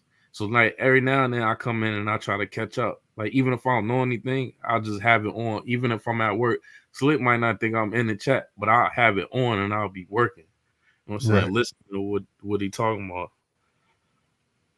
But DJ, that just proves your point, what you said earlier, how boxing got to the point where it's hard for fans to follow. Well, part of it is I'm a little bit different in that I just come across all of this communications and live chats and all these sorts of things where everyone was getting so emotional about everything. So what the hell is all this about? Why are people getting so emotional? That's now, I'll watch any sport. No, well, see, there's a difference. See, there's people passionate here, but they don't get personal about it, right? But you see some of these channels, they're past passion. They're proper emotional about it. It's like this Slick channel, we like people know. Some people know him because of boxing. Some people know him not because of boxing. So it's like sometimes we won't take it past what it is, but some Americans and some channels take it there over a team. Like they'll get personal. Yeah, depends. They get butt hurt. Yeah, like I don't like when me and Pell argue. He don't go personal. I don't go personal. It might sound like we taking it personal. Like if you didn't know us and you hear us arguing, you'd be like, "What the hell are they talking about?" It just sound like we about to damn near fight, but it's not really that personal. We just passionate about our teams. You know what happens when I come across that fish? All I do is I put myself on mute or drop down and I just grab a beer and get relaxed and just enjoy it. Let me listen. Here we go. I mean, you should have heard these boys going on about all things fucking Star Wars the other week. It's funny you said that, right? Look, I gotta put Slick out there. Like, so Slick, he'll be doing this thing he might be on for like maybe hour and a half or 2 hours, right? So it's like, all right, boom. He'll just sit back and let us go. He'll throw the sound effects. He know we about to eat up an hour and a half. That's less he got to talk and he get content. It never fails, bro. I'm like, oh, here we go. Like when they was on here DJ last time, I said, hey, man, this is G Fish. This is the guy I've been telling you about. And you know, Chappelle, get ready. it's finna go down. It's finna go down. DJ been on here one time. I snapped one time. I remember, or maybe you what, but it was something you and Mark Wynn said in the chat. You was talking, I'm going to give me a beer and some popcorn. Keep the same energy next time you come on. Or something you had said. I was going off on somebody on here. It was the Star Wars. Was it Star Wars? And then before that, it was something before that. It was somebody else on here. I think T.O. was on here. I was on here. Nine was on here. And I think you and Mark was in the chat. It was T.O. Stream. It was T.O. Stream and Murphy. It was Murph. And I got into it with Murphy. Because he kept trying to make me answer questions the way he wanted me to answer. I think it was. And we was going at it. You know what happens? Like when you're just listening to it, when you boys are trying to talk over the top of each other, you can't understand a fucking word either he's saying. It just becomes you can when you're in on StreamYard and you got the headphones on, but when you're just hearing the audio and you're just at each other talking over the top, I just lose the conversation. It's good fun. It's good fun. Chappelle in the chat now, he said, I never get personal. That shit ain't solid at all. Right. It's just sports talk, man. Well, you had Slick, your two. Slick said, get ready, get the popcorn. I don't know, yeah, man. Rappel, I do be putting you in the figure for a leg lock because you be coming with all that, and I'll just be just straight jabbing facts. Bam, what about this? And you be I'll be like, bam, facts. I just be hitting you with Uno cards. Draw 4. Reverse, draw 4, reverse, draw 4. Yeah, you know, well, you call it Uno. We call it Uno over here, right? I'm pretty sure that game was designed for parents to get back at their kids when they're sitting around the table, because we play the rules over here where you can actually, I don't know, it's like you can put chips on, you can put salt on chips, but you can't put chips on salt. So what that means is you can put a lesser card on a draw 4, so I can put a reverse or a draw 2 or something like that, but I can't put a draw 4 on top of a draw 2. So if you end up in the middle of it, you end up having to pick up like 18 cards, and it's funny as hell for everyone. And I'm pretty sure the parents pick on the kids, right? So I'm of the opinion. Well, that's some beast mode shit. Right, that's some beast mode. Skip, reverse, skip, pick, draw 4, skip, reverse. Then you got one card, Uno, bah. Where that sound effect at? Where T.O. at with that sound effect? Diabolical. God, y'all play some beast mode Uno over there. We play Uno like spades. Yeah, like you play over here Uno, like you can't do that with what you just said, DJ. Now if I drop a draw 2, somebody else could drop a draw 2 on it. But you ain't drop no draw 4 on no top of no draw 2. Or no draw 2 on no top of no draw 4. That's wow. I would be so mad. So it only goes one way, right? So think about salt being small and the chips being big.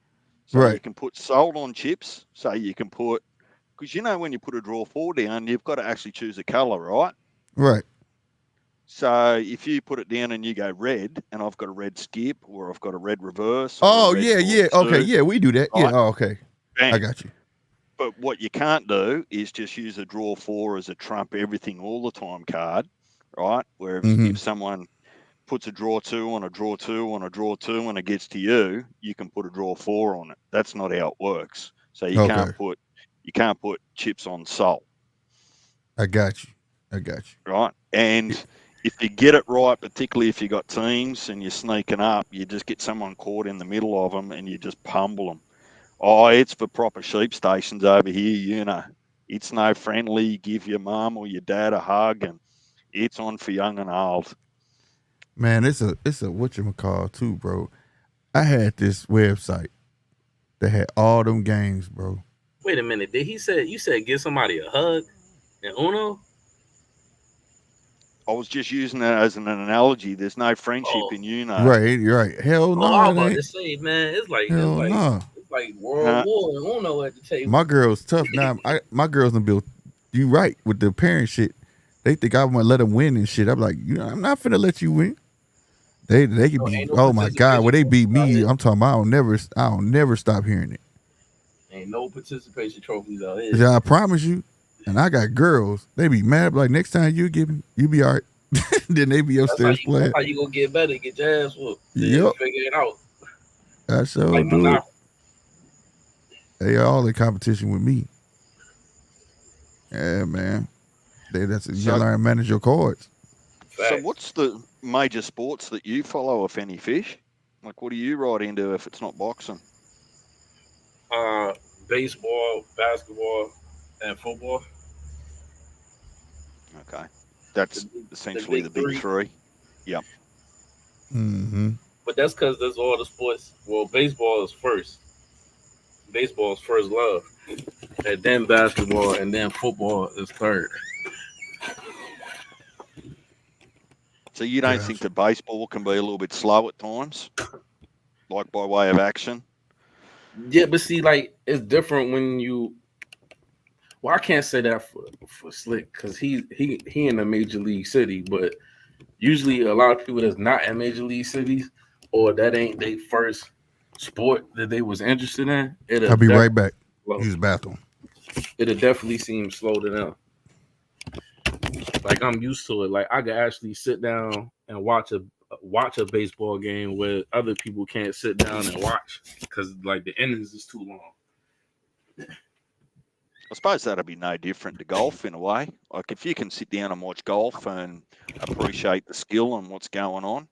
I know it's not the same, but by way of speed of sport, No, it's, because it's kind of it's kind of the same because it's like it's all in strategy. Like a lot of people used to football and basketball because it's back to back to back to back.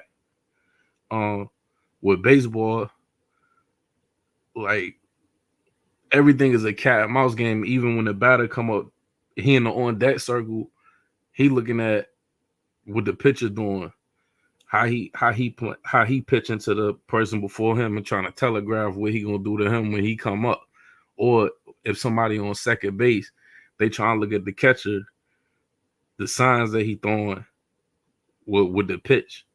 So it's like a cat and mouse game. Even when the outfielder and the infielder shift on certain batters. yeah, right. It'd be one of those things that I suppose that you would have to begin to get like a good enough understanding, almost intimate with the strategy before you could fully appreciate it. I can do that. See, we, when I say we, a large majority of sports fans over here in Australia appreciate the non-stop sports. So Yeah. if you have a look at our AFL, probably I would say aerobically, maybe some of the fittest men I've ever seen. Like they run 25, 30 kilometers per game, like in sprints, jogs. They're never stopping. They hit each other. They're jumping, they're tackling. And it's the same for rugby league. As soon as there's too many penalties in rugby league and it stops the game, the crowd hate it. We just really appreciate non-stop action and what that does towards the end of the half or the end of the game. It actually brings in fatigue. But see, So, like yep.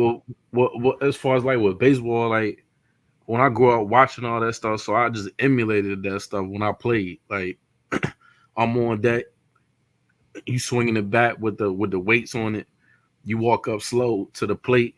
You dig your spot in the batter's box. You got your hand up to hold off the pitcher or hold off the like on some you're not ready and you do your routine swinging the bat and then you get ready to hit. Like I'm just used to all that type of stuff. Somebody that's not watching it or used to nonstop action is kind of like this slow. But what baseball trying to do now, I went to a game last year. They put in they implemented like from the NBA like a shot clock in there, but it's a pitch count. So now when you're a batter, you only got 10 seconds to get ready. So if you don't get ready, either I think you get an automatic strike. I forgot what the penalty is for the pitcher. I think it's an automatic ball. Like you can't be. It ain't like how it was 10 years ago where the pitcher he walk around around the mound, he kicked the dirt. Yeah, trying to throw the He hitter he off time. Yeah, it's like he gripping the ball and he step off the rubber. You can't do that no more. So it's automatic. It's a big clock right behind the umpire now to speed the game up. And usually a baseball game used to be 3 hours with with the clock. Now a Major League Baseball game live without the TV time, because like when you watch it on TV, they got to take commercial breaks. So it make it longer. But if you had a game and it's not on TV, the game is now cut down from 3 hours to like an hour and 45 minutes. Oh, wow. See, I had in my mind like you're spending the whole day there. Remember that, Slick? I was asking you, I said, look, if you're selling beers at a baseball game, you're going to be there the whole day. You're coming home wasted. You just Oh been yeah, there all day. no, hold on. Hold up. I got a story for you. So this was when Alex Rodriguez was still on the Yankees, right? So the Yankees came to town at the Baltimore Orioles. So I was there, and Alex Rodriguez was hurt, so he wasn't. He was a scratch for that game, and Derek Jeter was there. So the game went 14 innings and went over 9 innings. So like I was in Baltimore. The game started at 1 o'clock. The game didn't end till I want to say damn near like 5 o'clock because it was extra innings. They went to 14 innings. Yep. But with that pitch count clock now, even if it go over the innings, it might be the top of like 3 hours max because that clock is moving them because they don't want to get the penalty for it. So if you're to go to a Major League Baseball game, right, and it's due to start, don't really care, like 1 o'clock, right? Is there anything before that game starts? Like, I'm sure there's some rubbish on the field, a little bit of entertainment and that there, but if you get there early, like an hour early, is there anything for you to watch before the main game starts? All right, so if you get there, like say you get there an hour early, and they'll let you walk in through the gate. It really ain't nothing going on but batting practice. So like if you there an hour early, well, let's say you there 2 hours early, they'll let you in there, and you probably can catch the players stretching, warming up, throwing the ball to each other, or batting practice. And that'd be the time where you can get the autographs or catch a player walking back to the dugout. Right. And then as the time go, then more people start coming in. Then all of the teams leave the field, and then the grounds crew come out there and they water down the field to keep from dust kicking up. So they water down the field, and then you got a grounds crew that come and drag, like with these fences, they come and drag and smooth the dirt out for the game to start. Yeah, right. See, over here in comparison, you say the main game is a men's game of rugby league or AFL. Quite often, that ticket still allows you to come to the game beforehand. There's always a game beforehand. So it might be a women's rugby league game or a men's reserve game that's playing before the main game, and same with the AFL. So your ticket allows you to go to, I guess, the main event, but it also allows you in an hour or an hour and a half or 2 hours early to watch the games leading up to it. I mean, if you think about a boxing card, right? You buy your ticket and you get to watch all the fights on the undercard before you actually get to the main event. Well, the main, like the big attractive sports in Australia are exactly that. There's always a game happening before the main game. Yeah, no, it's nothing like that for all three sports. Like, so if you go to an NBA game and you there an hour early, you'll see like NBA play like Steph Curry and them will come out and they might got rubber bands on their knees and they doing like stretches or they shoot a couple of threes and then they leave and then you won't see them again until it's time for them to warm up again, and then it's tip off. And then NFL, if you're there early, you're gonna see like your quarterback out there throwing a couple passes, they stretching, they doing a couple of drills, and they not in their pads, they in like shorts and a shirt and some cleats, and then they leave, and then they'll come back out, they'll warm up again, and they'll leave again, and then they'll come out with the announcements. That's when they start announcing the players' names, and then they come out the tunnel. So it's nothing like another sport or some equivalent to the sport going on before the games. It's just, if you there that early, it's just for you to either walk around the stadium and experience all that before the game gets started, or get close to the players. Because if you get there at game time, there's no way you walking around in that stadium, any of these stadiums, and you will miss the game, because now the way they build stadiums is so much stuff. Like, you got bars, you got arcades, you got damn near a club in the stadium. It's No so lie. much stuff going on, and all like sports stores, like to buy your merch and stuff like that. There's so much stuff going on. You could be walking around the stadium and miss the whole game. Yeah, so That's we a got lot. all the. There's only really the what would I call it? There's inside the stadiums over here. There's only really the food and the drinks. So the bars and going to get outside, like outside before you come into the main stadium. That's where they've got all of the stands for all the merchandise and all those sorts of things. Mm-hmm.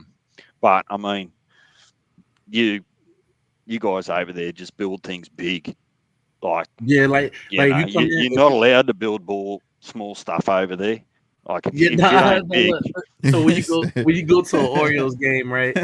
You go to an Orioles game and you get there, you might have people that don't go in the game; they just tailgate, and that's where people getting hammered in the parking lot and got their grill and the TV outside, because it might cost too much.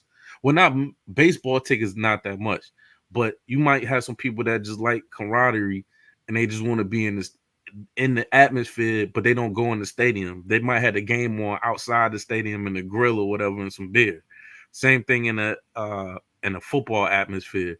Now, when you go to a baseball game, when I was talking about events, you might have a batting cage in there, or where you a pitcher, right?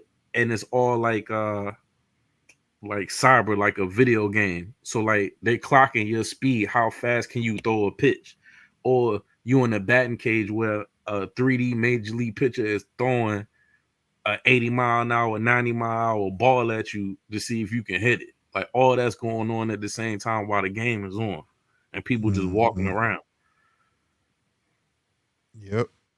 I ain't lying. It's a lot going on with baseball, bro. They build it like damn, like the Cardinals out here. It's like you got Cardinals Stadium, and then it's addition to it, the whole street is called Ballpark Village, and you just walk up and down it, and it's like concert hall, clubs, and all sorts of shit to do while the game going on. Because what they trying to do is they trying to bring in the casual fan that might not watch baseball or watch football, but just to be in the atmosphere. you want to make it a little bit kid friendly sort of thing, like activities for kids and that. But how long officially is an NFL game? On paper, how many minutes is an NFL game? I see. All right. Like, forget about the starting, the stopping, and the flags, and the swapping offense and defense. In it 12-minute quarters, 10, 12-minute quarters.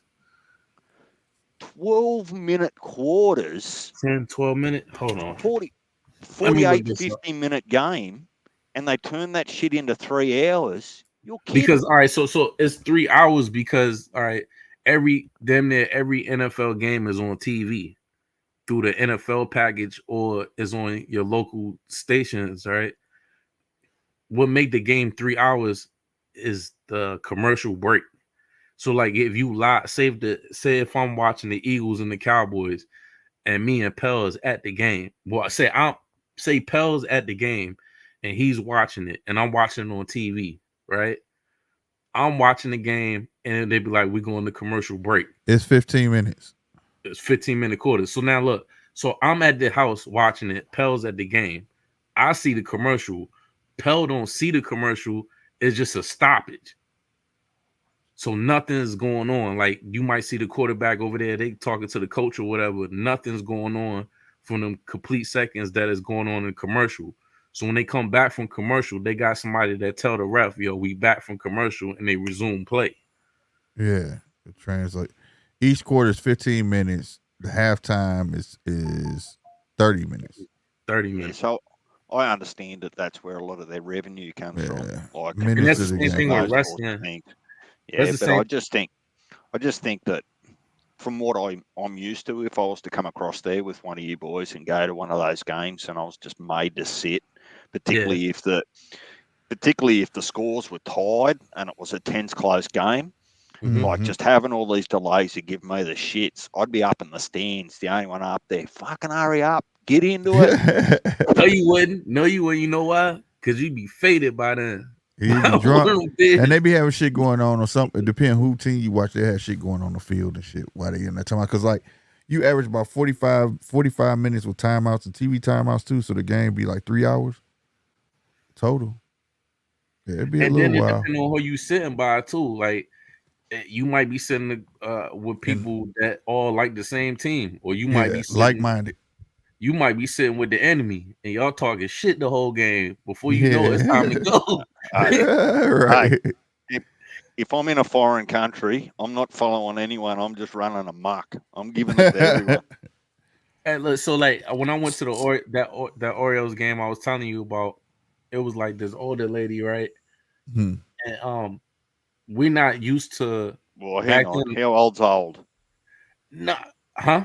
I mean, she wasn't with me. We just happened to be sitting by her, right? So back in the day, the Orioles was something. I mean, they back being a good team now, but it used to be you couldn't wear a Yankees hat in the Orioles park. Like something would happen to you. Now I got to the point where the Orioles suck. So we remember those days. So I'm younger than her, and she's quizzing me about, am I a real Orioles fan or whatever. So I'm telling her my knowledge. And then we just linked up and started kicking it to where the point where we start buying each other around the beers. We in the game, drunk as hell to the point where we start talking shit to Yankees fans. For real, bro. Hell yeah. Man, and them beers, she was buying me hella beers, and them beers was like $12 a can, man. Damn. Yeah, I don't go yelling at any old ladies. I do draw the line there. No. We was on the same team. Yeah, I know what you're saying, but I'm just so everyone's clear when I say I'm giving it to everyone. Well, old ladies and women. No. I'm No, you leaving could them alone. you could tell she was a real baseball fan the way she was talking shit. I just backed her up. Like she started it. I was like, fuck it. She buying biz. I'm riding with it. Hell yeah. So in both your opinions, assuming that both of you have been to a live basketball, baseball, and NFL game in your lifetime, which one's the best environment to go to as a sports fan? I like baseball in person. Baseball will be the best because it's more laid back. And it's a lot going on. More than like, okay, baseball in person is way different than baseball at home watching on TV. Way different. Like when they come on deck, they got their own music they playing. Yeah. Somehow they blanket out of TV land. I don't know how. You can hear the organ playing, but you don't hear like they'll come out to some rap music, rock music, whatever that hitter say play. That's what they're gonna play while they walk into the pitcher.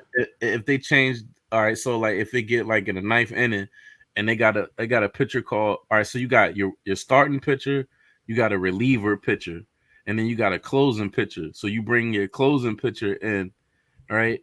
So he warming up. They got this thing called a bullpen. Yeah, where is 7 pitchers that is behind the center field fence. Yep. So they warming up. So the coach call on the bullpen phone to say bring this picture in, and that picture might have his own theme music, and they open up the wall, and he come walking from center Crowd go field to the crazy. picture mount. Yeah, it's a lot. It's in person. When I tell you, it may be 9 innings. Them 9 innings go fast, especially if it's a good game. Oh, They and go baseball quick. do fight. Yeah, they do fight. They will rush. You And will it's rush. funny, yo, Slick. Remember I told you I said I wanted to go to the Yankees game, and then I said nah, I didn't go at the last minute. Tell me, and then I told somebody at work, I said I should go because usually Orioles and Boston and the Blue Jays always fight. And Saturday night it turned out into a brawl. Damn. Damn. But like football a little different. Football could get boring in person. They got all them TV. You see that dude walk out with them orange mitts. That means they go into commercial. Yeah. Then you sit there and realize the stuff like, okay, somehow the magic of television, they only in between plays. It look like they only get what 15 seconds. In reality, it's like they get what they get a whole minute when you at the game.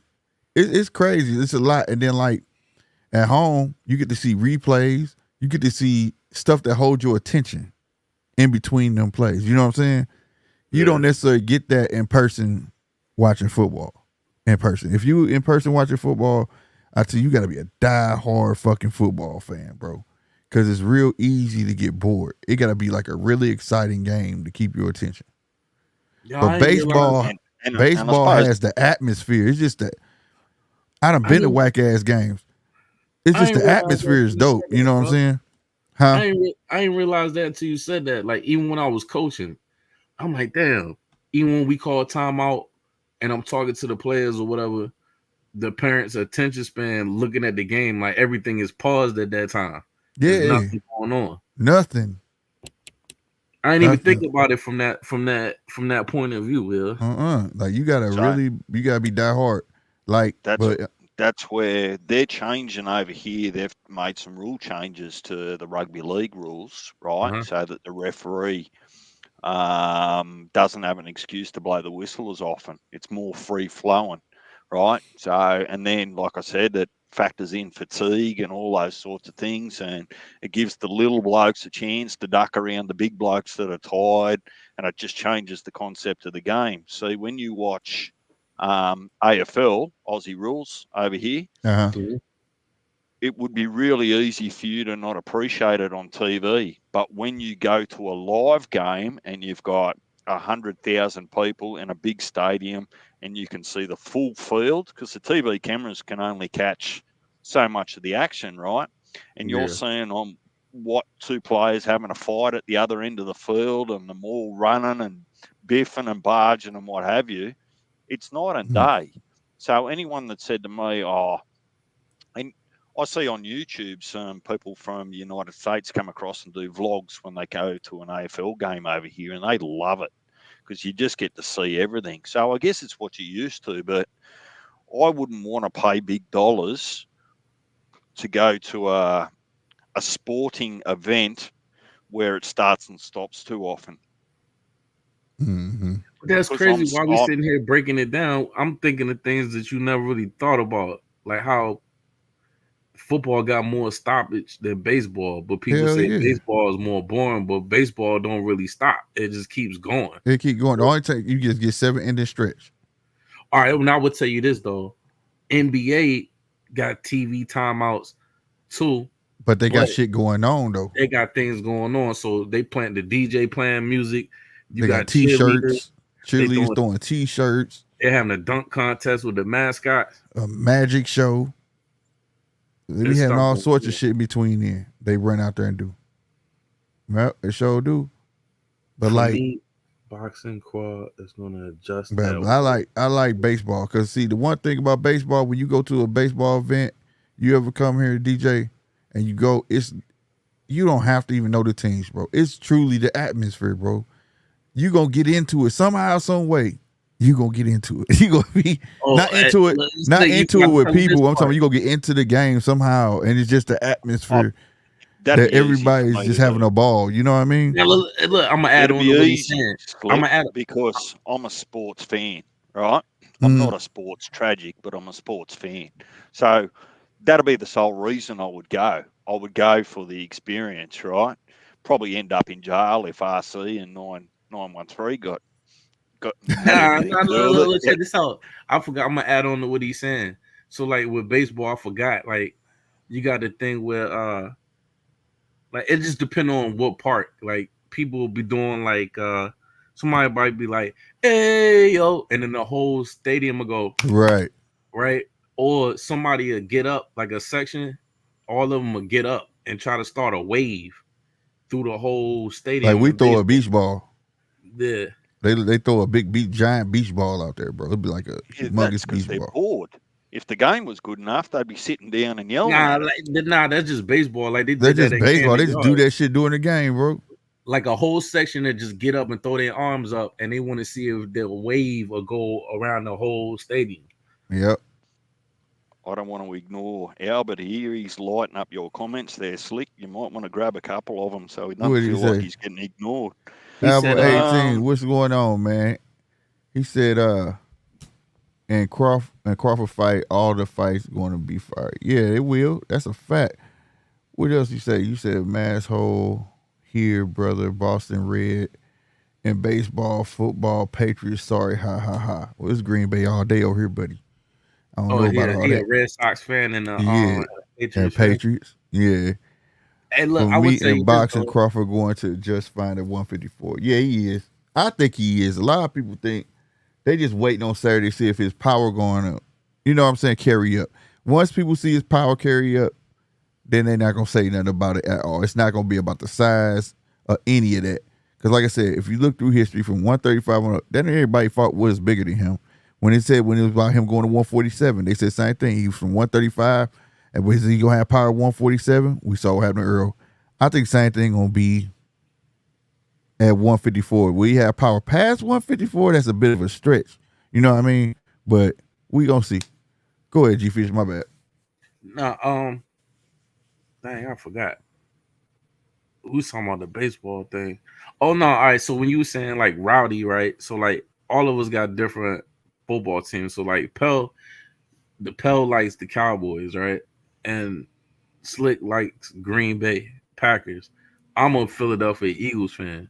So the difference between my team and these two gentlemen team is when you actually go to the stadium, my team stadium is so rowdy. The people are so passionate in Philly and rowdy that it could be damn near rude against another team to the point where the stadium is the only stadium in America that has an instant jail under the stadium. Yeah, they lock your ass up. What I, I craw think I'd inside? like to go and watch a ice hockey game over there. Like watch Yeah, them punch on and slam each other into the ice and the hell boards. That'd yeah. be good. That'd be good fun. Eh, eh, Have any of you I, been? yeah, I have. Hell yeah. Was it good? Me and my little brother used to go. Hell yeah, it is. Long eh, as it's a good game. Albert says so. Craw. Crawford IQ inside of the square is no match. At the moment, yeah. At the moment, Well, yeah. We gonna all see yep, who come back to 154 and see. But at the moment, yeah. I'll just make sure yep. you call him on the chat. Right on. Albert, what I was saying way earlier in the chat is I just said that Crawford hasn't given me any excuses to doubt him. It's as simple Mm-hmm. as that. You know, when he's fought bigger guys in the ring like Jeff Horn, um, even Sean Porter, he bullied them, physically bullied them. He picked Jeff Horn up and carried him across the ring onto the Right. ropes. Right. So, you know, he's got some strength there. I wouldn't worry about it too much. If there was only anything that I've got a bit of a question mark on is when does Father Time catch up with him? Because that can happen pretty quickly. Yeah, Do you especially think in Crawford boxing. gonna knock him out though? You No, think it's gonna be a knockout? no, I think it's going to be probably, For if me, he's going to win, the best I think that Crawford can do, well, after round 10, stoppage. mm-hmm. Stoppage round 10 or after, because I don't think he'll knock him out. Yeah. But, Yeah. um, shit, I'm always wrong. Well, not always, quite often. So I'm not too worried about it. I'm just sort of more intrigued to see what the performance looks like because that'll excite me more with all the other guys in that division that are plenty capable too, and that includes Jamil. If he's been training and he comes back sharp, that's still a good fight to watch. Yeah, Doesn't matter who you are. Hell yeah. So is Crawford? So you know I'm not all the way in it, but I'm just asking: are they in the same weight class or no? Yeah, they're in the same weight class now. Tank and Crawford, right? No. Tank way low. Tank 135. You think Tank will ever move up? Nah, the most Tank gonna go up is 140. Because he's small. He's fighting his height. So what? So Tank is a what? A welterweight? Nah, Tank is Lightweight. So all right, 135 pounds. Yeah. So welterweight is above that. Yeah. All right, so that's where Crawford at, or Crawford 147. middleweight. Yeah, Crawford, there you go. He in the middleweight. Yeah. All right, cool. Junior middleweight. Damn. So Crawford junior would have middleweight. been. Junior middleweight. Right. So Crawford would have been technically where Roy Jones was at before Roy Jones went to light heavy. So Winky was middleweight too, right? Yeah, he was super. He was 168, I think. 160, Damn, 168. I ain't gonna lie, I miss them days, man. Yeah, it was a variety back then, and it was a lot of people fighting everybody. Now, it's a lot of people getting paid big money before they even been tested. That to me is the big problem. You know what I mean? I can't even think of all the names though. Like, all right, so hold on. So you had Roy Jones, Winky, right? Yeah, you had Bernard Hopkins, you had James Toney back then, you had Sweet Pea, you had Butterbean. Butterbean had a little run until he got knocked out in 2.5 seconds by Mike Tyson. Marga, the dude that smoked the cigarette. Smoked the cigarettes. Yep. Sugar Shane Mosley. Mayweather was on the come up. Diego Corrales. Who else? What was the dude that's from Trinidad? Pacquiao. Yeah, that was Felix Trinidad. You had Felix Trinidad. You had goddamn Iwan Diaz, but you had Zab. I'm missing some big names too, man. Hector Camacho. You had who else? You had Zab Judah. Zab. You said Mayweather, Toro Gotti, but I'm trying to think of Eric Morales. Damn, who did Eric Morales fight though? They had like a crazy trilogy. Mickey Ward. It was so many. It was just a variety, bro. You know what I'm saying? Okay, for sure, DJ. He said phone call. I'm trying to think. It was a couple of Mexican wrestlers I can't think of. Besides, that's what I'm saying. Eric Morales. You had I can't think of my dude's name. He got his sons in there now. Chavez, right? Julio Cesar Chavez. Did we say Tony? Yep, James Tony. It was just so many, bro. Oh, every division.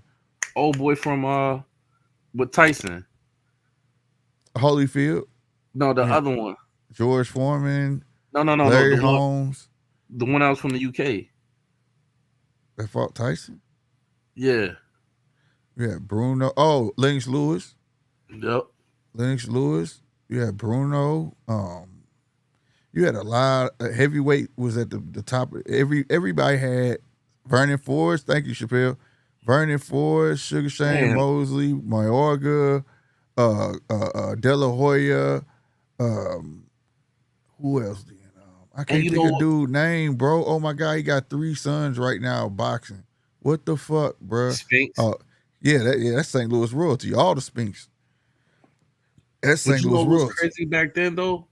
All right, so like you had the Showtime boxing, and then you had HBO. Mm-hmm. Yeah, I said Gotti.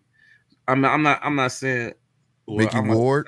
Crazy. I might be sounding crazy because I'm talking about back then, but you're right. They caught your attention, so it was like, all right, And then I remember watching when Floyd was on the come up, where they put him on. His fights was on ESPN. Yeah, coming up.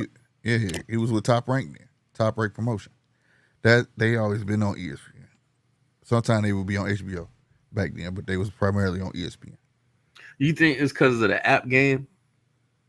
Because of apps? Back then, when you boxing was like an event, like a real. Because you only could watch it on TV, and money was being poured into it by the network. They were really advertising so people know what's coming up Saturday, March 3rd. We have Winky Wright versus, you know what I'm saying? And I people, remember. you I had remember. people, you had fight But parties based off of that and things like that. You know what I mean? I would get hyped when I was younger. Like, it be like, damn, it's a boxing match. Like you like it ain't nothing on, and you flicking through the TV, and then you come across ESPN, and that's how I found Prince Nassim when he did the flip over the joint. Right. I was like, oh damn, you know what I'm saying? Right. And then I started following him. Mm-hmm. Yep. There you go, Yeah, Chappelle. ABC. Yep. ABC Wide World of Sports. Right. That was the first ESPN. That was before ESPN, bro. Every Saturday after Saturday morning cartoons, Wide World Sports. You was watching college football, boxing, and whatever else was on all at the Like same they got time. so excited to follow him. I mean, we follow Winky Wright because he from the area, he from Norfolk or whatever. So we follow Mm-hmm. him. But everybody else, I don't know. It's just a different feel. I feel like once Tyson and really Roy Jones, after Roy Jones started getting into that is about to retire, Yeah. people kind of like and they were still following Floyd. Right. They were Floyd still era following kicked him. in. Once Yeah. Floyd beat De La Hoya, it was the Floyd era. That's when it became Money Mayweather. Yep. Like you Damn, I said, forgot Andre about Ward. Andre Ward. Andre Ward, you're right. It was so many, it just was a variety in each weight class. You get what I'm saying? So it was like it was slim to none. You was gonna see a garbage fight, you know what I'm saying? And plus Don King back then was known for stacking cards. So damn near every fight on that card was like must see TV, you know what I mean? And Like, remember that white chick, Christy, when they was calling her Mike Tyson? What girl named Christy? I can't remember her last name. They will always put her on a mic card too. What? I can't remember her last name. Hold on. Yeah, look that up. I want to know. No, man, like it's getting back to that with this new cat, Turkey Al-Sheik. Mm-hmm. He's spreading money. I'm telling this dude got infinite money, bro. There's not a name for the amount of money this man has. He works for the prince, and the prince gets what he wants. So they gave him a mountain of money, and then he got connected with his other group. He running. This dude just taking over boxing, bro. Christy Martin. Christine Martin? Yeah, okay, yeah, that's what he's glad just said. Okay. You remember who I'm talking about though? Yeah, I know what you're talking about. But like tonight, he just gave three free fights away, right? On a Wednesday, bro. And it was all nice fights. And it was the night of the you have this thing with workouts where people can go see them work out before the major event. So they did their workouts, all the stars. Then he gave 3 fights away, and this shit was on Santa Monica Pier. This dude he rented out Santa Monica Pier yesterday and today. Okay, tomorrow is the what is it? The press conference, which I'm gonna be at work. I'm gonna try to leave early. It's at 3:00. Then after that, Friday is the weigh-in, right back on the pier again. Then this nigga rented out BMO, which is the soccer stadium in LA. The fight gonna be there. He's getting away a free Tesla at that motherfucker. Somebody gonna win a free Tesla and Eminem performing a concert at that bitch. What? Yeah, no lie, bro. Saturday. That's crazy. His last event, he had Jid there. Did a concert before the main event. But I'm not tripping though. I feel like the UFC joint is starting to die down. Well, this is the thing. He's picking all of it up. He just funded UFC, and he the one reason they about to be in the Sphere. I want to say next weekend. Don't get me wrong. Whatever the next big UFC event is, it's in the Sphere, and that's a pretty penny, huh? I never really like UFC, yo. Like I watch it. It's hard for me to follow, but I'm starting to grasp it. Like I will mess with What I boxing. like about UFC is the one thing I like about UFC is the fans because they appreciate their fighters. So what I mean by is this: when you come to boxing, if a guy got 2 wins, people think he garbage. He could have 50 fights and 2 losses. They'll be like, man, he lost though. He garbage. You get what I'm saying? In UFC, it ain't like that, bro. You could be 6-10, but the fans still love him because he gonna go out there and fight, and he still might win. I never looked at boxing like that. Like if somebody had 2 losses or 3 losses, like That's how boxing is now, bro. That's how they do him. Man, he got 3 losses, bro. Like, dog, he won 30 times. Man, you're not gonna beat him with everybody. You're not gonna beat him with everybody ass. Sometimes you gonna take ass with and but that's how the Sheik is doing though. So he trying to get it all back in order, bro. Like he been throwing big cards since last December 23rd, bro. Every card he's done has been major, and he's paying what he weigh. Dude, Deontay Wilder lost 2 times in a row. He paid him $20 million a piece for them losses. He is not playing, bro. He threw an all heavy. We haven't had an all heavyweight card in ages, bro. He threw that last December 23rd. After that, he vowed to get all the promotion companies to work together. They was all, we're not doing that shit. Money talk, bullshit walk. All the promoters are working with each other now. See what I'm saying? So we can get these good fights. Huh? You would think Floyd would try to do that though. Nah, Floyd ain't gonna do that because he American. He don't. See, this the thing. For the longest over on this side, I've been saying it was gonna take somebody on the outside to get boxing together. Because see, the promoters, all they see is greed, money, bro. It's corruption. For instance, you're a promotion company, right? G-Fish Promotions. I'm Slick 50 Promotions. You got your guy that's your top guy over there. He 21-0. I got a guy, he 25-0. But guess what? And your guy's a champion, right? My guy a champion. But neither one of us is gonna let them fight each other. Because neither one of us don't want to take a risk of losing. It's not the fighters most of the time, it's the promoters. Because if my guy lose the way perception is in these fans, if he lose, now he ain't shit. He can't be a cash cow. They not gonna come see him. I also noticed that the further it got away from that era, it'd be like a whole bunch of belts that you don't even know what that person got the belt for. And that's another thing. It's watered down with belts, bro. It's too many of them. It's too many of them, bro. Too many. We call them participation trophies. Too many of them. And look, I'm saying all this stuff. You probably like, man, I've been saying this shit. Yeah, bro. If we out, man. It's too many belts, bro. It just don't make no goddamn sense how many belts it is, right? I'm just saying it from somebody that's on the outside that used to watch it and walked away from it, and now you try to look back at it. It's kind of like I'm really lost now. Yeah, that's the thing. And we I won't say not just recently, but a minute ago we was talking about that. Like it's confusing the fans. You know, like people that walked up to me like, "Ain't woo but champion." I'm like, nah, bro, that's an interim belt. What's the interim belt? That means he might get a shot at the championship. Well, why the belt look just like the damn championship belt then? You see what I'm saying? And it's all to confuse the fans that's following people, but they don't even be knowing what's going on. And the minute they find out they don't know what's going on, it discourages them. You know what I'm saying? Man, it should only be 2 or 3 belts. That's it. It should be, well, it's 4 sanctioning bodies, but they all should have 1 belt per division. You see what I'm saying? It shouldn't be the WBA regular and the WBA super. You know, you get what I'm saying? It's like a total of 8 belts that way.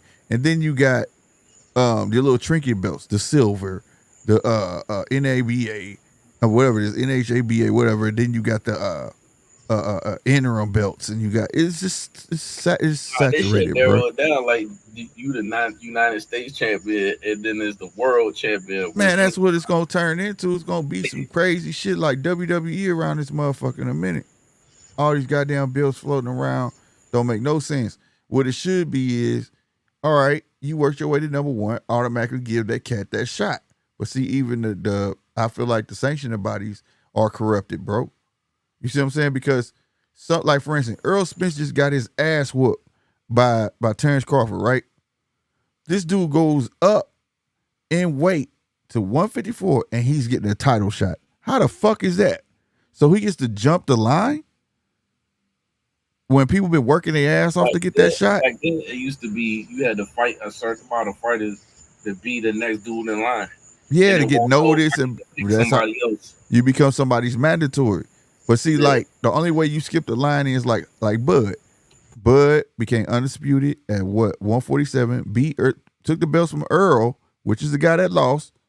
And if you a champion moving up, you get first dibs automatically because you was a champion. You get what I'm saying? You were a champion. That's current. You were a current champion that dropped his belt to go up in division to challenge the man. You could do that. That's always been the rule. A loser don't get to do that. But see, these sanctioning bodies be fucking the game up because say your favorite fighter is Tim Tszyu, right? And you like, hell yeah, nigga, Tim Tszyu up. He is mandatory. He finna get in. He finna be champ. Along comes Earl that just lost and just steps on him. No, you don't. I'm doing it first. That'll piss a fan off. Like, what the fuck? How? How is this? Exactly. It's all about politics and money. And then so now then as a fan, you figuring out, well, the section about these write the rules. They not even following their own shit. So it discourages a lot of fans, bro. But Turkey just stepped in the game. He trying to correct all that shit. Like, man, I'm trying to make the best fights happen. You damn promoters better start working with each other.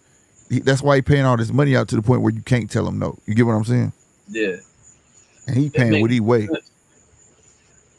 It made more sense. Just like like my man, when he was asking us all these questions, how to follow baseball and basketball and football, like they simplify their stuff. Like as far as basketball and stuff. Yeah. It's like you see football even trying to get more females attached to the game. Right. So they making an effort to go out or cater to them, like sell stuff to them or get them in the play 60 and all that to get them to be more interested in football. Right. To follow the game. But boxing is hard, bro. Unless you sitting there watching, grew up watching it with somebody, or you got a homeboy and you just want to learn about it, and your homeboy know about it, or it's hard to get to show some appreciation for shit when you think you know it and then you don't, because they flip it upside down on your ass real quick. And Chappelle said, Slick, I think he was talking about Vargas. Yes, he got the 3 boys that's boxing right now. Right, Vargas. He was a bad motherfucker back then too. What happened? Like, I think what happened to the heavyweight division?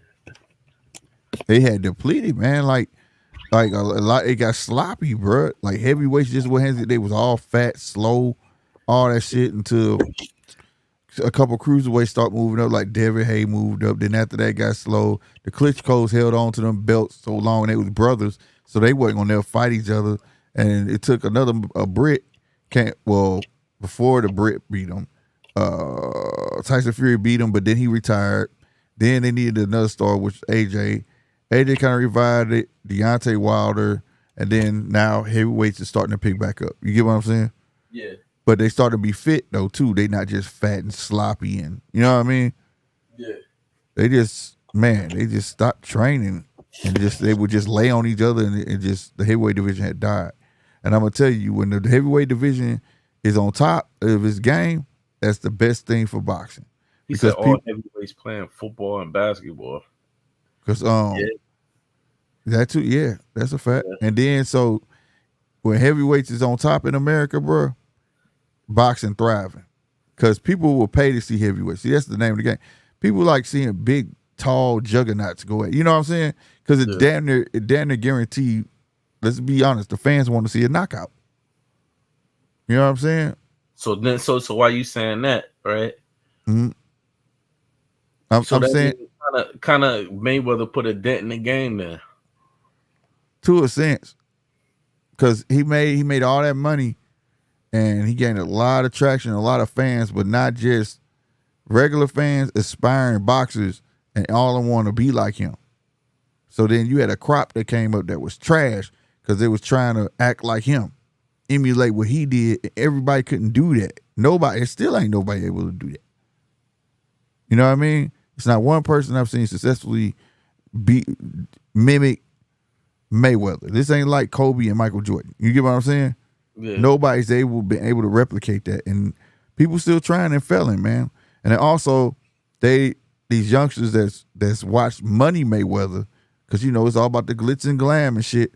but they never really paid attention to Pretty Boy Floyd. Yeah. See, Pretty Boy Floyd is the one that put the work in.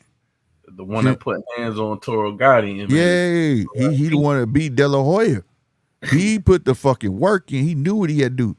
But then when he got to a certain point, he could be Money Mayweather. You see what I'm saying? But they don't look at that other side, bro. You know what I mean? It's like Kobe, like the 8 and 24. You know what I'm saying? They said Broner tried and failed. Yeah, Broner did. Yeah, hell yeah. Broner tried and failed. That wasn't his way of fighting, bro. That wasn't him, bro. Fighters need to be themselves. And that's part of the game. Bring some originality to the game. Like Bud, he's a real dude. He's from the streets, this and that third, but he chooses to be quiet and humble. And you start talking shit, he just look at him and laugh and say, all right, when I get in whoop your ass. He talk like if we was on the stoop, nigga talking shit, you hear me? Yeah. That's how he talk. With Broner and Pacquiao. Oh, I whooped that boy. Did you see that with before they fight with the weigh-in and he was talking shit? Yeah, I did, but I just don't remember what he was saying. What he said, you big foot mom? Oh, yeah. He said some racist shit too. So make some racist shit. Was funny. Yeah, he was tripping. Pretty Boy was a whole different beast. Hell yeah, Pretty Boy was a beast, bro. But see, I don't like the fact that like a YouTuber could come in, lift weights, train, and he can get whatever fight he want. Nobody, but see, that's the thing. You gotta remember, he's a guy that came in with money. Didn't nobody put that money up for him? Yeah, but then the brother he go now he in the damn WWE. It's like, bruh. Yeah, that's what they are, clowns. They entertainers, bro. Like, you know, you got a guy that's trying to fight Mike Tyson, right? Jake Paul. He won't fight Mike Tyson because he's gonna make a lot of money. This guy invests. He's doing it himself. He partnered with DAZN. DAZN said they'll air his shit as long as he's funding it. He's funding it. He has that much money, so it don't matter. Like he's good for the sport for one reason. He's bringing eyes to the sport. You get what I'm saying? Yeah. Because the one thing that he's doing, he's the clown of the show, and he has no problem being the clown of the show. But all the other boxers on his card are real boxers, bro. And they losing though. Huh? No. I'm talking about the undercard. I'm talking about where he beating ex boxers and he beating old like UFC fighters and shit. That's why I say he's the clown of the show. The real fight is the fight before he is Amanda Serrano. Okay, he's bringing everybody there. It's not him that's bringing them people there. Amanda Serrano, Shadeja Green, all of them. He found a niche for the girl market. Amanda Serrano is one of the highest paid females in boxing because of him. She makes no less than $1 million a fight. Do you think he should be fighting Tyson though? Nah, man, that's just entertainment. Mike Tyson gonna really try to knock his ass out. But see, Mike about to be 60, dog. If he ain't already turned 60. That's why they pushed it back. Yeah, it was something he got cold or something, you know, he old. But man, I don't know how this shit gonna go. If he try to stand there and fight Mike, I don't give a fuck. How old? So why he don't try to power fight? Lasts to go. I mean, why he don't try to fight Roy Jones? Huh? Because Roy ain't gonna bring as many dollars in as Mike name. See, the name of the game. The name of the game is this. I'm sacrificing myself to pay all these other fighters and make a dime. You understand what I'm saying? See, MVP Promotions is real, right? He's promoting them other boxers, but he's sacrificing his own integrity and being a clown to make the dollar, to fit the bill. Yeah. So, like, when I don't look at him as serious, want to be a serious boxer, when I watch a card of his, I watch everybody else on that motherfucker. That's the telltale. Because, see, once he established, he got he got one dominant female he know that's a draw. He only has to be on the card. Amanda Serrano can be pay-per-view and sell on her own. Also, the first woman to go fight 12 rounds, 3 minutes, like men. You see what I'm saying? And she wanted to do that. And she out there whooping ass. So she could be a fitted card herself. Once he find him a dominant boxer, a dude that's dominant, he ain't gonna box no more. You understand what I'm saying? Yeah. It's almost like you being a rapper, bro, and You throw your own show. So you go talk to the club, say, hey, I want to rent the club. Yo, y'all can get the door. I mean, y'all can get the bar. Let me get the door. But you in there performing though. Yeah. You understand what I'm saying? But everybody in there don't know that you getting the door. Yeah. You see what I'm saying? They don't know Yeah. you getting the door. They just think you in there performing. The illusion of everything. You get what I'm saying? So it's like the same thing, bro. That's how I look at that, bro. He likes boxing. He does. He trains for real and all that shit. But he doesn't have no real aspirations to be champ and go far. He's just using himself to attract boxers, get the money up, make the relationships like he made with Eddie Hearn, getting on the zone and all that shit, these venues, so he can rub shoulders with the big promoters because he know if he try to jump out the gate too early, they gonna block him. You see what I'm saying? Because he already got a hell of a following, bro. Jake Paul don't need no. Jake Paul got all the kids. You understand me? And they gonna buy whatever you put out. But the minute he separate himself from it, he got to at least have a dude. And when he get that male boxer, he can constantly throw them cards, bruh. I'm telling you. So I hate the way he came off with it in the beginning. Like, I can't stand Jake Paul, man. This old clown. I feel like he's making boxing look bad. But when I was looking at it from a different angle and I saw that he gave his purse up to everybody on that motherfucker, on that card, bro. His entire purse, bro. That told me right there, he really trying to make a promotional company. He trying to keep his boxers fed, and he gonna go out to sacrifice himself to get this shit rolling. And that's what and you gotta admit, that's what bosses do, though. You know what I'm saying? He trying to play the long game. Yeah. And now look, Matt Serrano can't make no less than $1 million.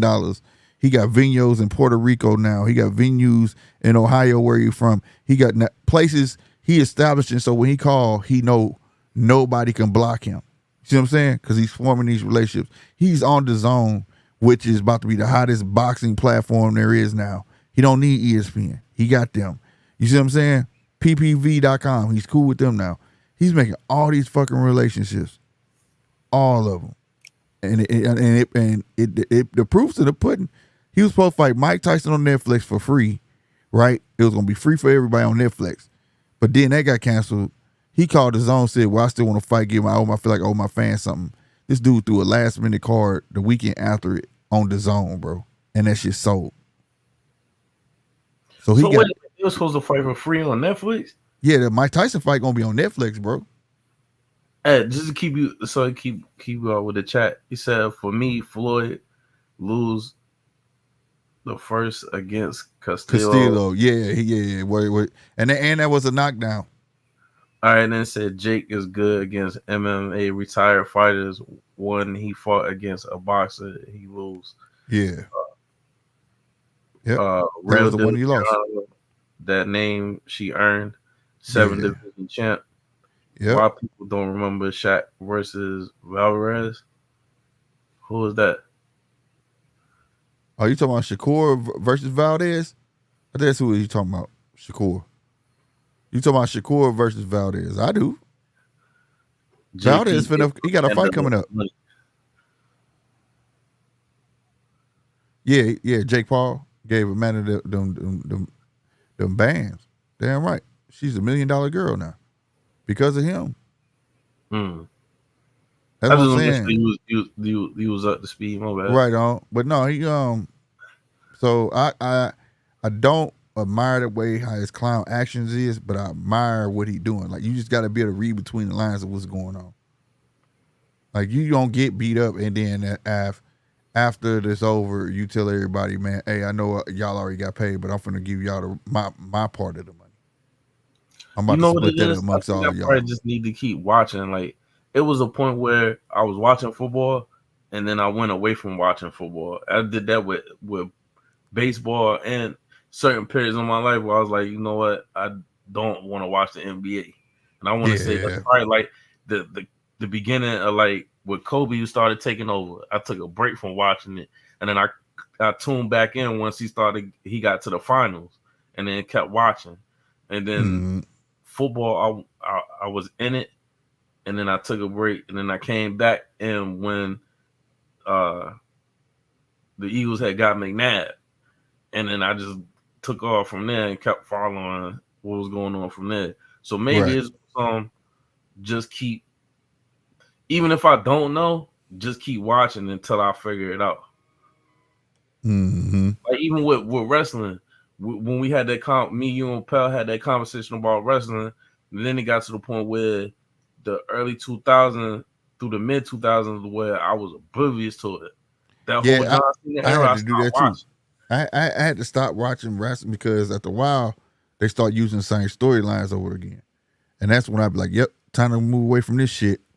Or it'll make me. I can tell that they got a new director or writer because they won't let them dudes be themselves. Like when I never could get into Roman Reigns because he corny. Yeah. He'd be like, "You son of a goat!" Like what the fuck? Nope, change channel. You just ruined it. You know what I'm saying? The only people that I messed with was and he passed. Damn, what's his name, man? Bray Wyatt.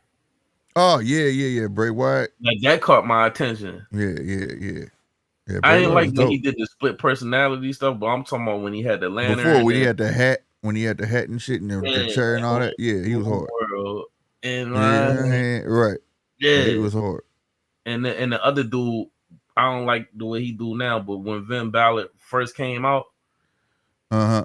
I started following that, and then he started doing something else, and I just went away Yeah, from. he brought the club back, and he just fell out. But they had that was another blemish on them because what happened was he was supposed to be champ, and that one fight he came out and he broke it. He had dislocated his shoulder, so he was gone for a while, and he had to have surgery and shit. But that fight, he was supposed to be champ. And then when he came back, they didn't know how to fit him in. Then he came back.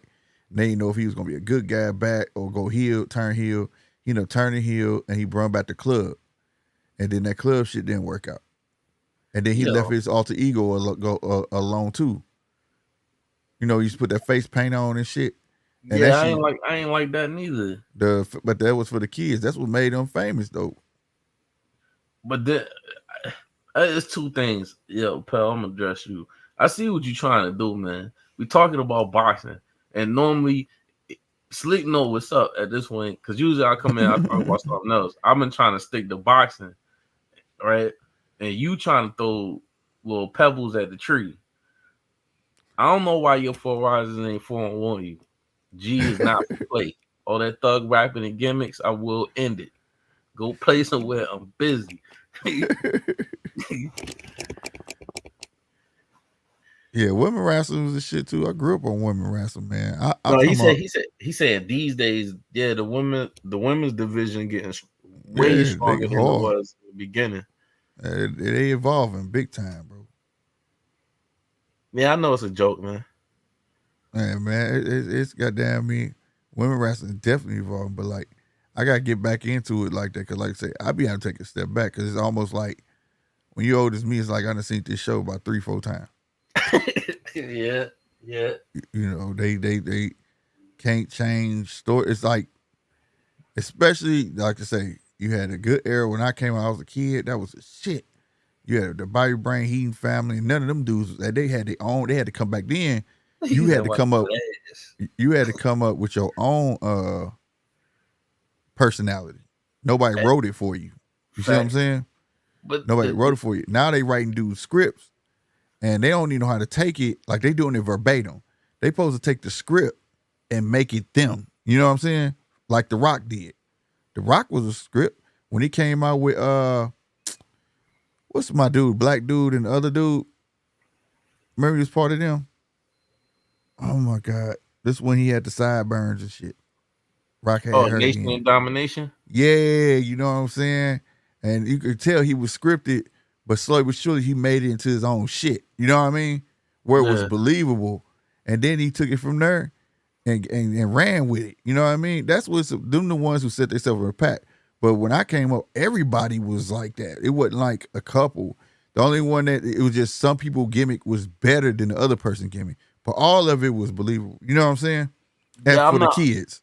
I'm not up on Kenny Omega, but I mean, only reason I know of Hell that yeah. name, the only reason I know of that name now is because I don't know if you know Chappelle. Well, I don't know if you listen to him or not, but I listen to West Side Gun heavy, and West Side Gun is he's from Buffalo, so Buffalo already got a rich wrestling culture for that city or whatever, right? Buffalo, New York. So like independent wrestling and WWE or whatever and WCW that came through there.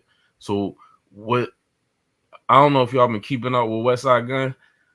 He done got so cool with WWE and AEW. Now he about to make his own wrestling company called Fourth Rope. And Vin Balor cool. A lot of Vin Balor was cool with him and Kenny Omega. And a lot of them wrestlers is gravitating to West Side Gun and they helping him out with promotions where he just had his I think in Philly, he used the old hall where ECW did and had his first promotions. So West Side Gun basically trying to transfer from rap into wrestling. Okay. Yeah, Kenny Omega came from that one wrestling circuit, bro, where these dudes were doing suplexes in the front fucking row of the fucking you ain't see that? stadium. You ain't see that when I be saying like he got Kenny Omega got merch with West Side Gun. Oh, I didn't see that.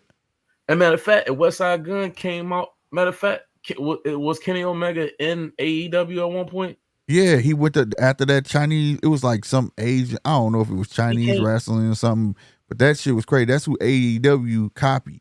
He came because they out, was doing all that wild shit. West Side Gun performed the Birds for him to come out on AEW.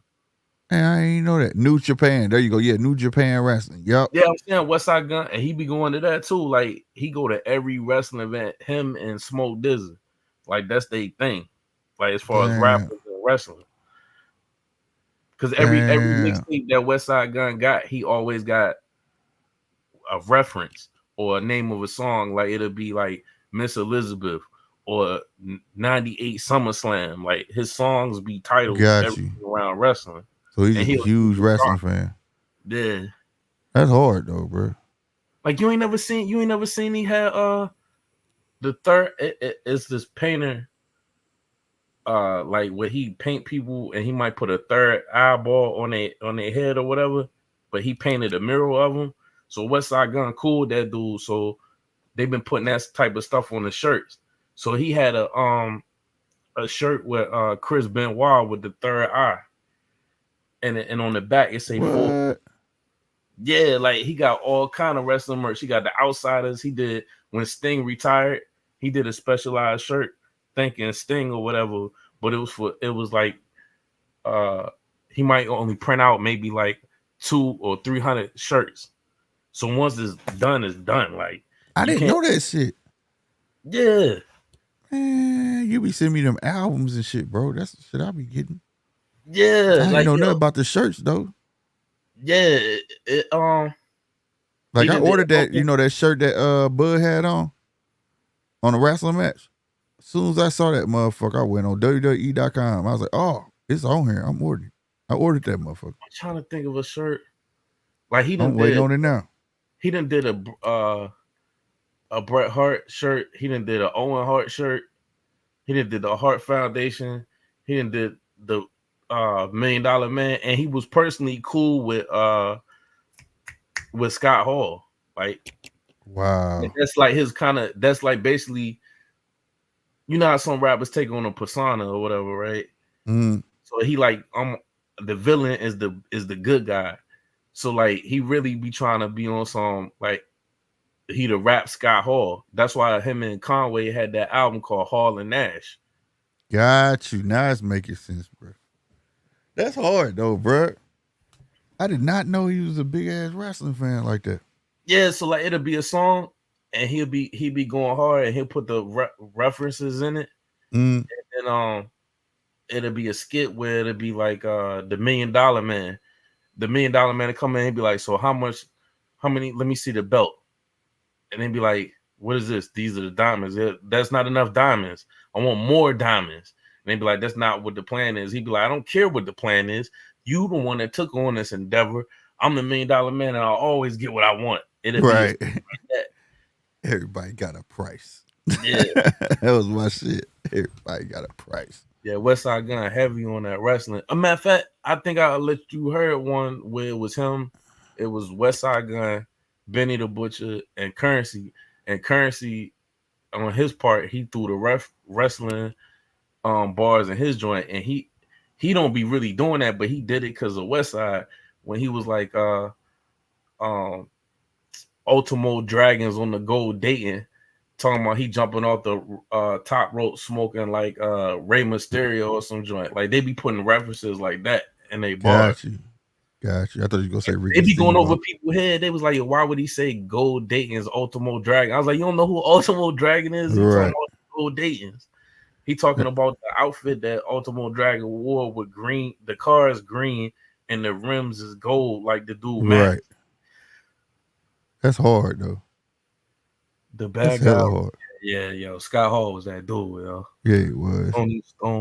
Tony Storm is smoking. Tony Storm. I think he's talking about the female. What was her name? Oh no, because he said the female wrestlers. He said he be watching that ass. Hey, look, that one little chick. Something she with a lion. Damn, what's her name? Blonde head chick. Lion. I'm not here. Damn, what's her name? Yo, she think is a There's a couple of them, man. Shit. They be coming across my Instagram like, God damn, this what y'all looking at. What's her name, man? And I wasn't with the muscle shit, but it's a couple of them there. Nah, she ain't on no muscle joint. And then that little joint that's going on right now. The Liv. Yeah, Liv. I'm in the folder. Yeah. Hold on. What's the let me look at this roster, WWE. Cause she on SmackDown. I seen her Instagram. I was like, yo.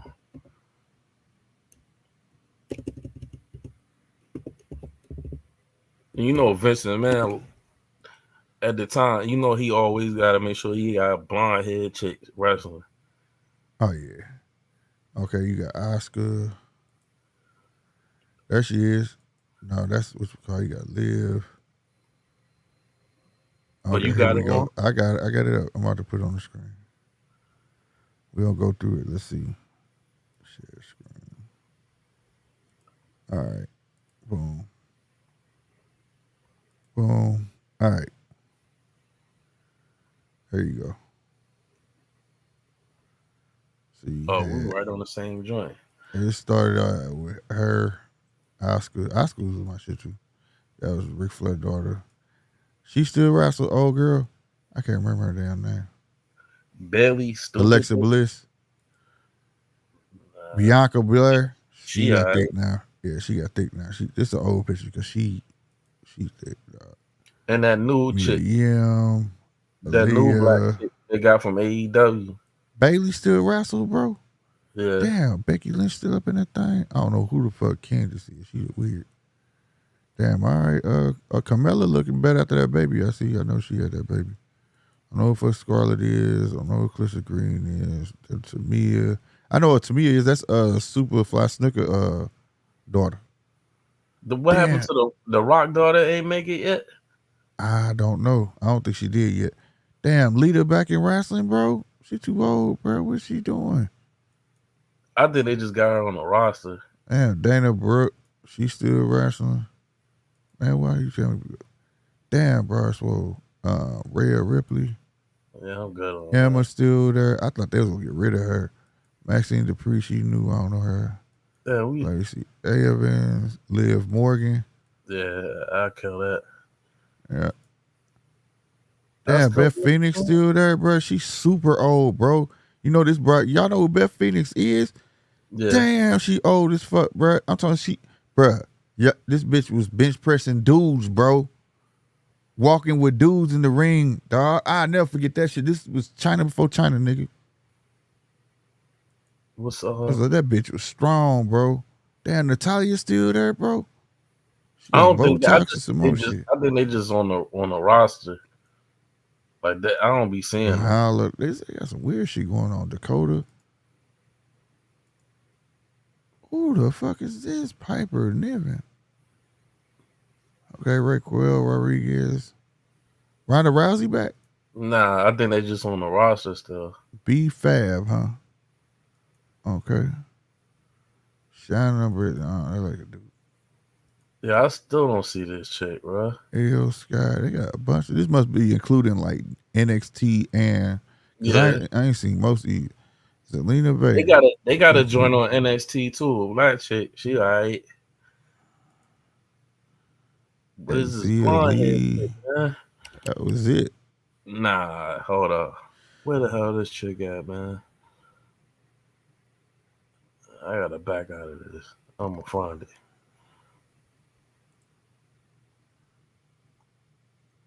Maybe I need to type it different. WWE.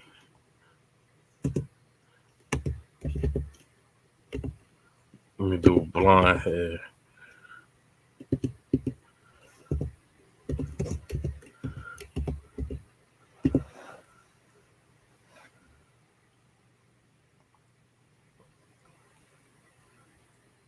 Ripley. No. Like she got the money in the bank right now. She got money in the bank right now. You said Yeah. okay. WWE 2024 roster. So Tiffany Stratton. you said Tiffany Stratton, Yeah. Ava. Oh, that's the Rock. Ain't the Ava the Rock daughter?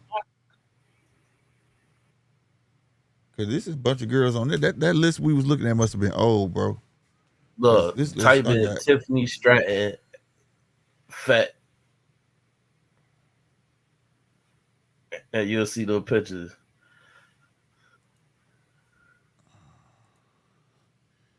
Tiffany. Damn, that motherfucker just popped right up when I put TIFF. Everybody looking her ass up. She a problem, Damn. bro. Yeah, She she a is. problem. Yeah, she is. She a problem with. I already know they on her. And like she on it ain't even on some like a diva type joint. Like when you go look at her Instagram shit, she know how to kickbox. All right, I'm already on it. I'm already on her Instagram. Or you on her gram? Yeah, Yeah, yeah. yeah, yeah. She nice. She gonna be around for a while. She got the look, bro. She got that look. Yeah, that's crazy to see the gram tell a real story. I'm sitting here, I was typing on Google and it make it look like she's skinny, like she ain't got no ass. Well, you go on IG, you go She on IG, it's a different G. story. Yeah, she. That's probably they probably editing photos to make you know how they try to make them look skinny. Huh. No, Nah, she not a IG, little she girl pop. for sure. That's crazy. I gotta get back in wrestling now. She done brought me back. Yeah. I seen that one day. I said, yo, who is? Because look, I didn't even know she was a wrestler. I just came across the Instagram, like it was in my top feed. I'm like, yo, she was doing something that ain't had nothing to do with wrestling. I was like, nah, little jump thick. Like, who this, right? I looked through, I scroll. I was like, oh, she a wrestler. Hold up, man. Damn. Oh yeah, Ava is Rock daughter. Yeah, she on the roster. Cause she didn't want her name to be attached to like the Rock. Like people was talking about when she was trying to pick her name that she should have been like Pebbles or something like that or something close to the Rock, and she was like, "Nah." What? Hell no. All right. I'd have been like, what? Fuck no. Pebbles. Stop bullshit. There. She said Damn. she wanna blaze her own trail. She should. Shit. That time will come when they could bring it up. You know what I'm saying? You know, everybody rebrand themselves eventually. Man, she looking Shit. weak in this joint.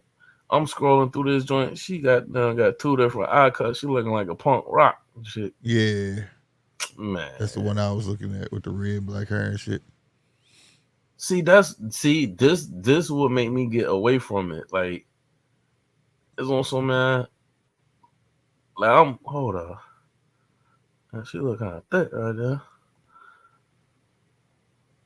All right, just I'm on something like this, Who yo. is Queer What Jade? what made me follow The Rock, right? Even though he half and half, Uh, right? The people be like, yo, he ain't black, man. He's Samoan. Like his heritage from his mom's side is that, but his dad is his black, dad is like black. Rocky Yeah, Johnson. You know what I'm saying? But right. that like even though he half and half, and this the other thing that kind of pissed me off too with the WWE, where they was like Kofi Kingston the first black WWE champion. I'm like, how? If The Rock had it, he had the WCW belt and the Right. WWF belt. Like, how is he the first black? Like, that didn't even make sense to me.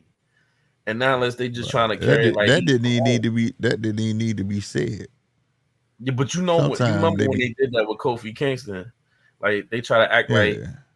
But see, that's the only thing I don't like Kofi Kingston and all of them because I feel like they be tap dancing. Like Right. Vince McMahon made them characters outside of their characters to make them look the way he wanted them to look. Versus with a Rock, he tried to do that with the Rock, but it didn't sell until the Rock became his own. Like all that shit the Rock Right. was doing, that was him. That was his Right. swag. He brought that. Right. I went to college at Miami. I'm bringing that Miami swag. Uh-huh. Facts. Yep. Huh? And that's why nobody, even the newer generation, can never tell me nothing about The Rock. I'm like, yo, that was the only black wrestler to me where it was cool. Right. No tap dancing, man. No, he came with it. That's why I said once he came to his own, shit, he ran with that shit. Like people be like, what about Junkyard Dog and this, that, and the third? And I'm like, They look was at it. It cool. might have been cool at the Yeah. time, but if you really look at it, Yeah. But he made the Coco reason the Rock Beware, is who like he is. look at it. He made the Huh? best of his. The Rock made every time he got to speak. He made the best of that time. He Like sold that put shit. it this way, people respected Booker T because Harlem Heat, right?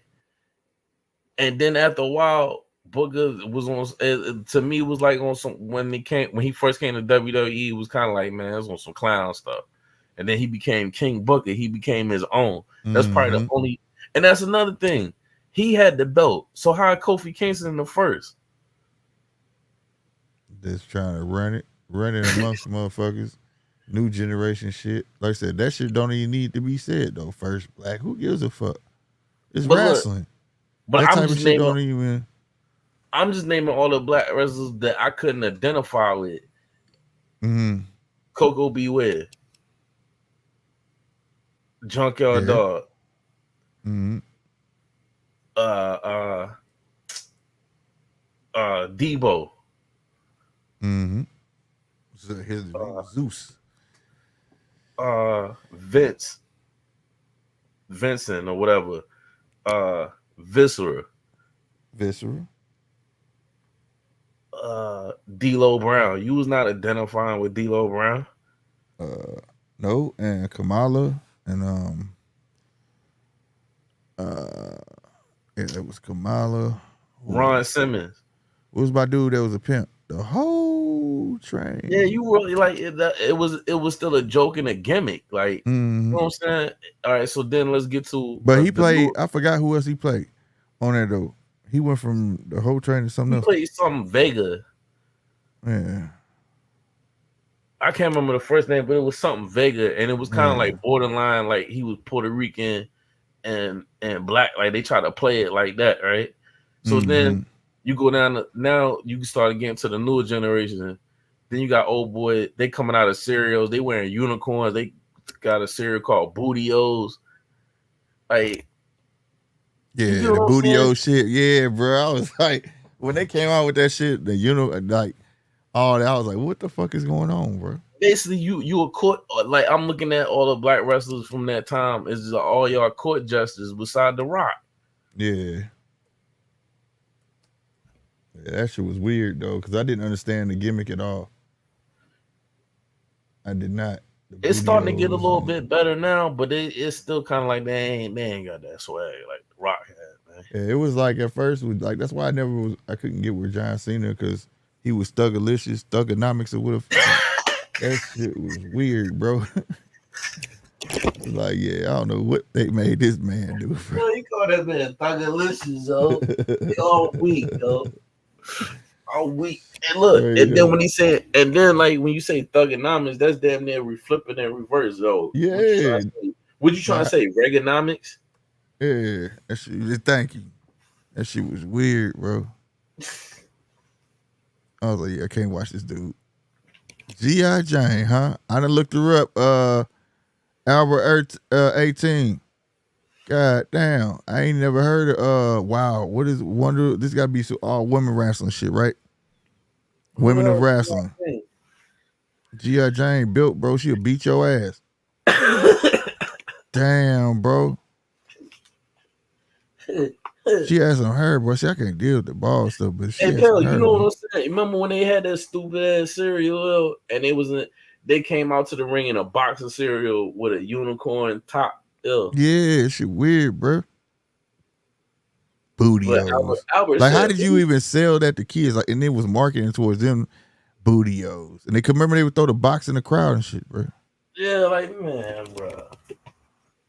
And then Like they the theme coming out songs, with all them girl colors with fucking and unicorn shit on their head.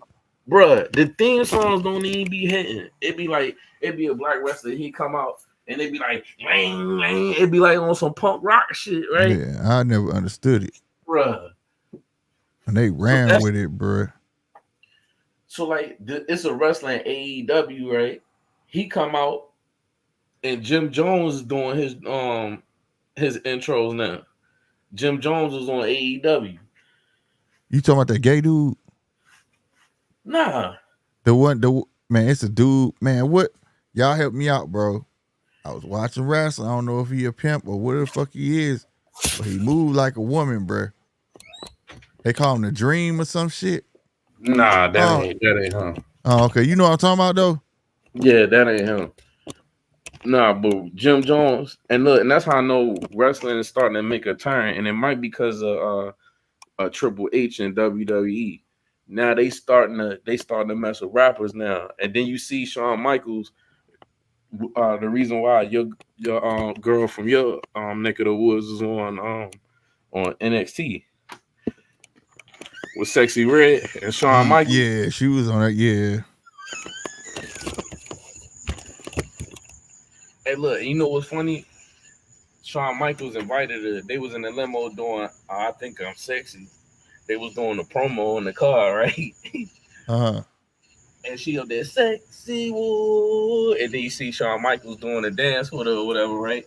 And I'm thinking Hell like no. she doing it for the check, but she don't even know she in the car with one of the biggest wrestlers in the world at one time. Right. You hear me? But all Heartbreak rock Kid. theme songs, besides this newest one when he started turning, this how you know the money started counting up for him. It went from sounding like rap almost to the older he got, it started sounding more like rock and roll. Mm-hmm. Like the final boss joint, that joint sound way different. But when he first came out, it'd be like, do you smell what the rocks are cooking? Huh. And then every Yeah. season it started changing. And then it got to the Method Man joint with like smell what the rocks cook, smell what the Yeah, rocks that shit was hard. I had that fucking CD, nigga, when that shit dropped. That's when I was like every Thursday, diehard Monday ass fucking wrestling fan, bro. When that shit dropped. Albert said you guys are having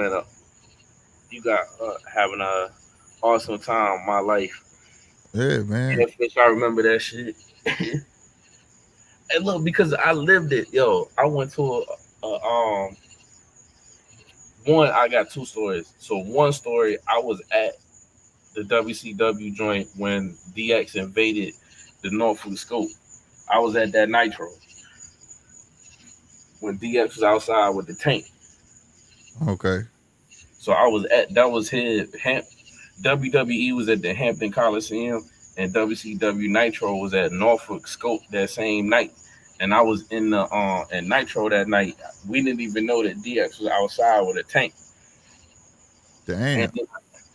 And then watching The Rock and listening to the theme music and watching TV is different from when you in that joint and it's Mm-hmm. quiet. You hear you if you smell with the That rock shit drop. is cooking. Yep. And he come out and he stand at the top of the stage. You like, oh shit. That shit hard. I was at one when the Undertaker came out, nigga. I Oh, was like, now oh I my can't. god. I was the only person I never seen. I seen Sting. I seen Crow Sting. I seen Goldberg. Goldberg really was the way my seat where I was sitting at. Like we was by the entrance, so he was really standing in them fireworks, right? Mm-hmm. He was really standing in them joints. I seen Hogan, and this was around the time when he changed the theme music when he did the Voodoo Child, and he was playing the belt. Hell no. That Undertaker intro got me, bro. The only person I ain't seen was Stone Cold. I seen everybody else. I was at the one where he looked like he was floating through that damn smoke. I was like, that shit hard, bro. I You was talking about like, the Undertaker? yeah, the Undertaker. Yep. Oh yeah, that shit real. And That look, shit was dope as and the fuck. flames is hot as a bitch. In the Man, bro. ring, you can feel Yeah, that you shit. can feel the heat off him off the hoe. Yep. Sure can, bro. The last one I went to was Raw, and that had to be about, I want to say at least 7 years ago. It was Raw, bro. No, I was, probably 8 years ago. That's when whatchamacallit did my sneaky ass. I go. My nephew's calling me on my phone. Uncle Norman, you up there at wrestling? I was like, why the fuck you see me, dog? Like, the niggas found me in the crowd. It was when Brock Lesnar came back. When I went, it was a house show, so it had The Rock. It was The Rock, Kane, and Mankind in the cage match, triple threat cage match. That's dope. And then before that they had said they was taping Saturday night. Before that, if you got there early, you was watching Saturday Night Main Event, and they was taping it for that Saturday. And then I went to a Raw, and they taped Heat before the Sunday Night Heat before Raw. Mm-hmm. That's how it was. I was at Raw, and they was taping Saturday Night Main Event. And it was then when it was done, it was like, all right, we're finna go live. Trying to give you instructions. When you hear them announce, we need you to go crazy. You ain't never been to Nitro? Nah, never been to Nitro. Man, Nitro was lit. Boy. Never been no WCW. When that joint be like, choo, it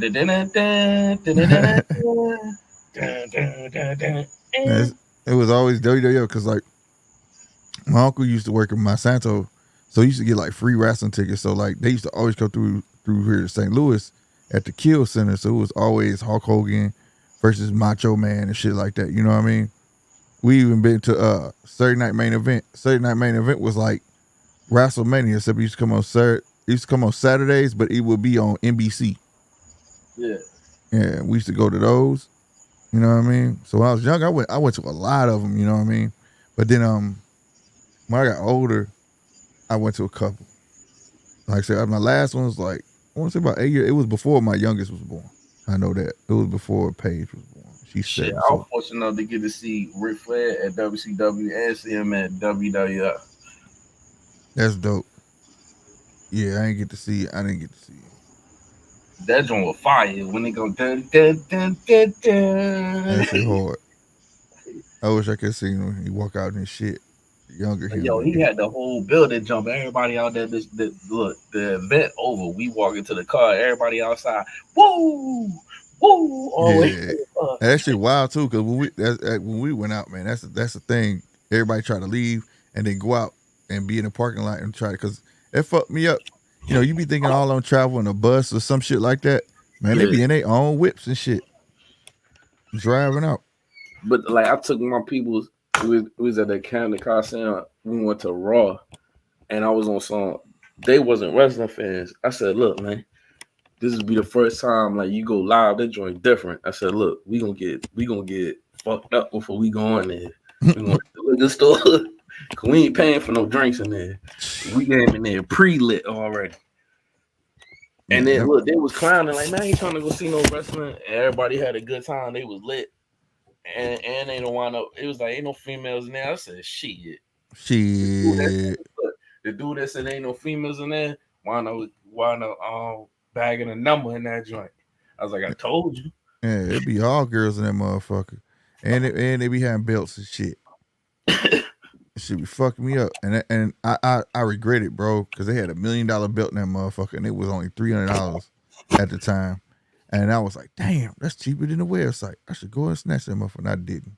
I regret that every time. Got the But belt not, that the Rock got when huh? they had the whole world on the joint and it Uh was the whole circle. Yeah, he got that belt, huh. like the real one. They be going to sell. The motherfucker's tough though. No, it's hard, bro.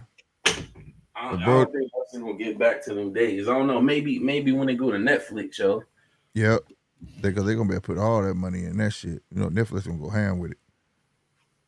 They gonna go ham. The production gonna be immaculate. What do you say? State the address. Me, Springfield, Mass. State, not address. Springfield, Mass hole here. I don't know what. Where you are me in Mass. I don't know. Oh, I guess he trying to say he in Massachusetts. Massachusetts. I'm in Missouri. Yeah, I'm in St. Oh, Louis, Missouri, bro. You still here, Pelt? He said, "Yeah, I remember that shit." Oh, yeah, hold up. The WOW is all women. That's an actual wrestling company. Yeah, I just looked it up. That G.I. Jane chick. No, She hold bald headed, but she's thicker than the Snickers though.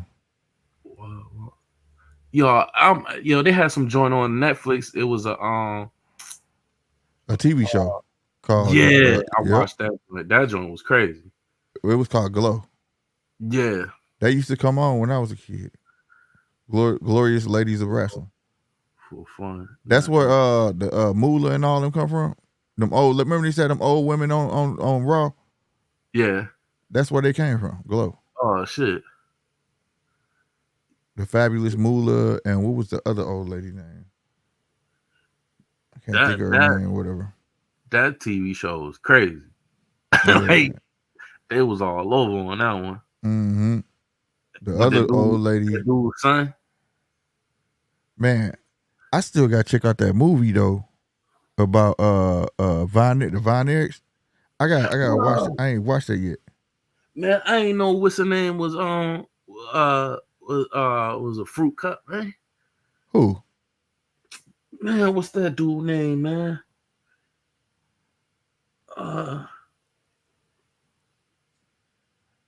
All right, remember the two dudes? It was like they used to follow Vincent Man. They was like his assistants.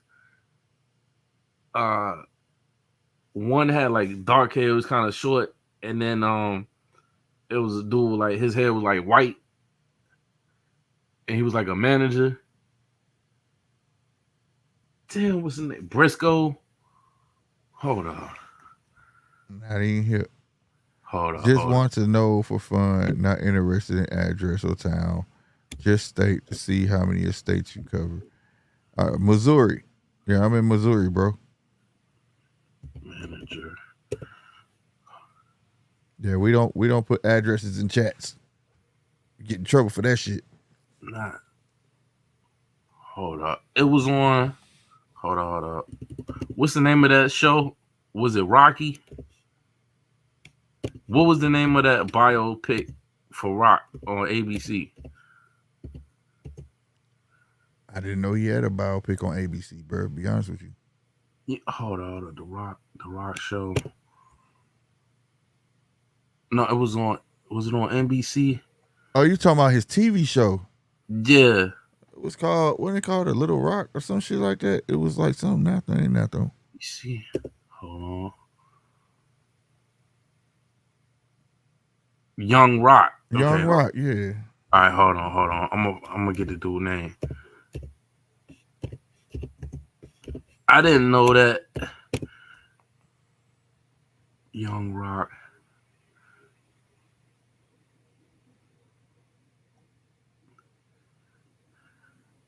What's the cast? I need to find the cast. Damn, what's that dude name, man? It's come on, come on, come You on. ain't crossed the line, bro. No, I was just saying we'll never put addresses in the chat because they pick up on YouTube. Will pick up on that. They call it doxing. You know what I'm saying? And you can get in trouble for it. So, but we could say what state we from or what city you live in. You know what I mean? Just don't put the actual street numbers and stuff. You know what I'm talking about? So you good? You didn't cross the line, fam. All right, I think I can't. I'm gonna have to do it this way. WWE. Go to IMBD, where you look up the shows and movies. IMBD, I think it is, and then they'll tell you the whole cast, directors, and all that shit. Found it. I just typed in managers, WWE managers.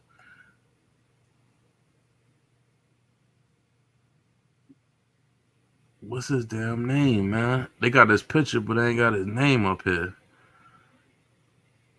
What's the change? 1980s in the modern era. Jim Cornette. Hey, y'all hit that like button. Everybody that's in the ride with your boy, hit that like button. If you haven't hit that subscribe button, please do so. All right. It wasn't Bobby Heenan, man. Oh, no, Bobby Heenan. It wasn't Bobby Heenan, man. Yeah, he wasn't gay. Nah, it's damn, what's this dude name, man? All I remember is Jimmy Hart.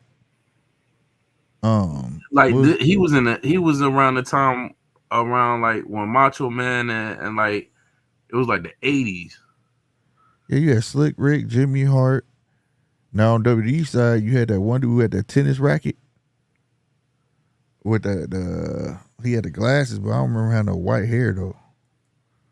I mean, I remember him with white hair because it was like towards the 90s, but this dude, I was watching documentaries and his name popped up, and then wrestlers was telling like behind the scenes stories about him.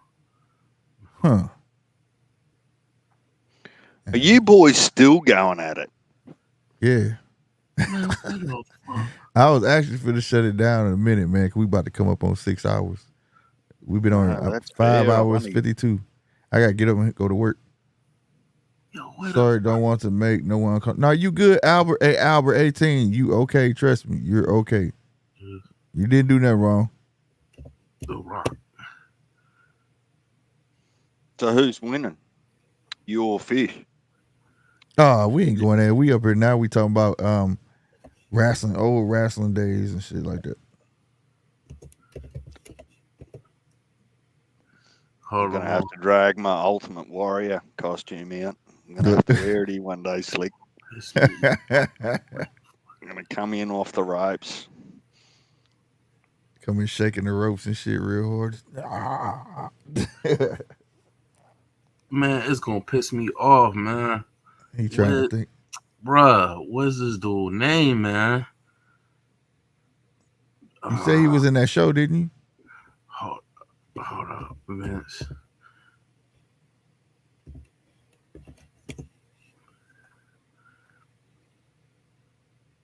All right. I'm trying to think of something that they was in. I couldn't even tell you. Something they was Man, in. you don't remember where he had his two helpers with him? When he would do stupid shit?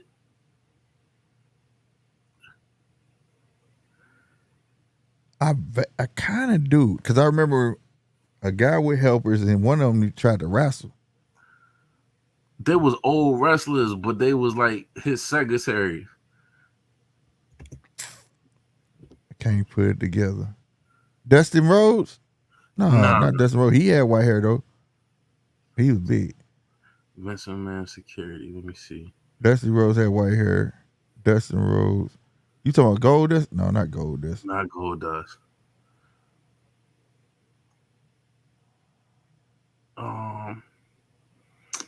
Cause The Rock was talking about him. Hold on. Matter of fact, you know what? This is how I'm about to do this. Who gave Rock his start? What's the question? It was some guy that that was like a manager for wrestlers. You know, like the little pretend managers that be like coming out with the wrestlers and stuff. He Yeah. trying to remember his name or whatever. For who? Who was he managing? I have no idea. Yeah, how long ago? He said it was a while ago, and he said he had white hair. I can't remember one with Matter of white fact, hair. all right, let me back out.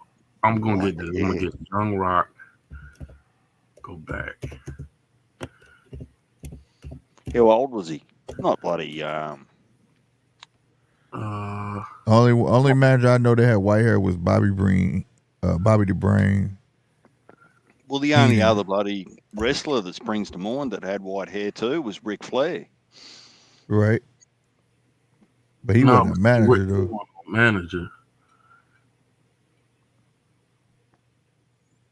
Okay.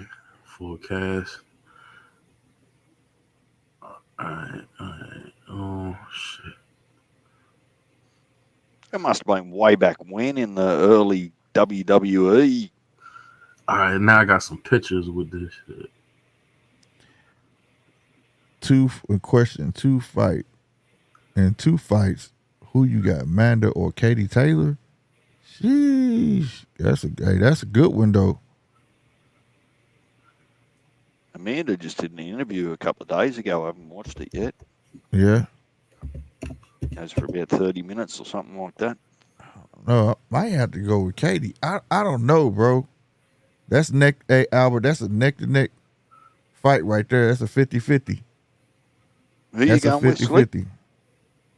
50-50. I might go with Katie Taylor on that one. But it's a 50-50 I'm edging though. towards Amanda in that one. But, Yeah.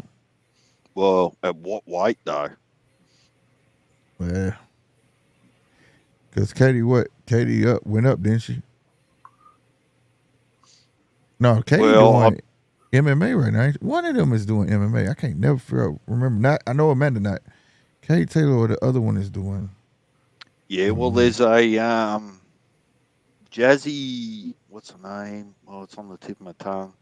There's a female card on Nikita Zoo's fight, 28th of August, earlier today. Mm-hmm. Should tune in.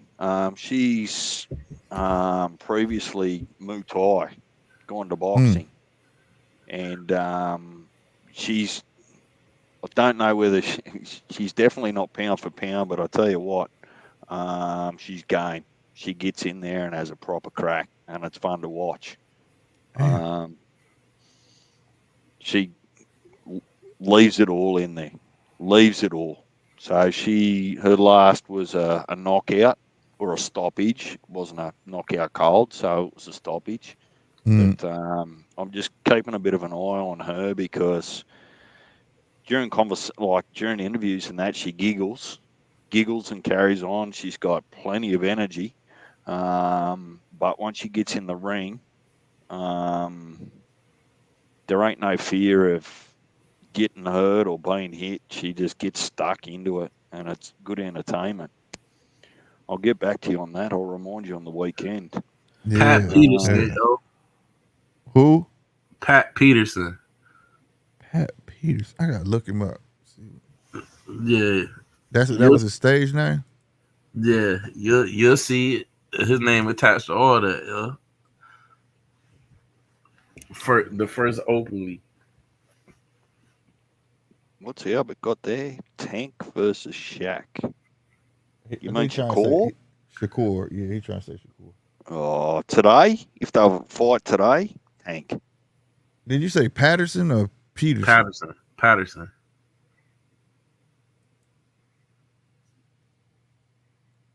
Pat Patterson.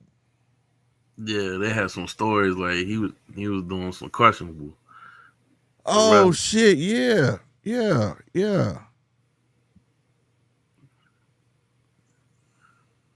And he's doing some questionable on some Diddy. Yeah, I know who the fuck he is. He hung around for a while too. Yeah, but it was on some like he was on some. You know what I'm saying? For some wrestlers like that weak minded to get to the next level. Oh shit! I'm reading this shit. Yeah. He said he was known to essentially sexually position wrestlers for pushes and timeless. Oh Lord! Yeah. What? Yeah. And you see where it said he ain't come out until like 2014 or something like that? Oh man! So this dude will be wrestling you on the mat and on purposely. Yeah, he was dirty, bro. And he was I wrestling know in the that. 70s. But he the one that put the Rock on. Oh Lord!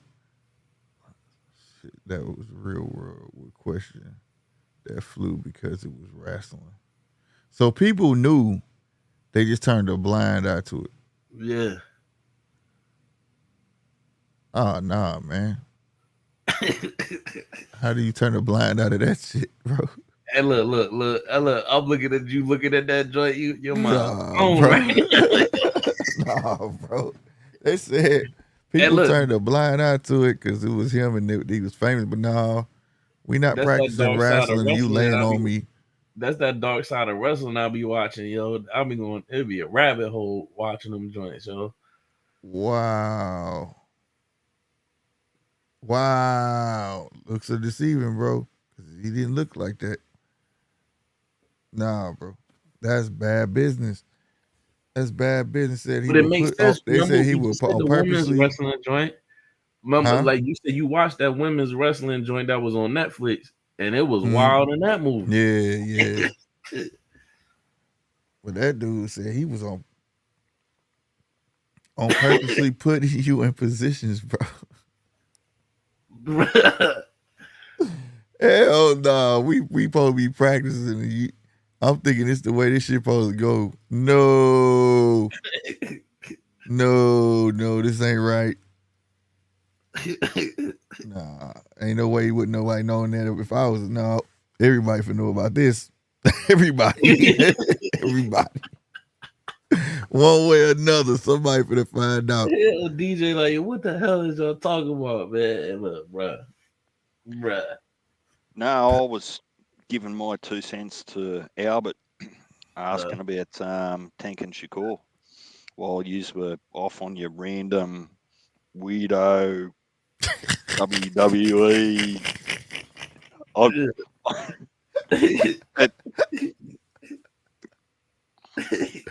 It doesn't sound legit to me, I'm telling you. And how you found that on the internet fish bothers me even more. What sort of shit are you Nah, it's searching for? legit. It's legit. This ain't no, I'm just Googled it or whatever. This was in interviews. Why would you on the Google that? It was on. How does that even happen? No, I was watching the dark side of wrestling where they be having interviews about what happened back in the day, like behind the scenes back in the day. Yeah, and it was reputable wrestlers like Kevin Nash was in the interview, and they was talking about it. And so he could, when you came in, he could remember the guy's name. So he was trying to find the guy's name, and he was like, "You know who it is? You know who it is." And he just told me he was the assistant. Yeah, when I saw him, I'm like, "Oh, okay, I know who he is." But then it was linked to what he was talking about. I just clicked on it, and it said basically they didn't know he was gay. But in the article I read, it said people knew, they just turned a blind eye to it, even though like he would like probably practicing wrestling. You know, they practiced the whole wrestling match, but he would on purposely put you in a position, and I just didn't want to finish the sentence, dude. No. Fish, today's the first day I've met you, so let's agree on something up front. There won't be a snowball's chance in hell that I'm ever gonna see your search history. How you come across this stuff? Nah, look, man. We start talking about I ain't with this shit. I'm just saying, we just talking about everything around. Just like when you left, we was talking about boxing, like oh shit, the ups and downs, the the past and how it was more heavyweights and welterweights and all that other stuff, and then they got on the wrestling, and we was talking about the ups and downs in wrestling, where these two, one's a sport and one's a sports entertainment, where they was at its highest peak and how it just took a dip where fans just left it. Right. So that's why I was just comparing the two. So we was talking about the ups and downs in boxing, and then we went to the WWE and WCW, and that's how that topic came up. Look, I'm not judging. I'm just pulling the piece. I just come in halfway and thought, yeah, but see, end up here. If I was wrestling, if I was go young, away for 10 minutes and then I'm coming back to some wrestler manager putting people in compromising positions. I would be pissed. Like, think about it. You a young wrestler, you know they don't make no money. You know what I'm saying? They doing it for the love at that point to get to the money. And then you got some dude that been on the top, pause, and he just taking advantage, like, you know what I'm saying, weak-minded people that try to get to the top. Like he read that article about putting in compromised positions. Yeah. I didn't want to go that far, but in the interview, they wasn't talking about him doing that. He was already a retired wrestler. He just had pull on some, I can go ahead and get you here and get you there. But what he was doing is, he was doing some favor for a favor type shit. Yeah. He was on some Diddy. He was on some dot. Yeah, no Diddy. The main dude. Yeah, that's what he was on. Yeah, come to find out, and that ain't cool. They turned the blind out of that shit. That ain't cool. Now it makes sense why a couple of them wrestlers, you know how a couple of wrestlers off they self, yo, like the dude Canyon, from Canyon. That's crazy though. And it come to find out, he was like that way too, and he wound up coming. You know what I'm saying? Mm-hmm. You never know, bro. You never know. For me, what did he say? Vlad said, blame me. Blame the wrestling talk on me. I watch women's wrestling for the ass. Nah, look. Hey, yo, first of all, if I was a wrestler, right? I'm talking like Nori. If I was a wrestler, right. One, I'm not wearing no tights, yo. At all. I'm in there, I'm rocking shorts, yo. Right. So, anyway, no tights. Let's say they fight who you got opinions, respect. For me, There's a downside to that fish. You can't have your plums just hanging out the side. So at least in tights, you can keep them away from people. But you notice after a while, you notice after a while when Stone Cold started making money, he stopped wearing tights. He came in there with shorts. Shorts on, jean shorts, right? Fuck it. He had some. I know he had to have a cup on or something, bro. Cause shit. He started walking in there with shorts on and an awesome 316 shirt, smelling like beer. Straight liquor. He was doing the Axl Rose with his sock down the front of his tights. Right. For me, if Tank find the spot, Shakur is done. If he can't find a spot, Shakur wins. That's pretty much everybody's assessment on that Albert 18. The thing is, can he catch Tank and can Shakur stay away from Tank long enough to win the fight? What was your opinion? Did you cover it when Cameron and Mace was going in on Shakur? Yeah, I had a little bit to say about it. I think it's accountability on both sides. And the judges' table had a proper opinion on it. You just went round for a fair while on that. Yeah, I really think that Shakur, being the youngin' he is, he's out here, but he shouldn't have said that shit. You know what I'm saying? Because these youngins think they can say shit to anybody. They think because the internet, nobody's gonna say nothing back or ain't gonna do nothing to them. And then for Cameron and Mace, they need to learn to read because he didn't say what they said. If you read the tweet said, if I get in your face, you're going to want to get a gun. They made it sound like he said, y'all going to have to go get a gun. You get what I'm saying? Yeah. That's what he was saying. Because the tweet before is like, every time people say stuff like that to me, y'all going to want to shoot or X, Y, and Z. That's what he's saying. But they took it the other way. But at the same time, I understand why they retaliated, but on the other end, y'all got personal responsibility though. You understand what I'm saying? Yeah. Y'all are famous dudes, bro. This is an up and coming boxer. He's not as famous as y'all at all. They acknowledge that pretty much clear. And some people feel like fuck that. They should be able to say what they want to say. No, they're commentating. And at the end of the day, they got a big following. So everybody who watches you, you are influencing. You get what I'm saying? Yeah. Talking about I was talking about more about when they were saying his fights is boring. yeah, maybe his last two. The last fight for me, it wasn't boring, but I could see how fans was expecting something totally different, giving the he did have that one boring performance. All right, I fell asleep on this motherfucker. Somebody called me and wake me up. I literally fell asleep live, bro. Right, and Lucky you offered it up because I was going to remind you. So yeah, I straight clunked out like this, and somebody called like, "Oh shit, I'm asleep," and for me, he made up for that. He stood in the pocket, he fought old boy. But see, it was such a bad performance. People had already made up in their mind that Shakur was gonna come out blasting this cat out. You get what I'm saying? Yeah. And go for the knockout, and that's not what they got. So now they trying to say this last one was boring, and it really wasn't boring, bro. He's not that type of fighter, anyways.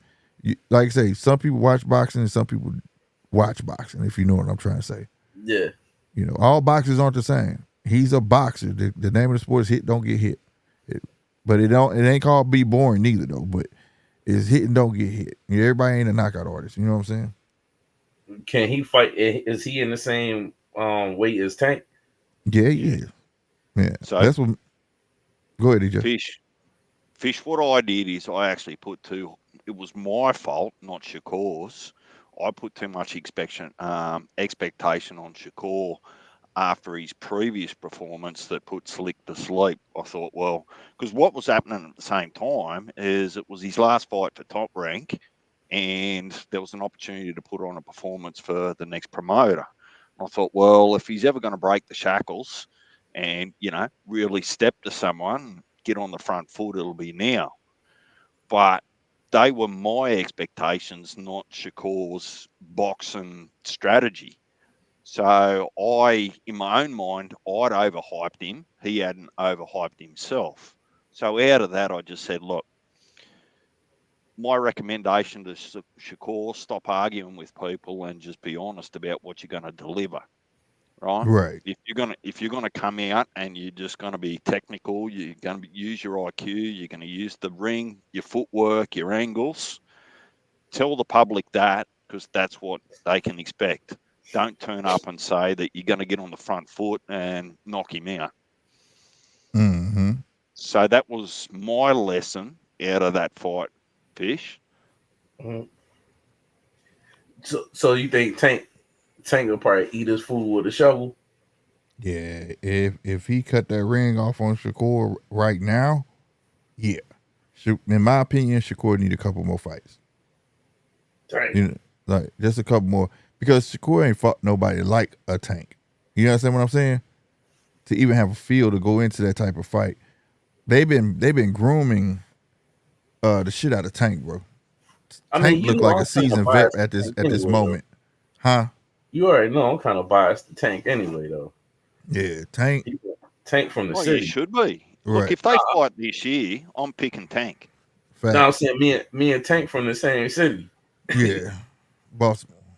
So I think at the end of the day, Tank is a well seasoned vet right now. You know what I mean? If I'm a person who signed him, yeah, I'm not putting him in the ring with Tank right away.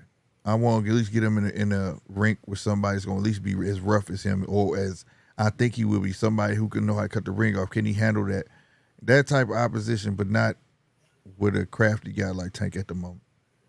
You know what I mean? Because right now, I'm not going to say Shakur can't win, but if Shakur win, guess what? It's going to be a boring ass fight, because he going to be on his bicycle running around that motherfucker trying to stay away from getting hit. You know what I'm saying? But the ironic part about it is that's the only style I believe beats Tank at the moment.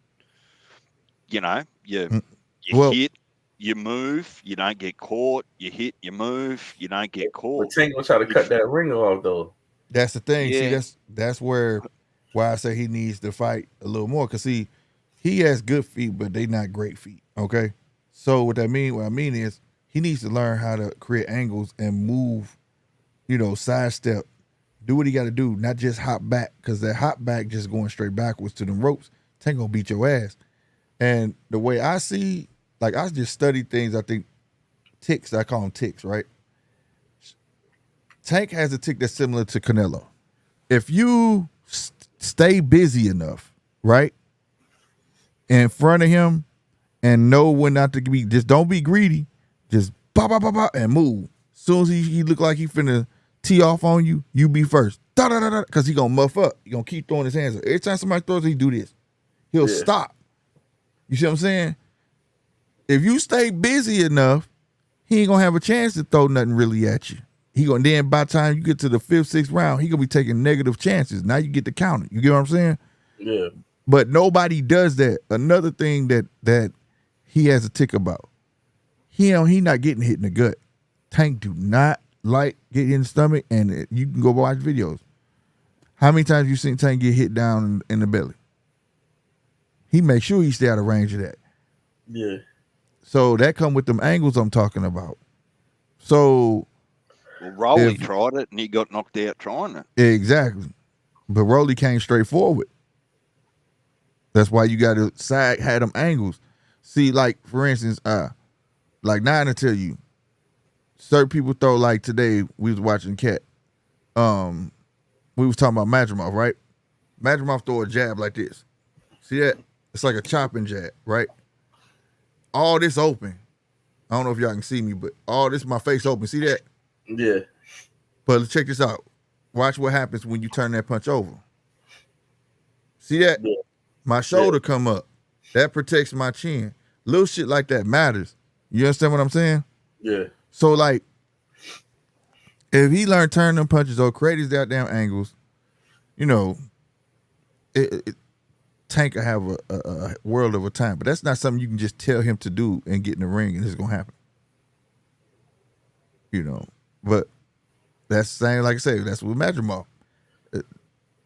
Madrimov has so many ticks. That was just one of them. That's why I think he's gonna be food for turns. But Tank can be beat, bro. Tank can be beat. Like right now. It ain't gonna happen right now. Exactly. And I agree with you. If they fight this year, it's Tank. Well, Albert raises a good point there in chat. Who's best for Shakur to get ready for Tank? I don't think it's Zapita. It'll still be a good chess match, but I don't think Zapita's probably anybody be good that mirrors Tank. Yeah, everybody be good to help him get his feet together and shit like that. Before some angles and shit, he gonna need somebody small, and I think it would be Pitbull, but Pitbull don't want to get in the ring with him. Damn, so there ain't nobody. It ain't nobody right now that can challenge Tank.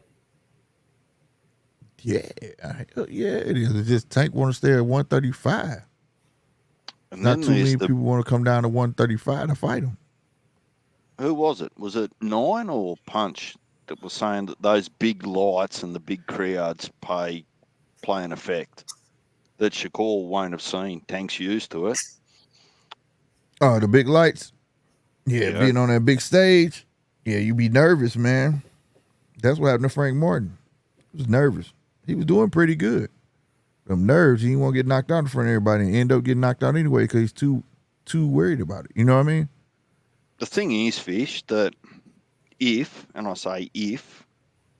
Shakur gets a Tank in the next 6 months and he does happen to get beat, it's a long road back for him.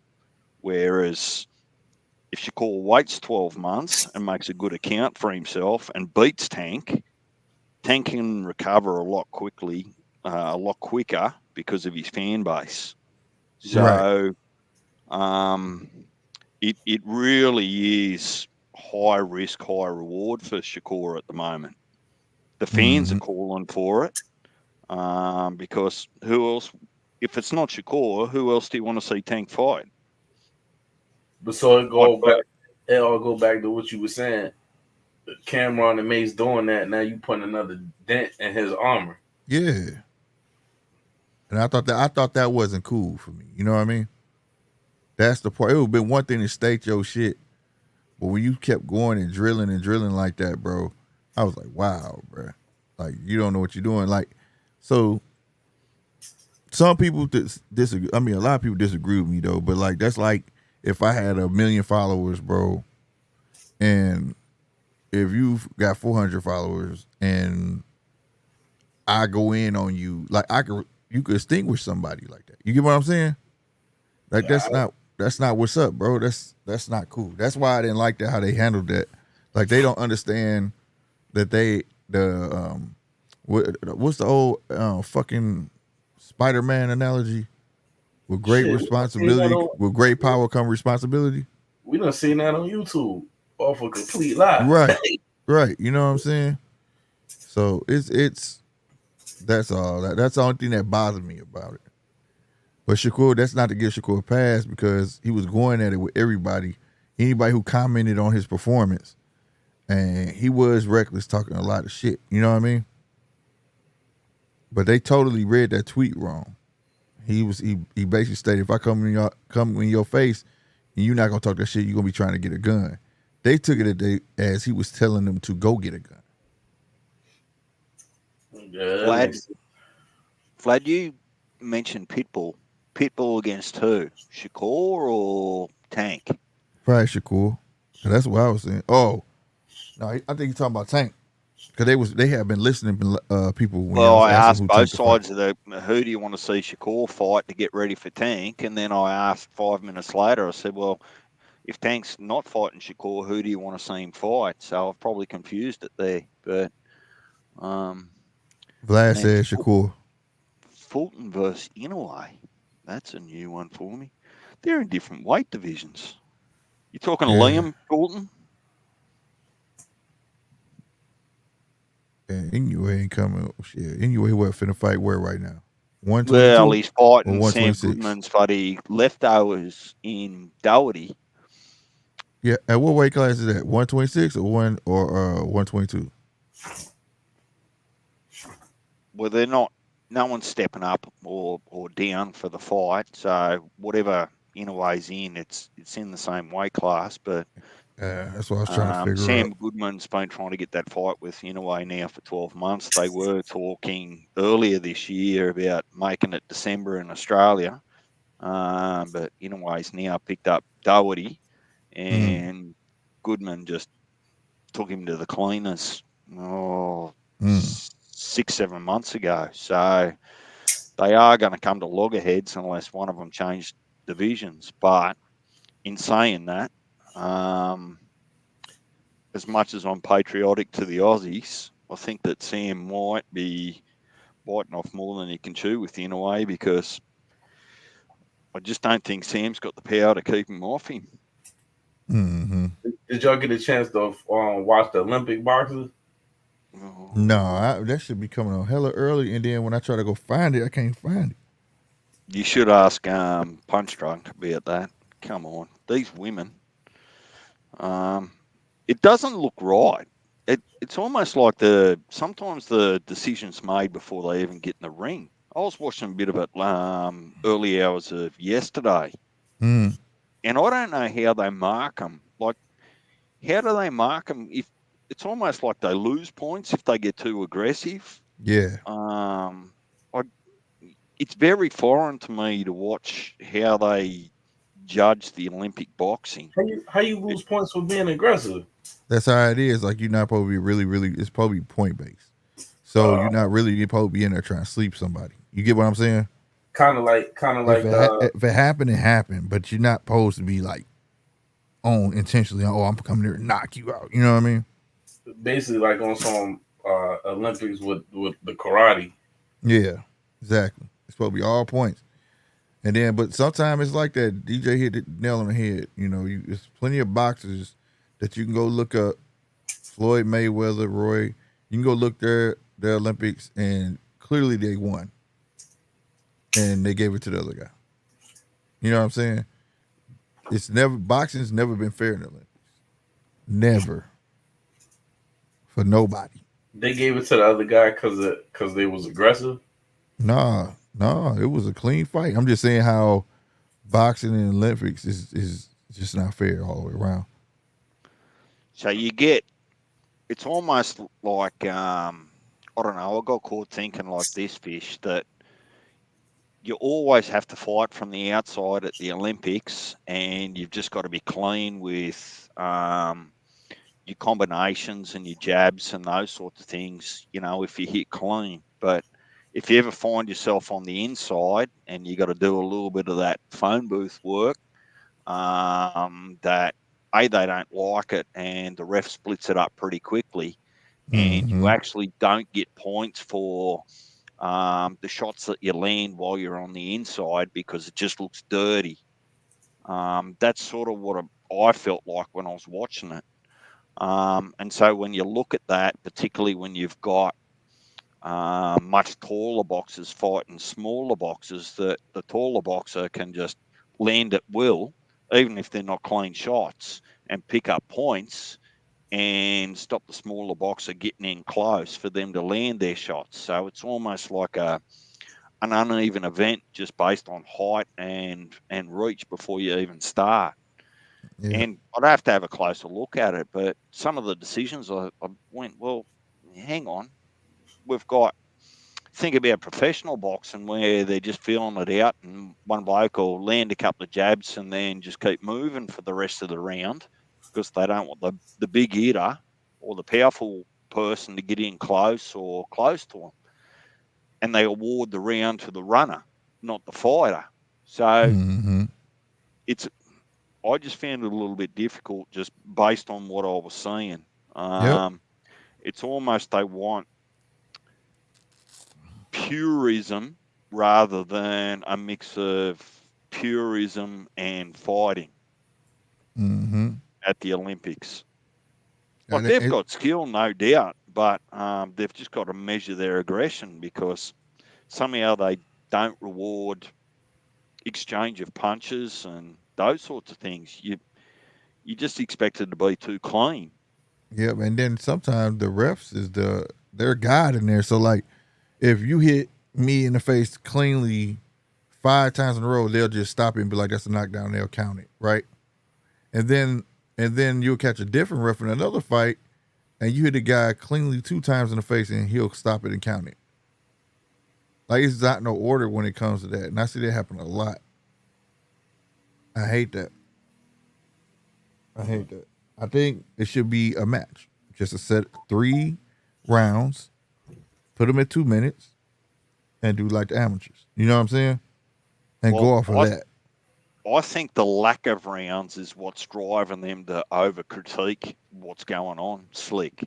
If they actually moved it to 5 or 6 rounds, I think that that'd take less pressure off the judges to try and find reasons not to award points and award points. Like Mm-hmm. let them work it out, each other out. Because in any Mm-hmm. fight, you're still working each other out over 2 rounds, right? Mm-hmm. Styles, where's the Mm-hmm. holes, what are they Yeah. doing?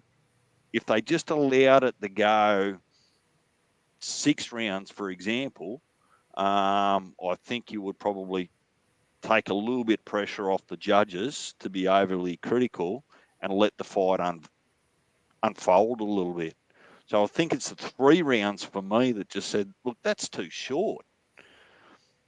It's too short for everyone to work each other out. You can't go in there just throwing haymakers, but I'm also not allowed to be too aggressive, but I can't get on the front foot. You're expecting me to fight off the back foot. It's just a little bit too short lived for me. So Yeah. maybe they just extend it to 6 rounds, and then you'll see over those 6 rounds probably who dominates more, and potentially open up people for the bigger shots. Yeah, I can agree. I can see it from that angle, most definitely. For And then sure. have a they need to have a clear representation of how they want the refs to handle the knockdowns. And when I say knockdowns, not when they don't actually knock them down, but when you take too many punches to the face, they count it as a knockdown. You know what I'm saying? That should not be up to the ref's discretion. After a certain, I hate to say that, it should be a ref's discretion, but after a certain amount of punishment you done took, you know what I'm saying? Not one ref, I wait till he takes at least 5 punches, and then this ref wait, you take 2 good ones. He like, oh no, no, no. I don't like that shit. I don't like that because you could make or break a fight like that real quick. Well, if the ref's only watching one fighter and not picking up what the other one's doing, it can easily get out of balance over 3 rounds. But over 6, at least it might actually just balance out a little bit. But Slick, you're going to have to get some sleep at some stage, pal, if you're going to work. I am, bro. I was just looking at him. I was just looking at everybody there, man. That's what I'm finna do, man. But finish your statement, though. Finish your statement, DJ. No, that's it. I'm looking out for you. You've been here for half a day. Yeah. You and Fish went down a rabbit hole that, well, we might just leave there, but you got the weekend coming up. Yes, sir. What's your plans for everyone? What are you going to do? Are you going to cover the... Oh, yeah. I'll cover the weigh-in. I might do the presser tomorrow. I'm not sure. But I know for sure I'm doing Friday. I will be doing the weigh-in, and I'm definitely going to be on here for the fight. All right. So it's Wednesday there or Thursday morning? It's Thursday morning now. Right. So presses today, your time. Yep. Weigh-ins tomorrow for both of us. Yep. Then there's a day in between. So, all right. Look, put your consider putting your super stickers and super chats up for this weekend if you're going to do that. If it's going to be anything like last weekend, at least give you a chance for some of your audience to appreciate you. Right on. And be good to see the forefathers back at the table. It's been a while. Yeah, man. We had 3 out of 4, but not 4 out of 4 for a while. So yeah, man. We all gonna be back on there. We'll get it going. For sure. On my hot ball season could close the show. DJ right. was me, bro. Likewise. All right, G. All right, y'all. All right, y'all. Let's go on and close it out. All right, man. Salute to everybody, man. My boy Vlad, Albert 18, man. Y'all stuck it out, man. Salute to y'all. Great questions. Y'all kept the chat rolling. I really appreciate you guys, man. I hope you guys hit that subscribe button, hit that like button, hit that bell so you know when we go up.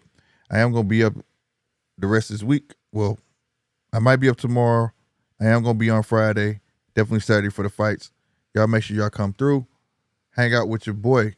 For those who checking it out, man, I am your boy Slick 50, man. I'm dog tired. I've been on here almost 7 hours. Y'all be easy. Until the next time, y'all. Deuces.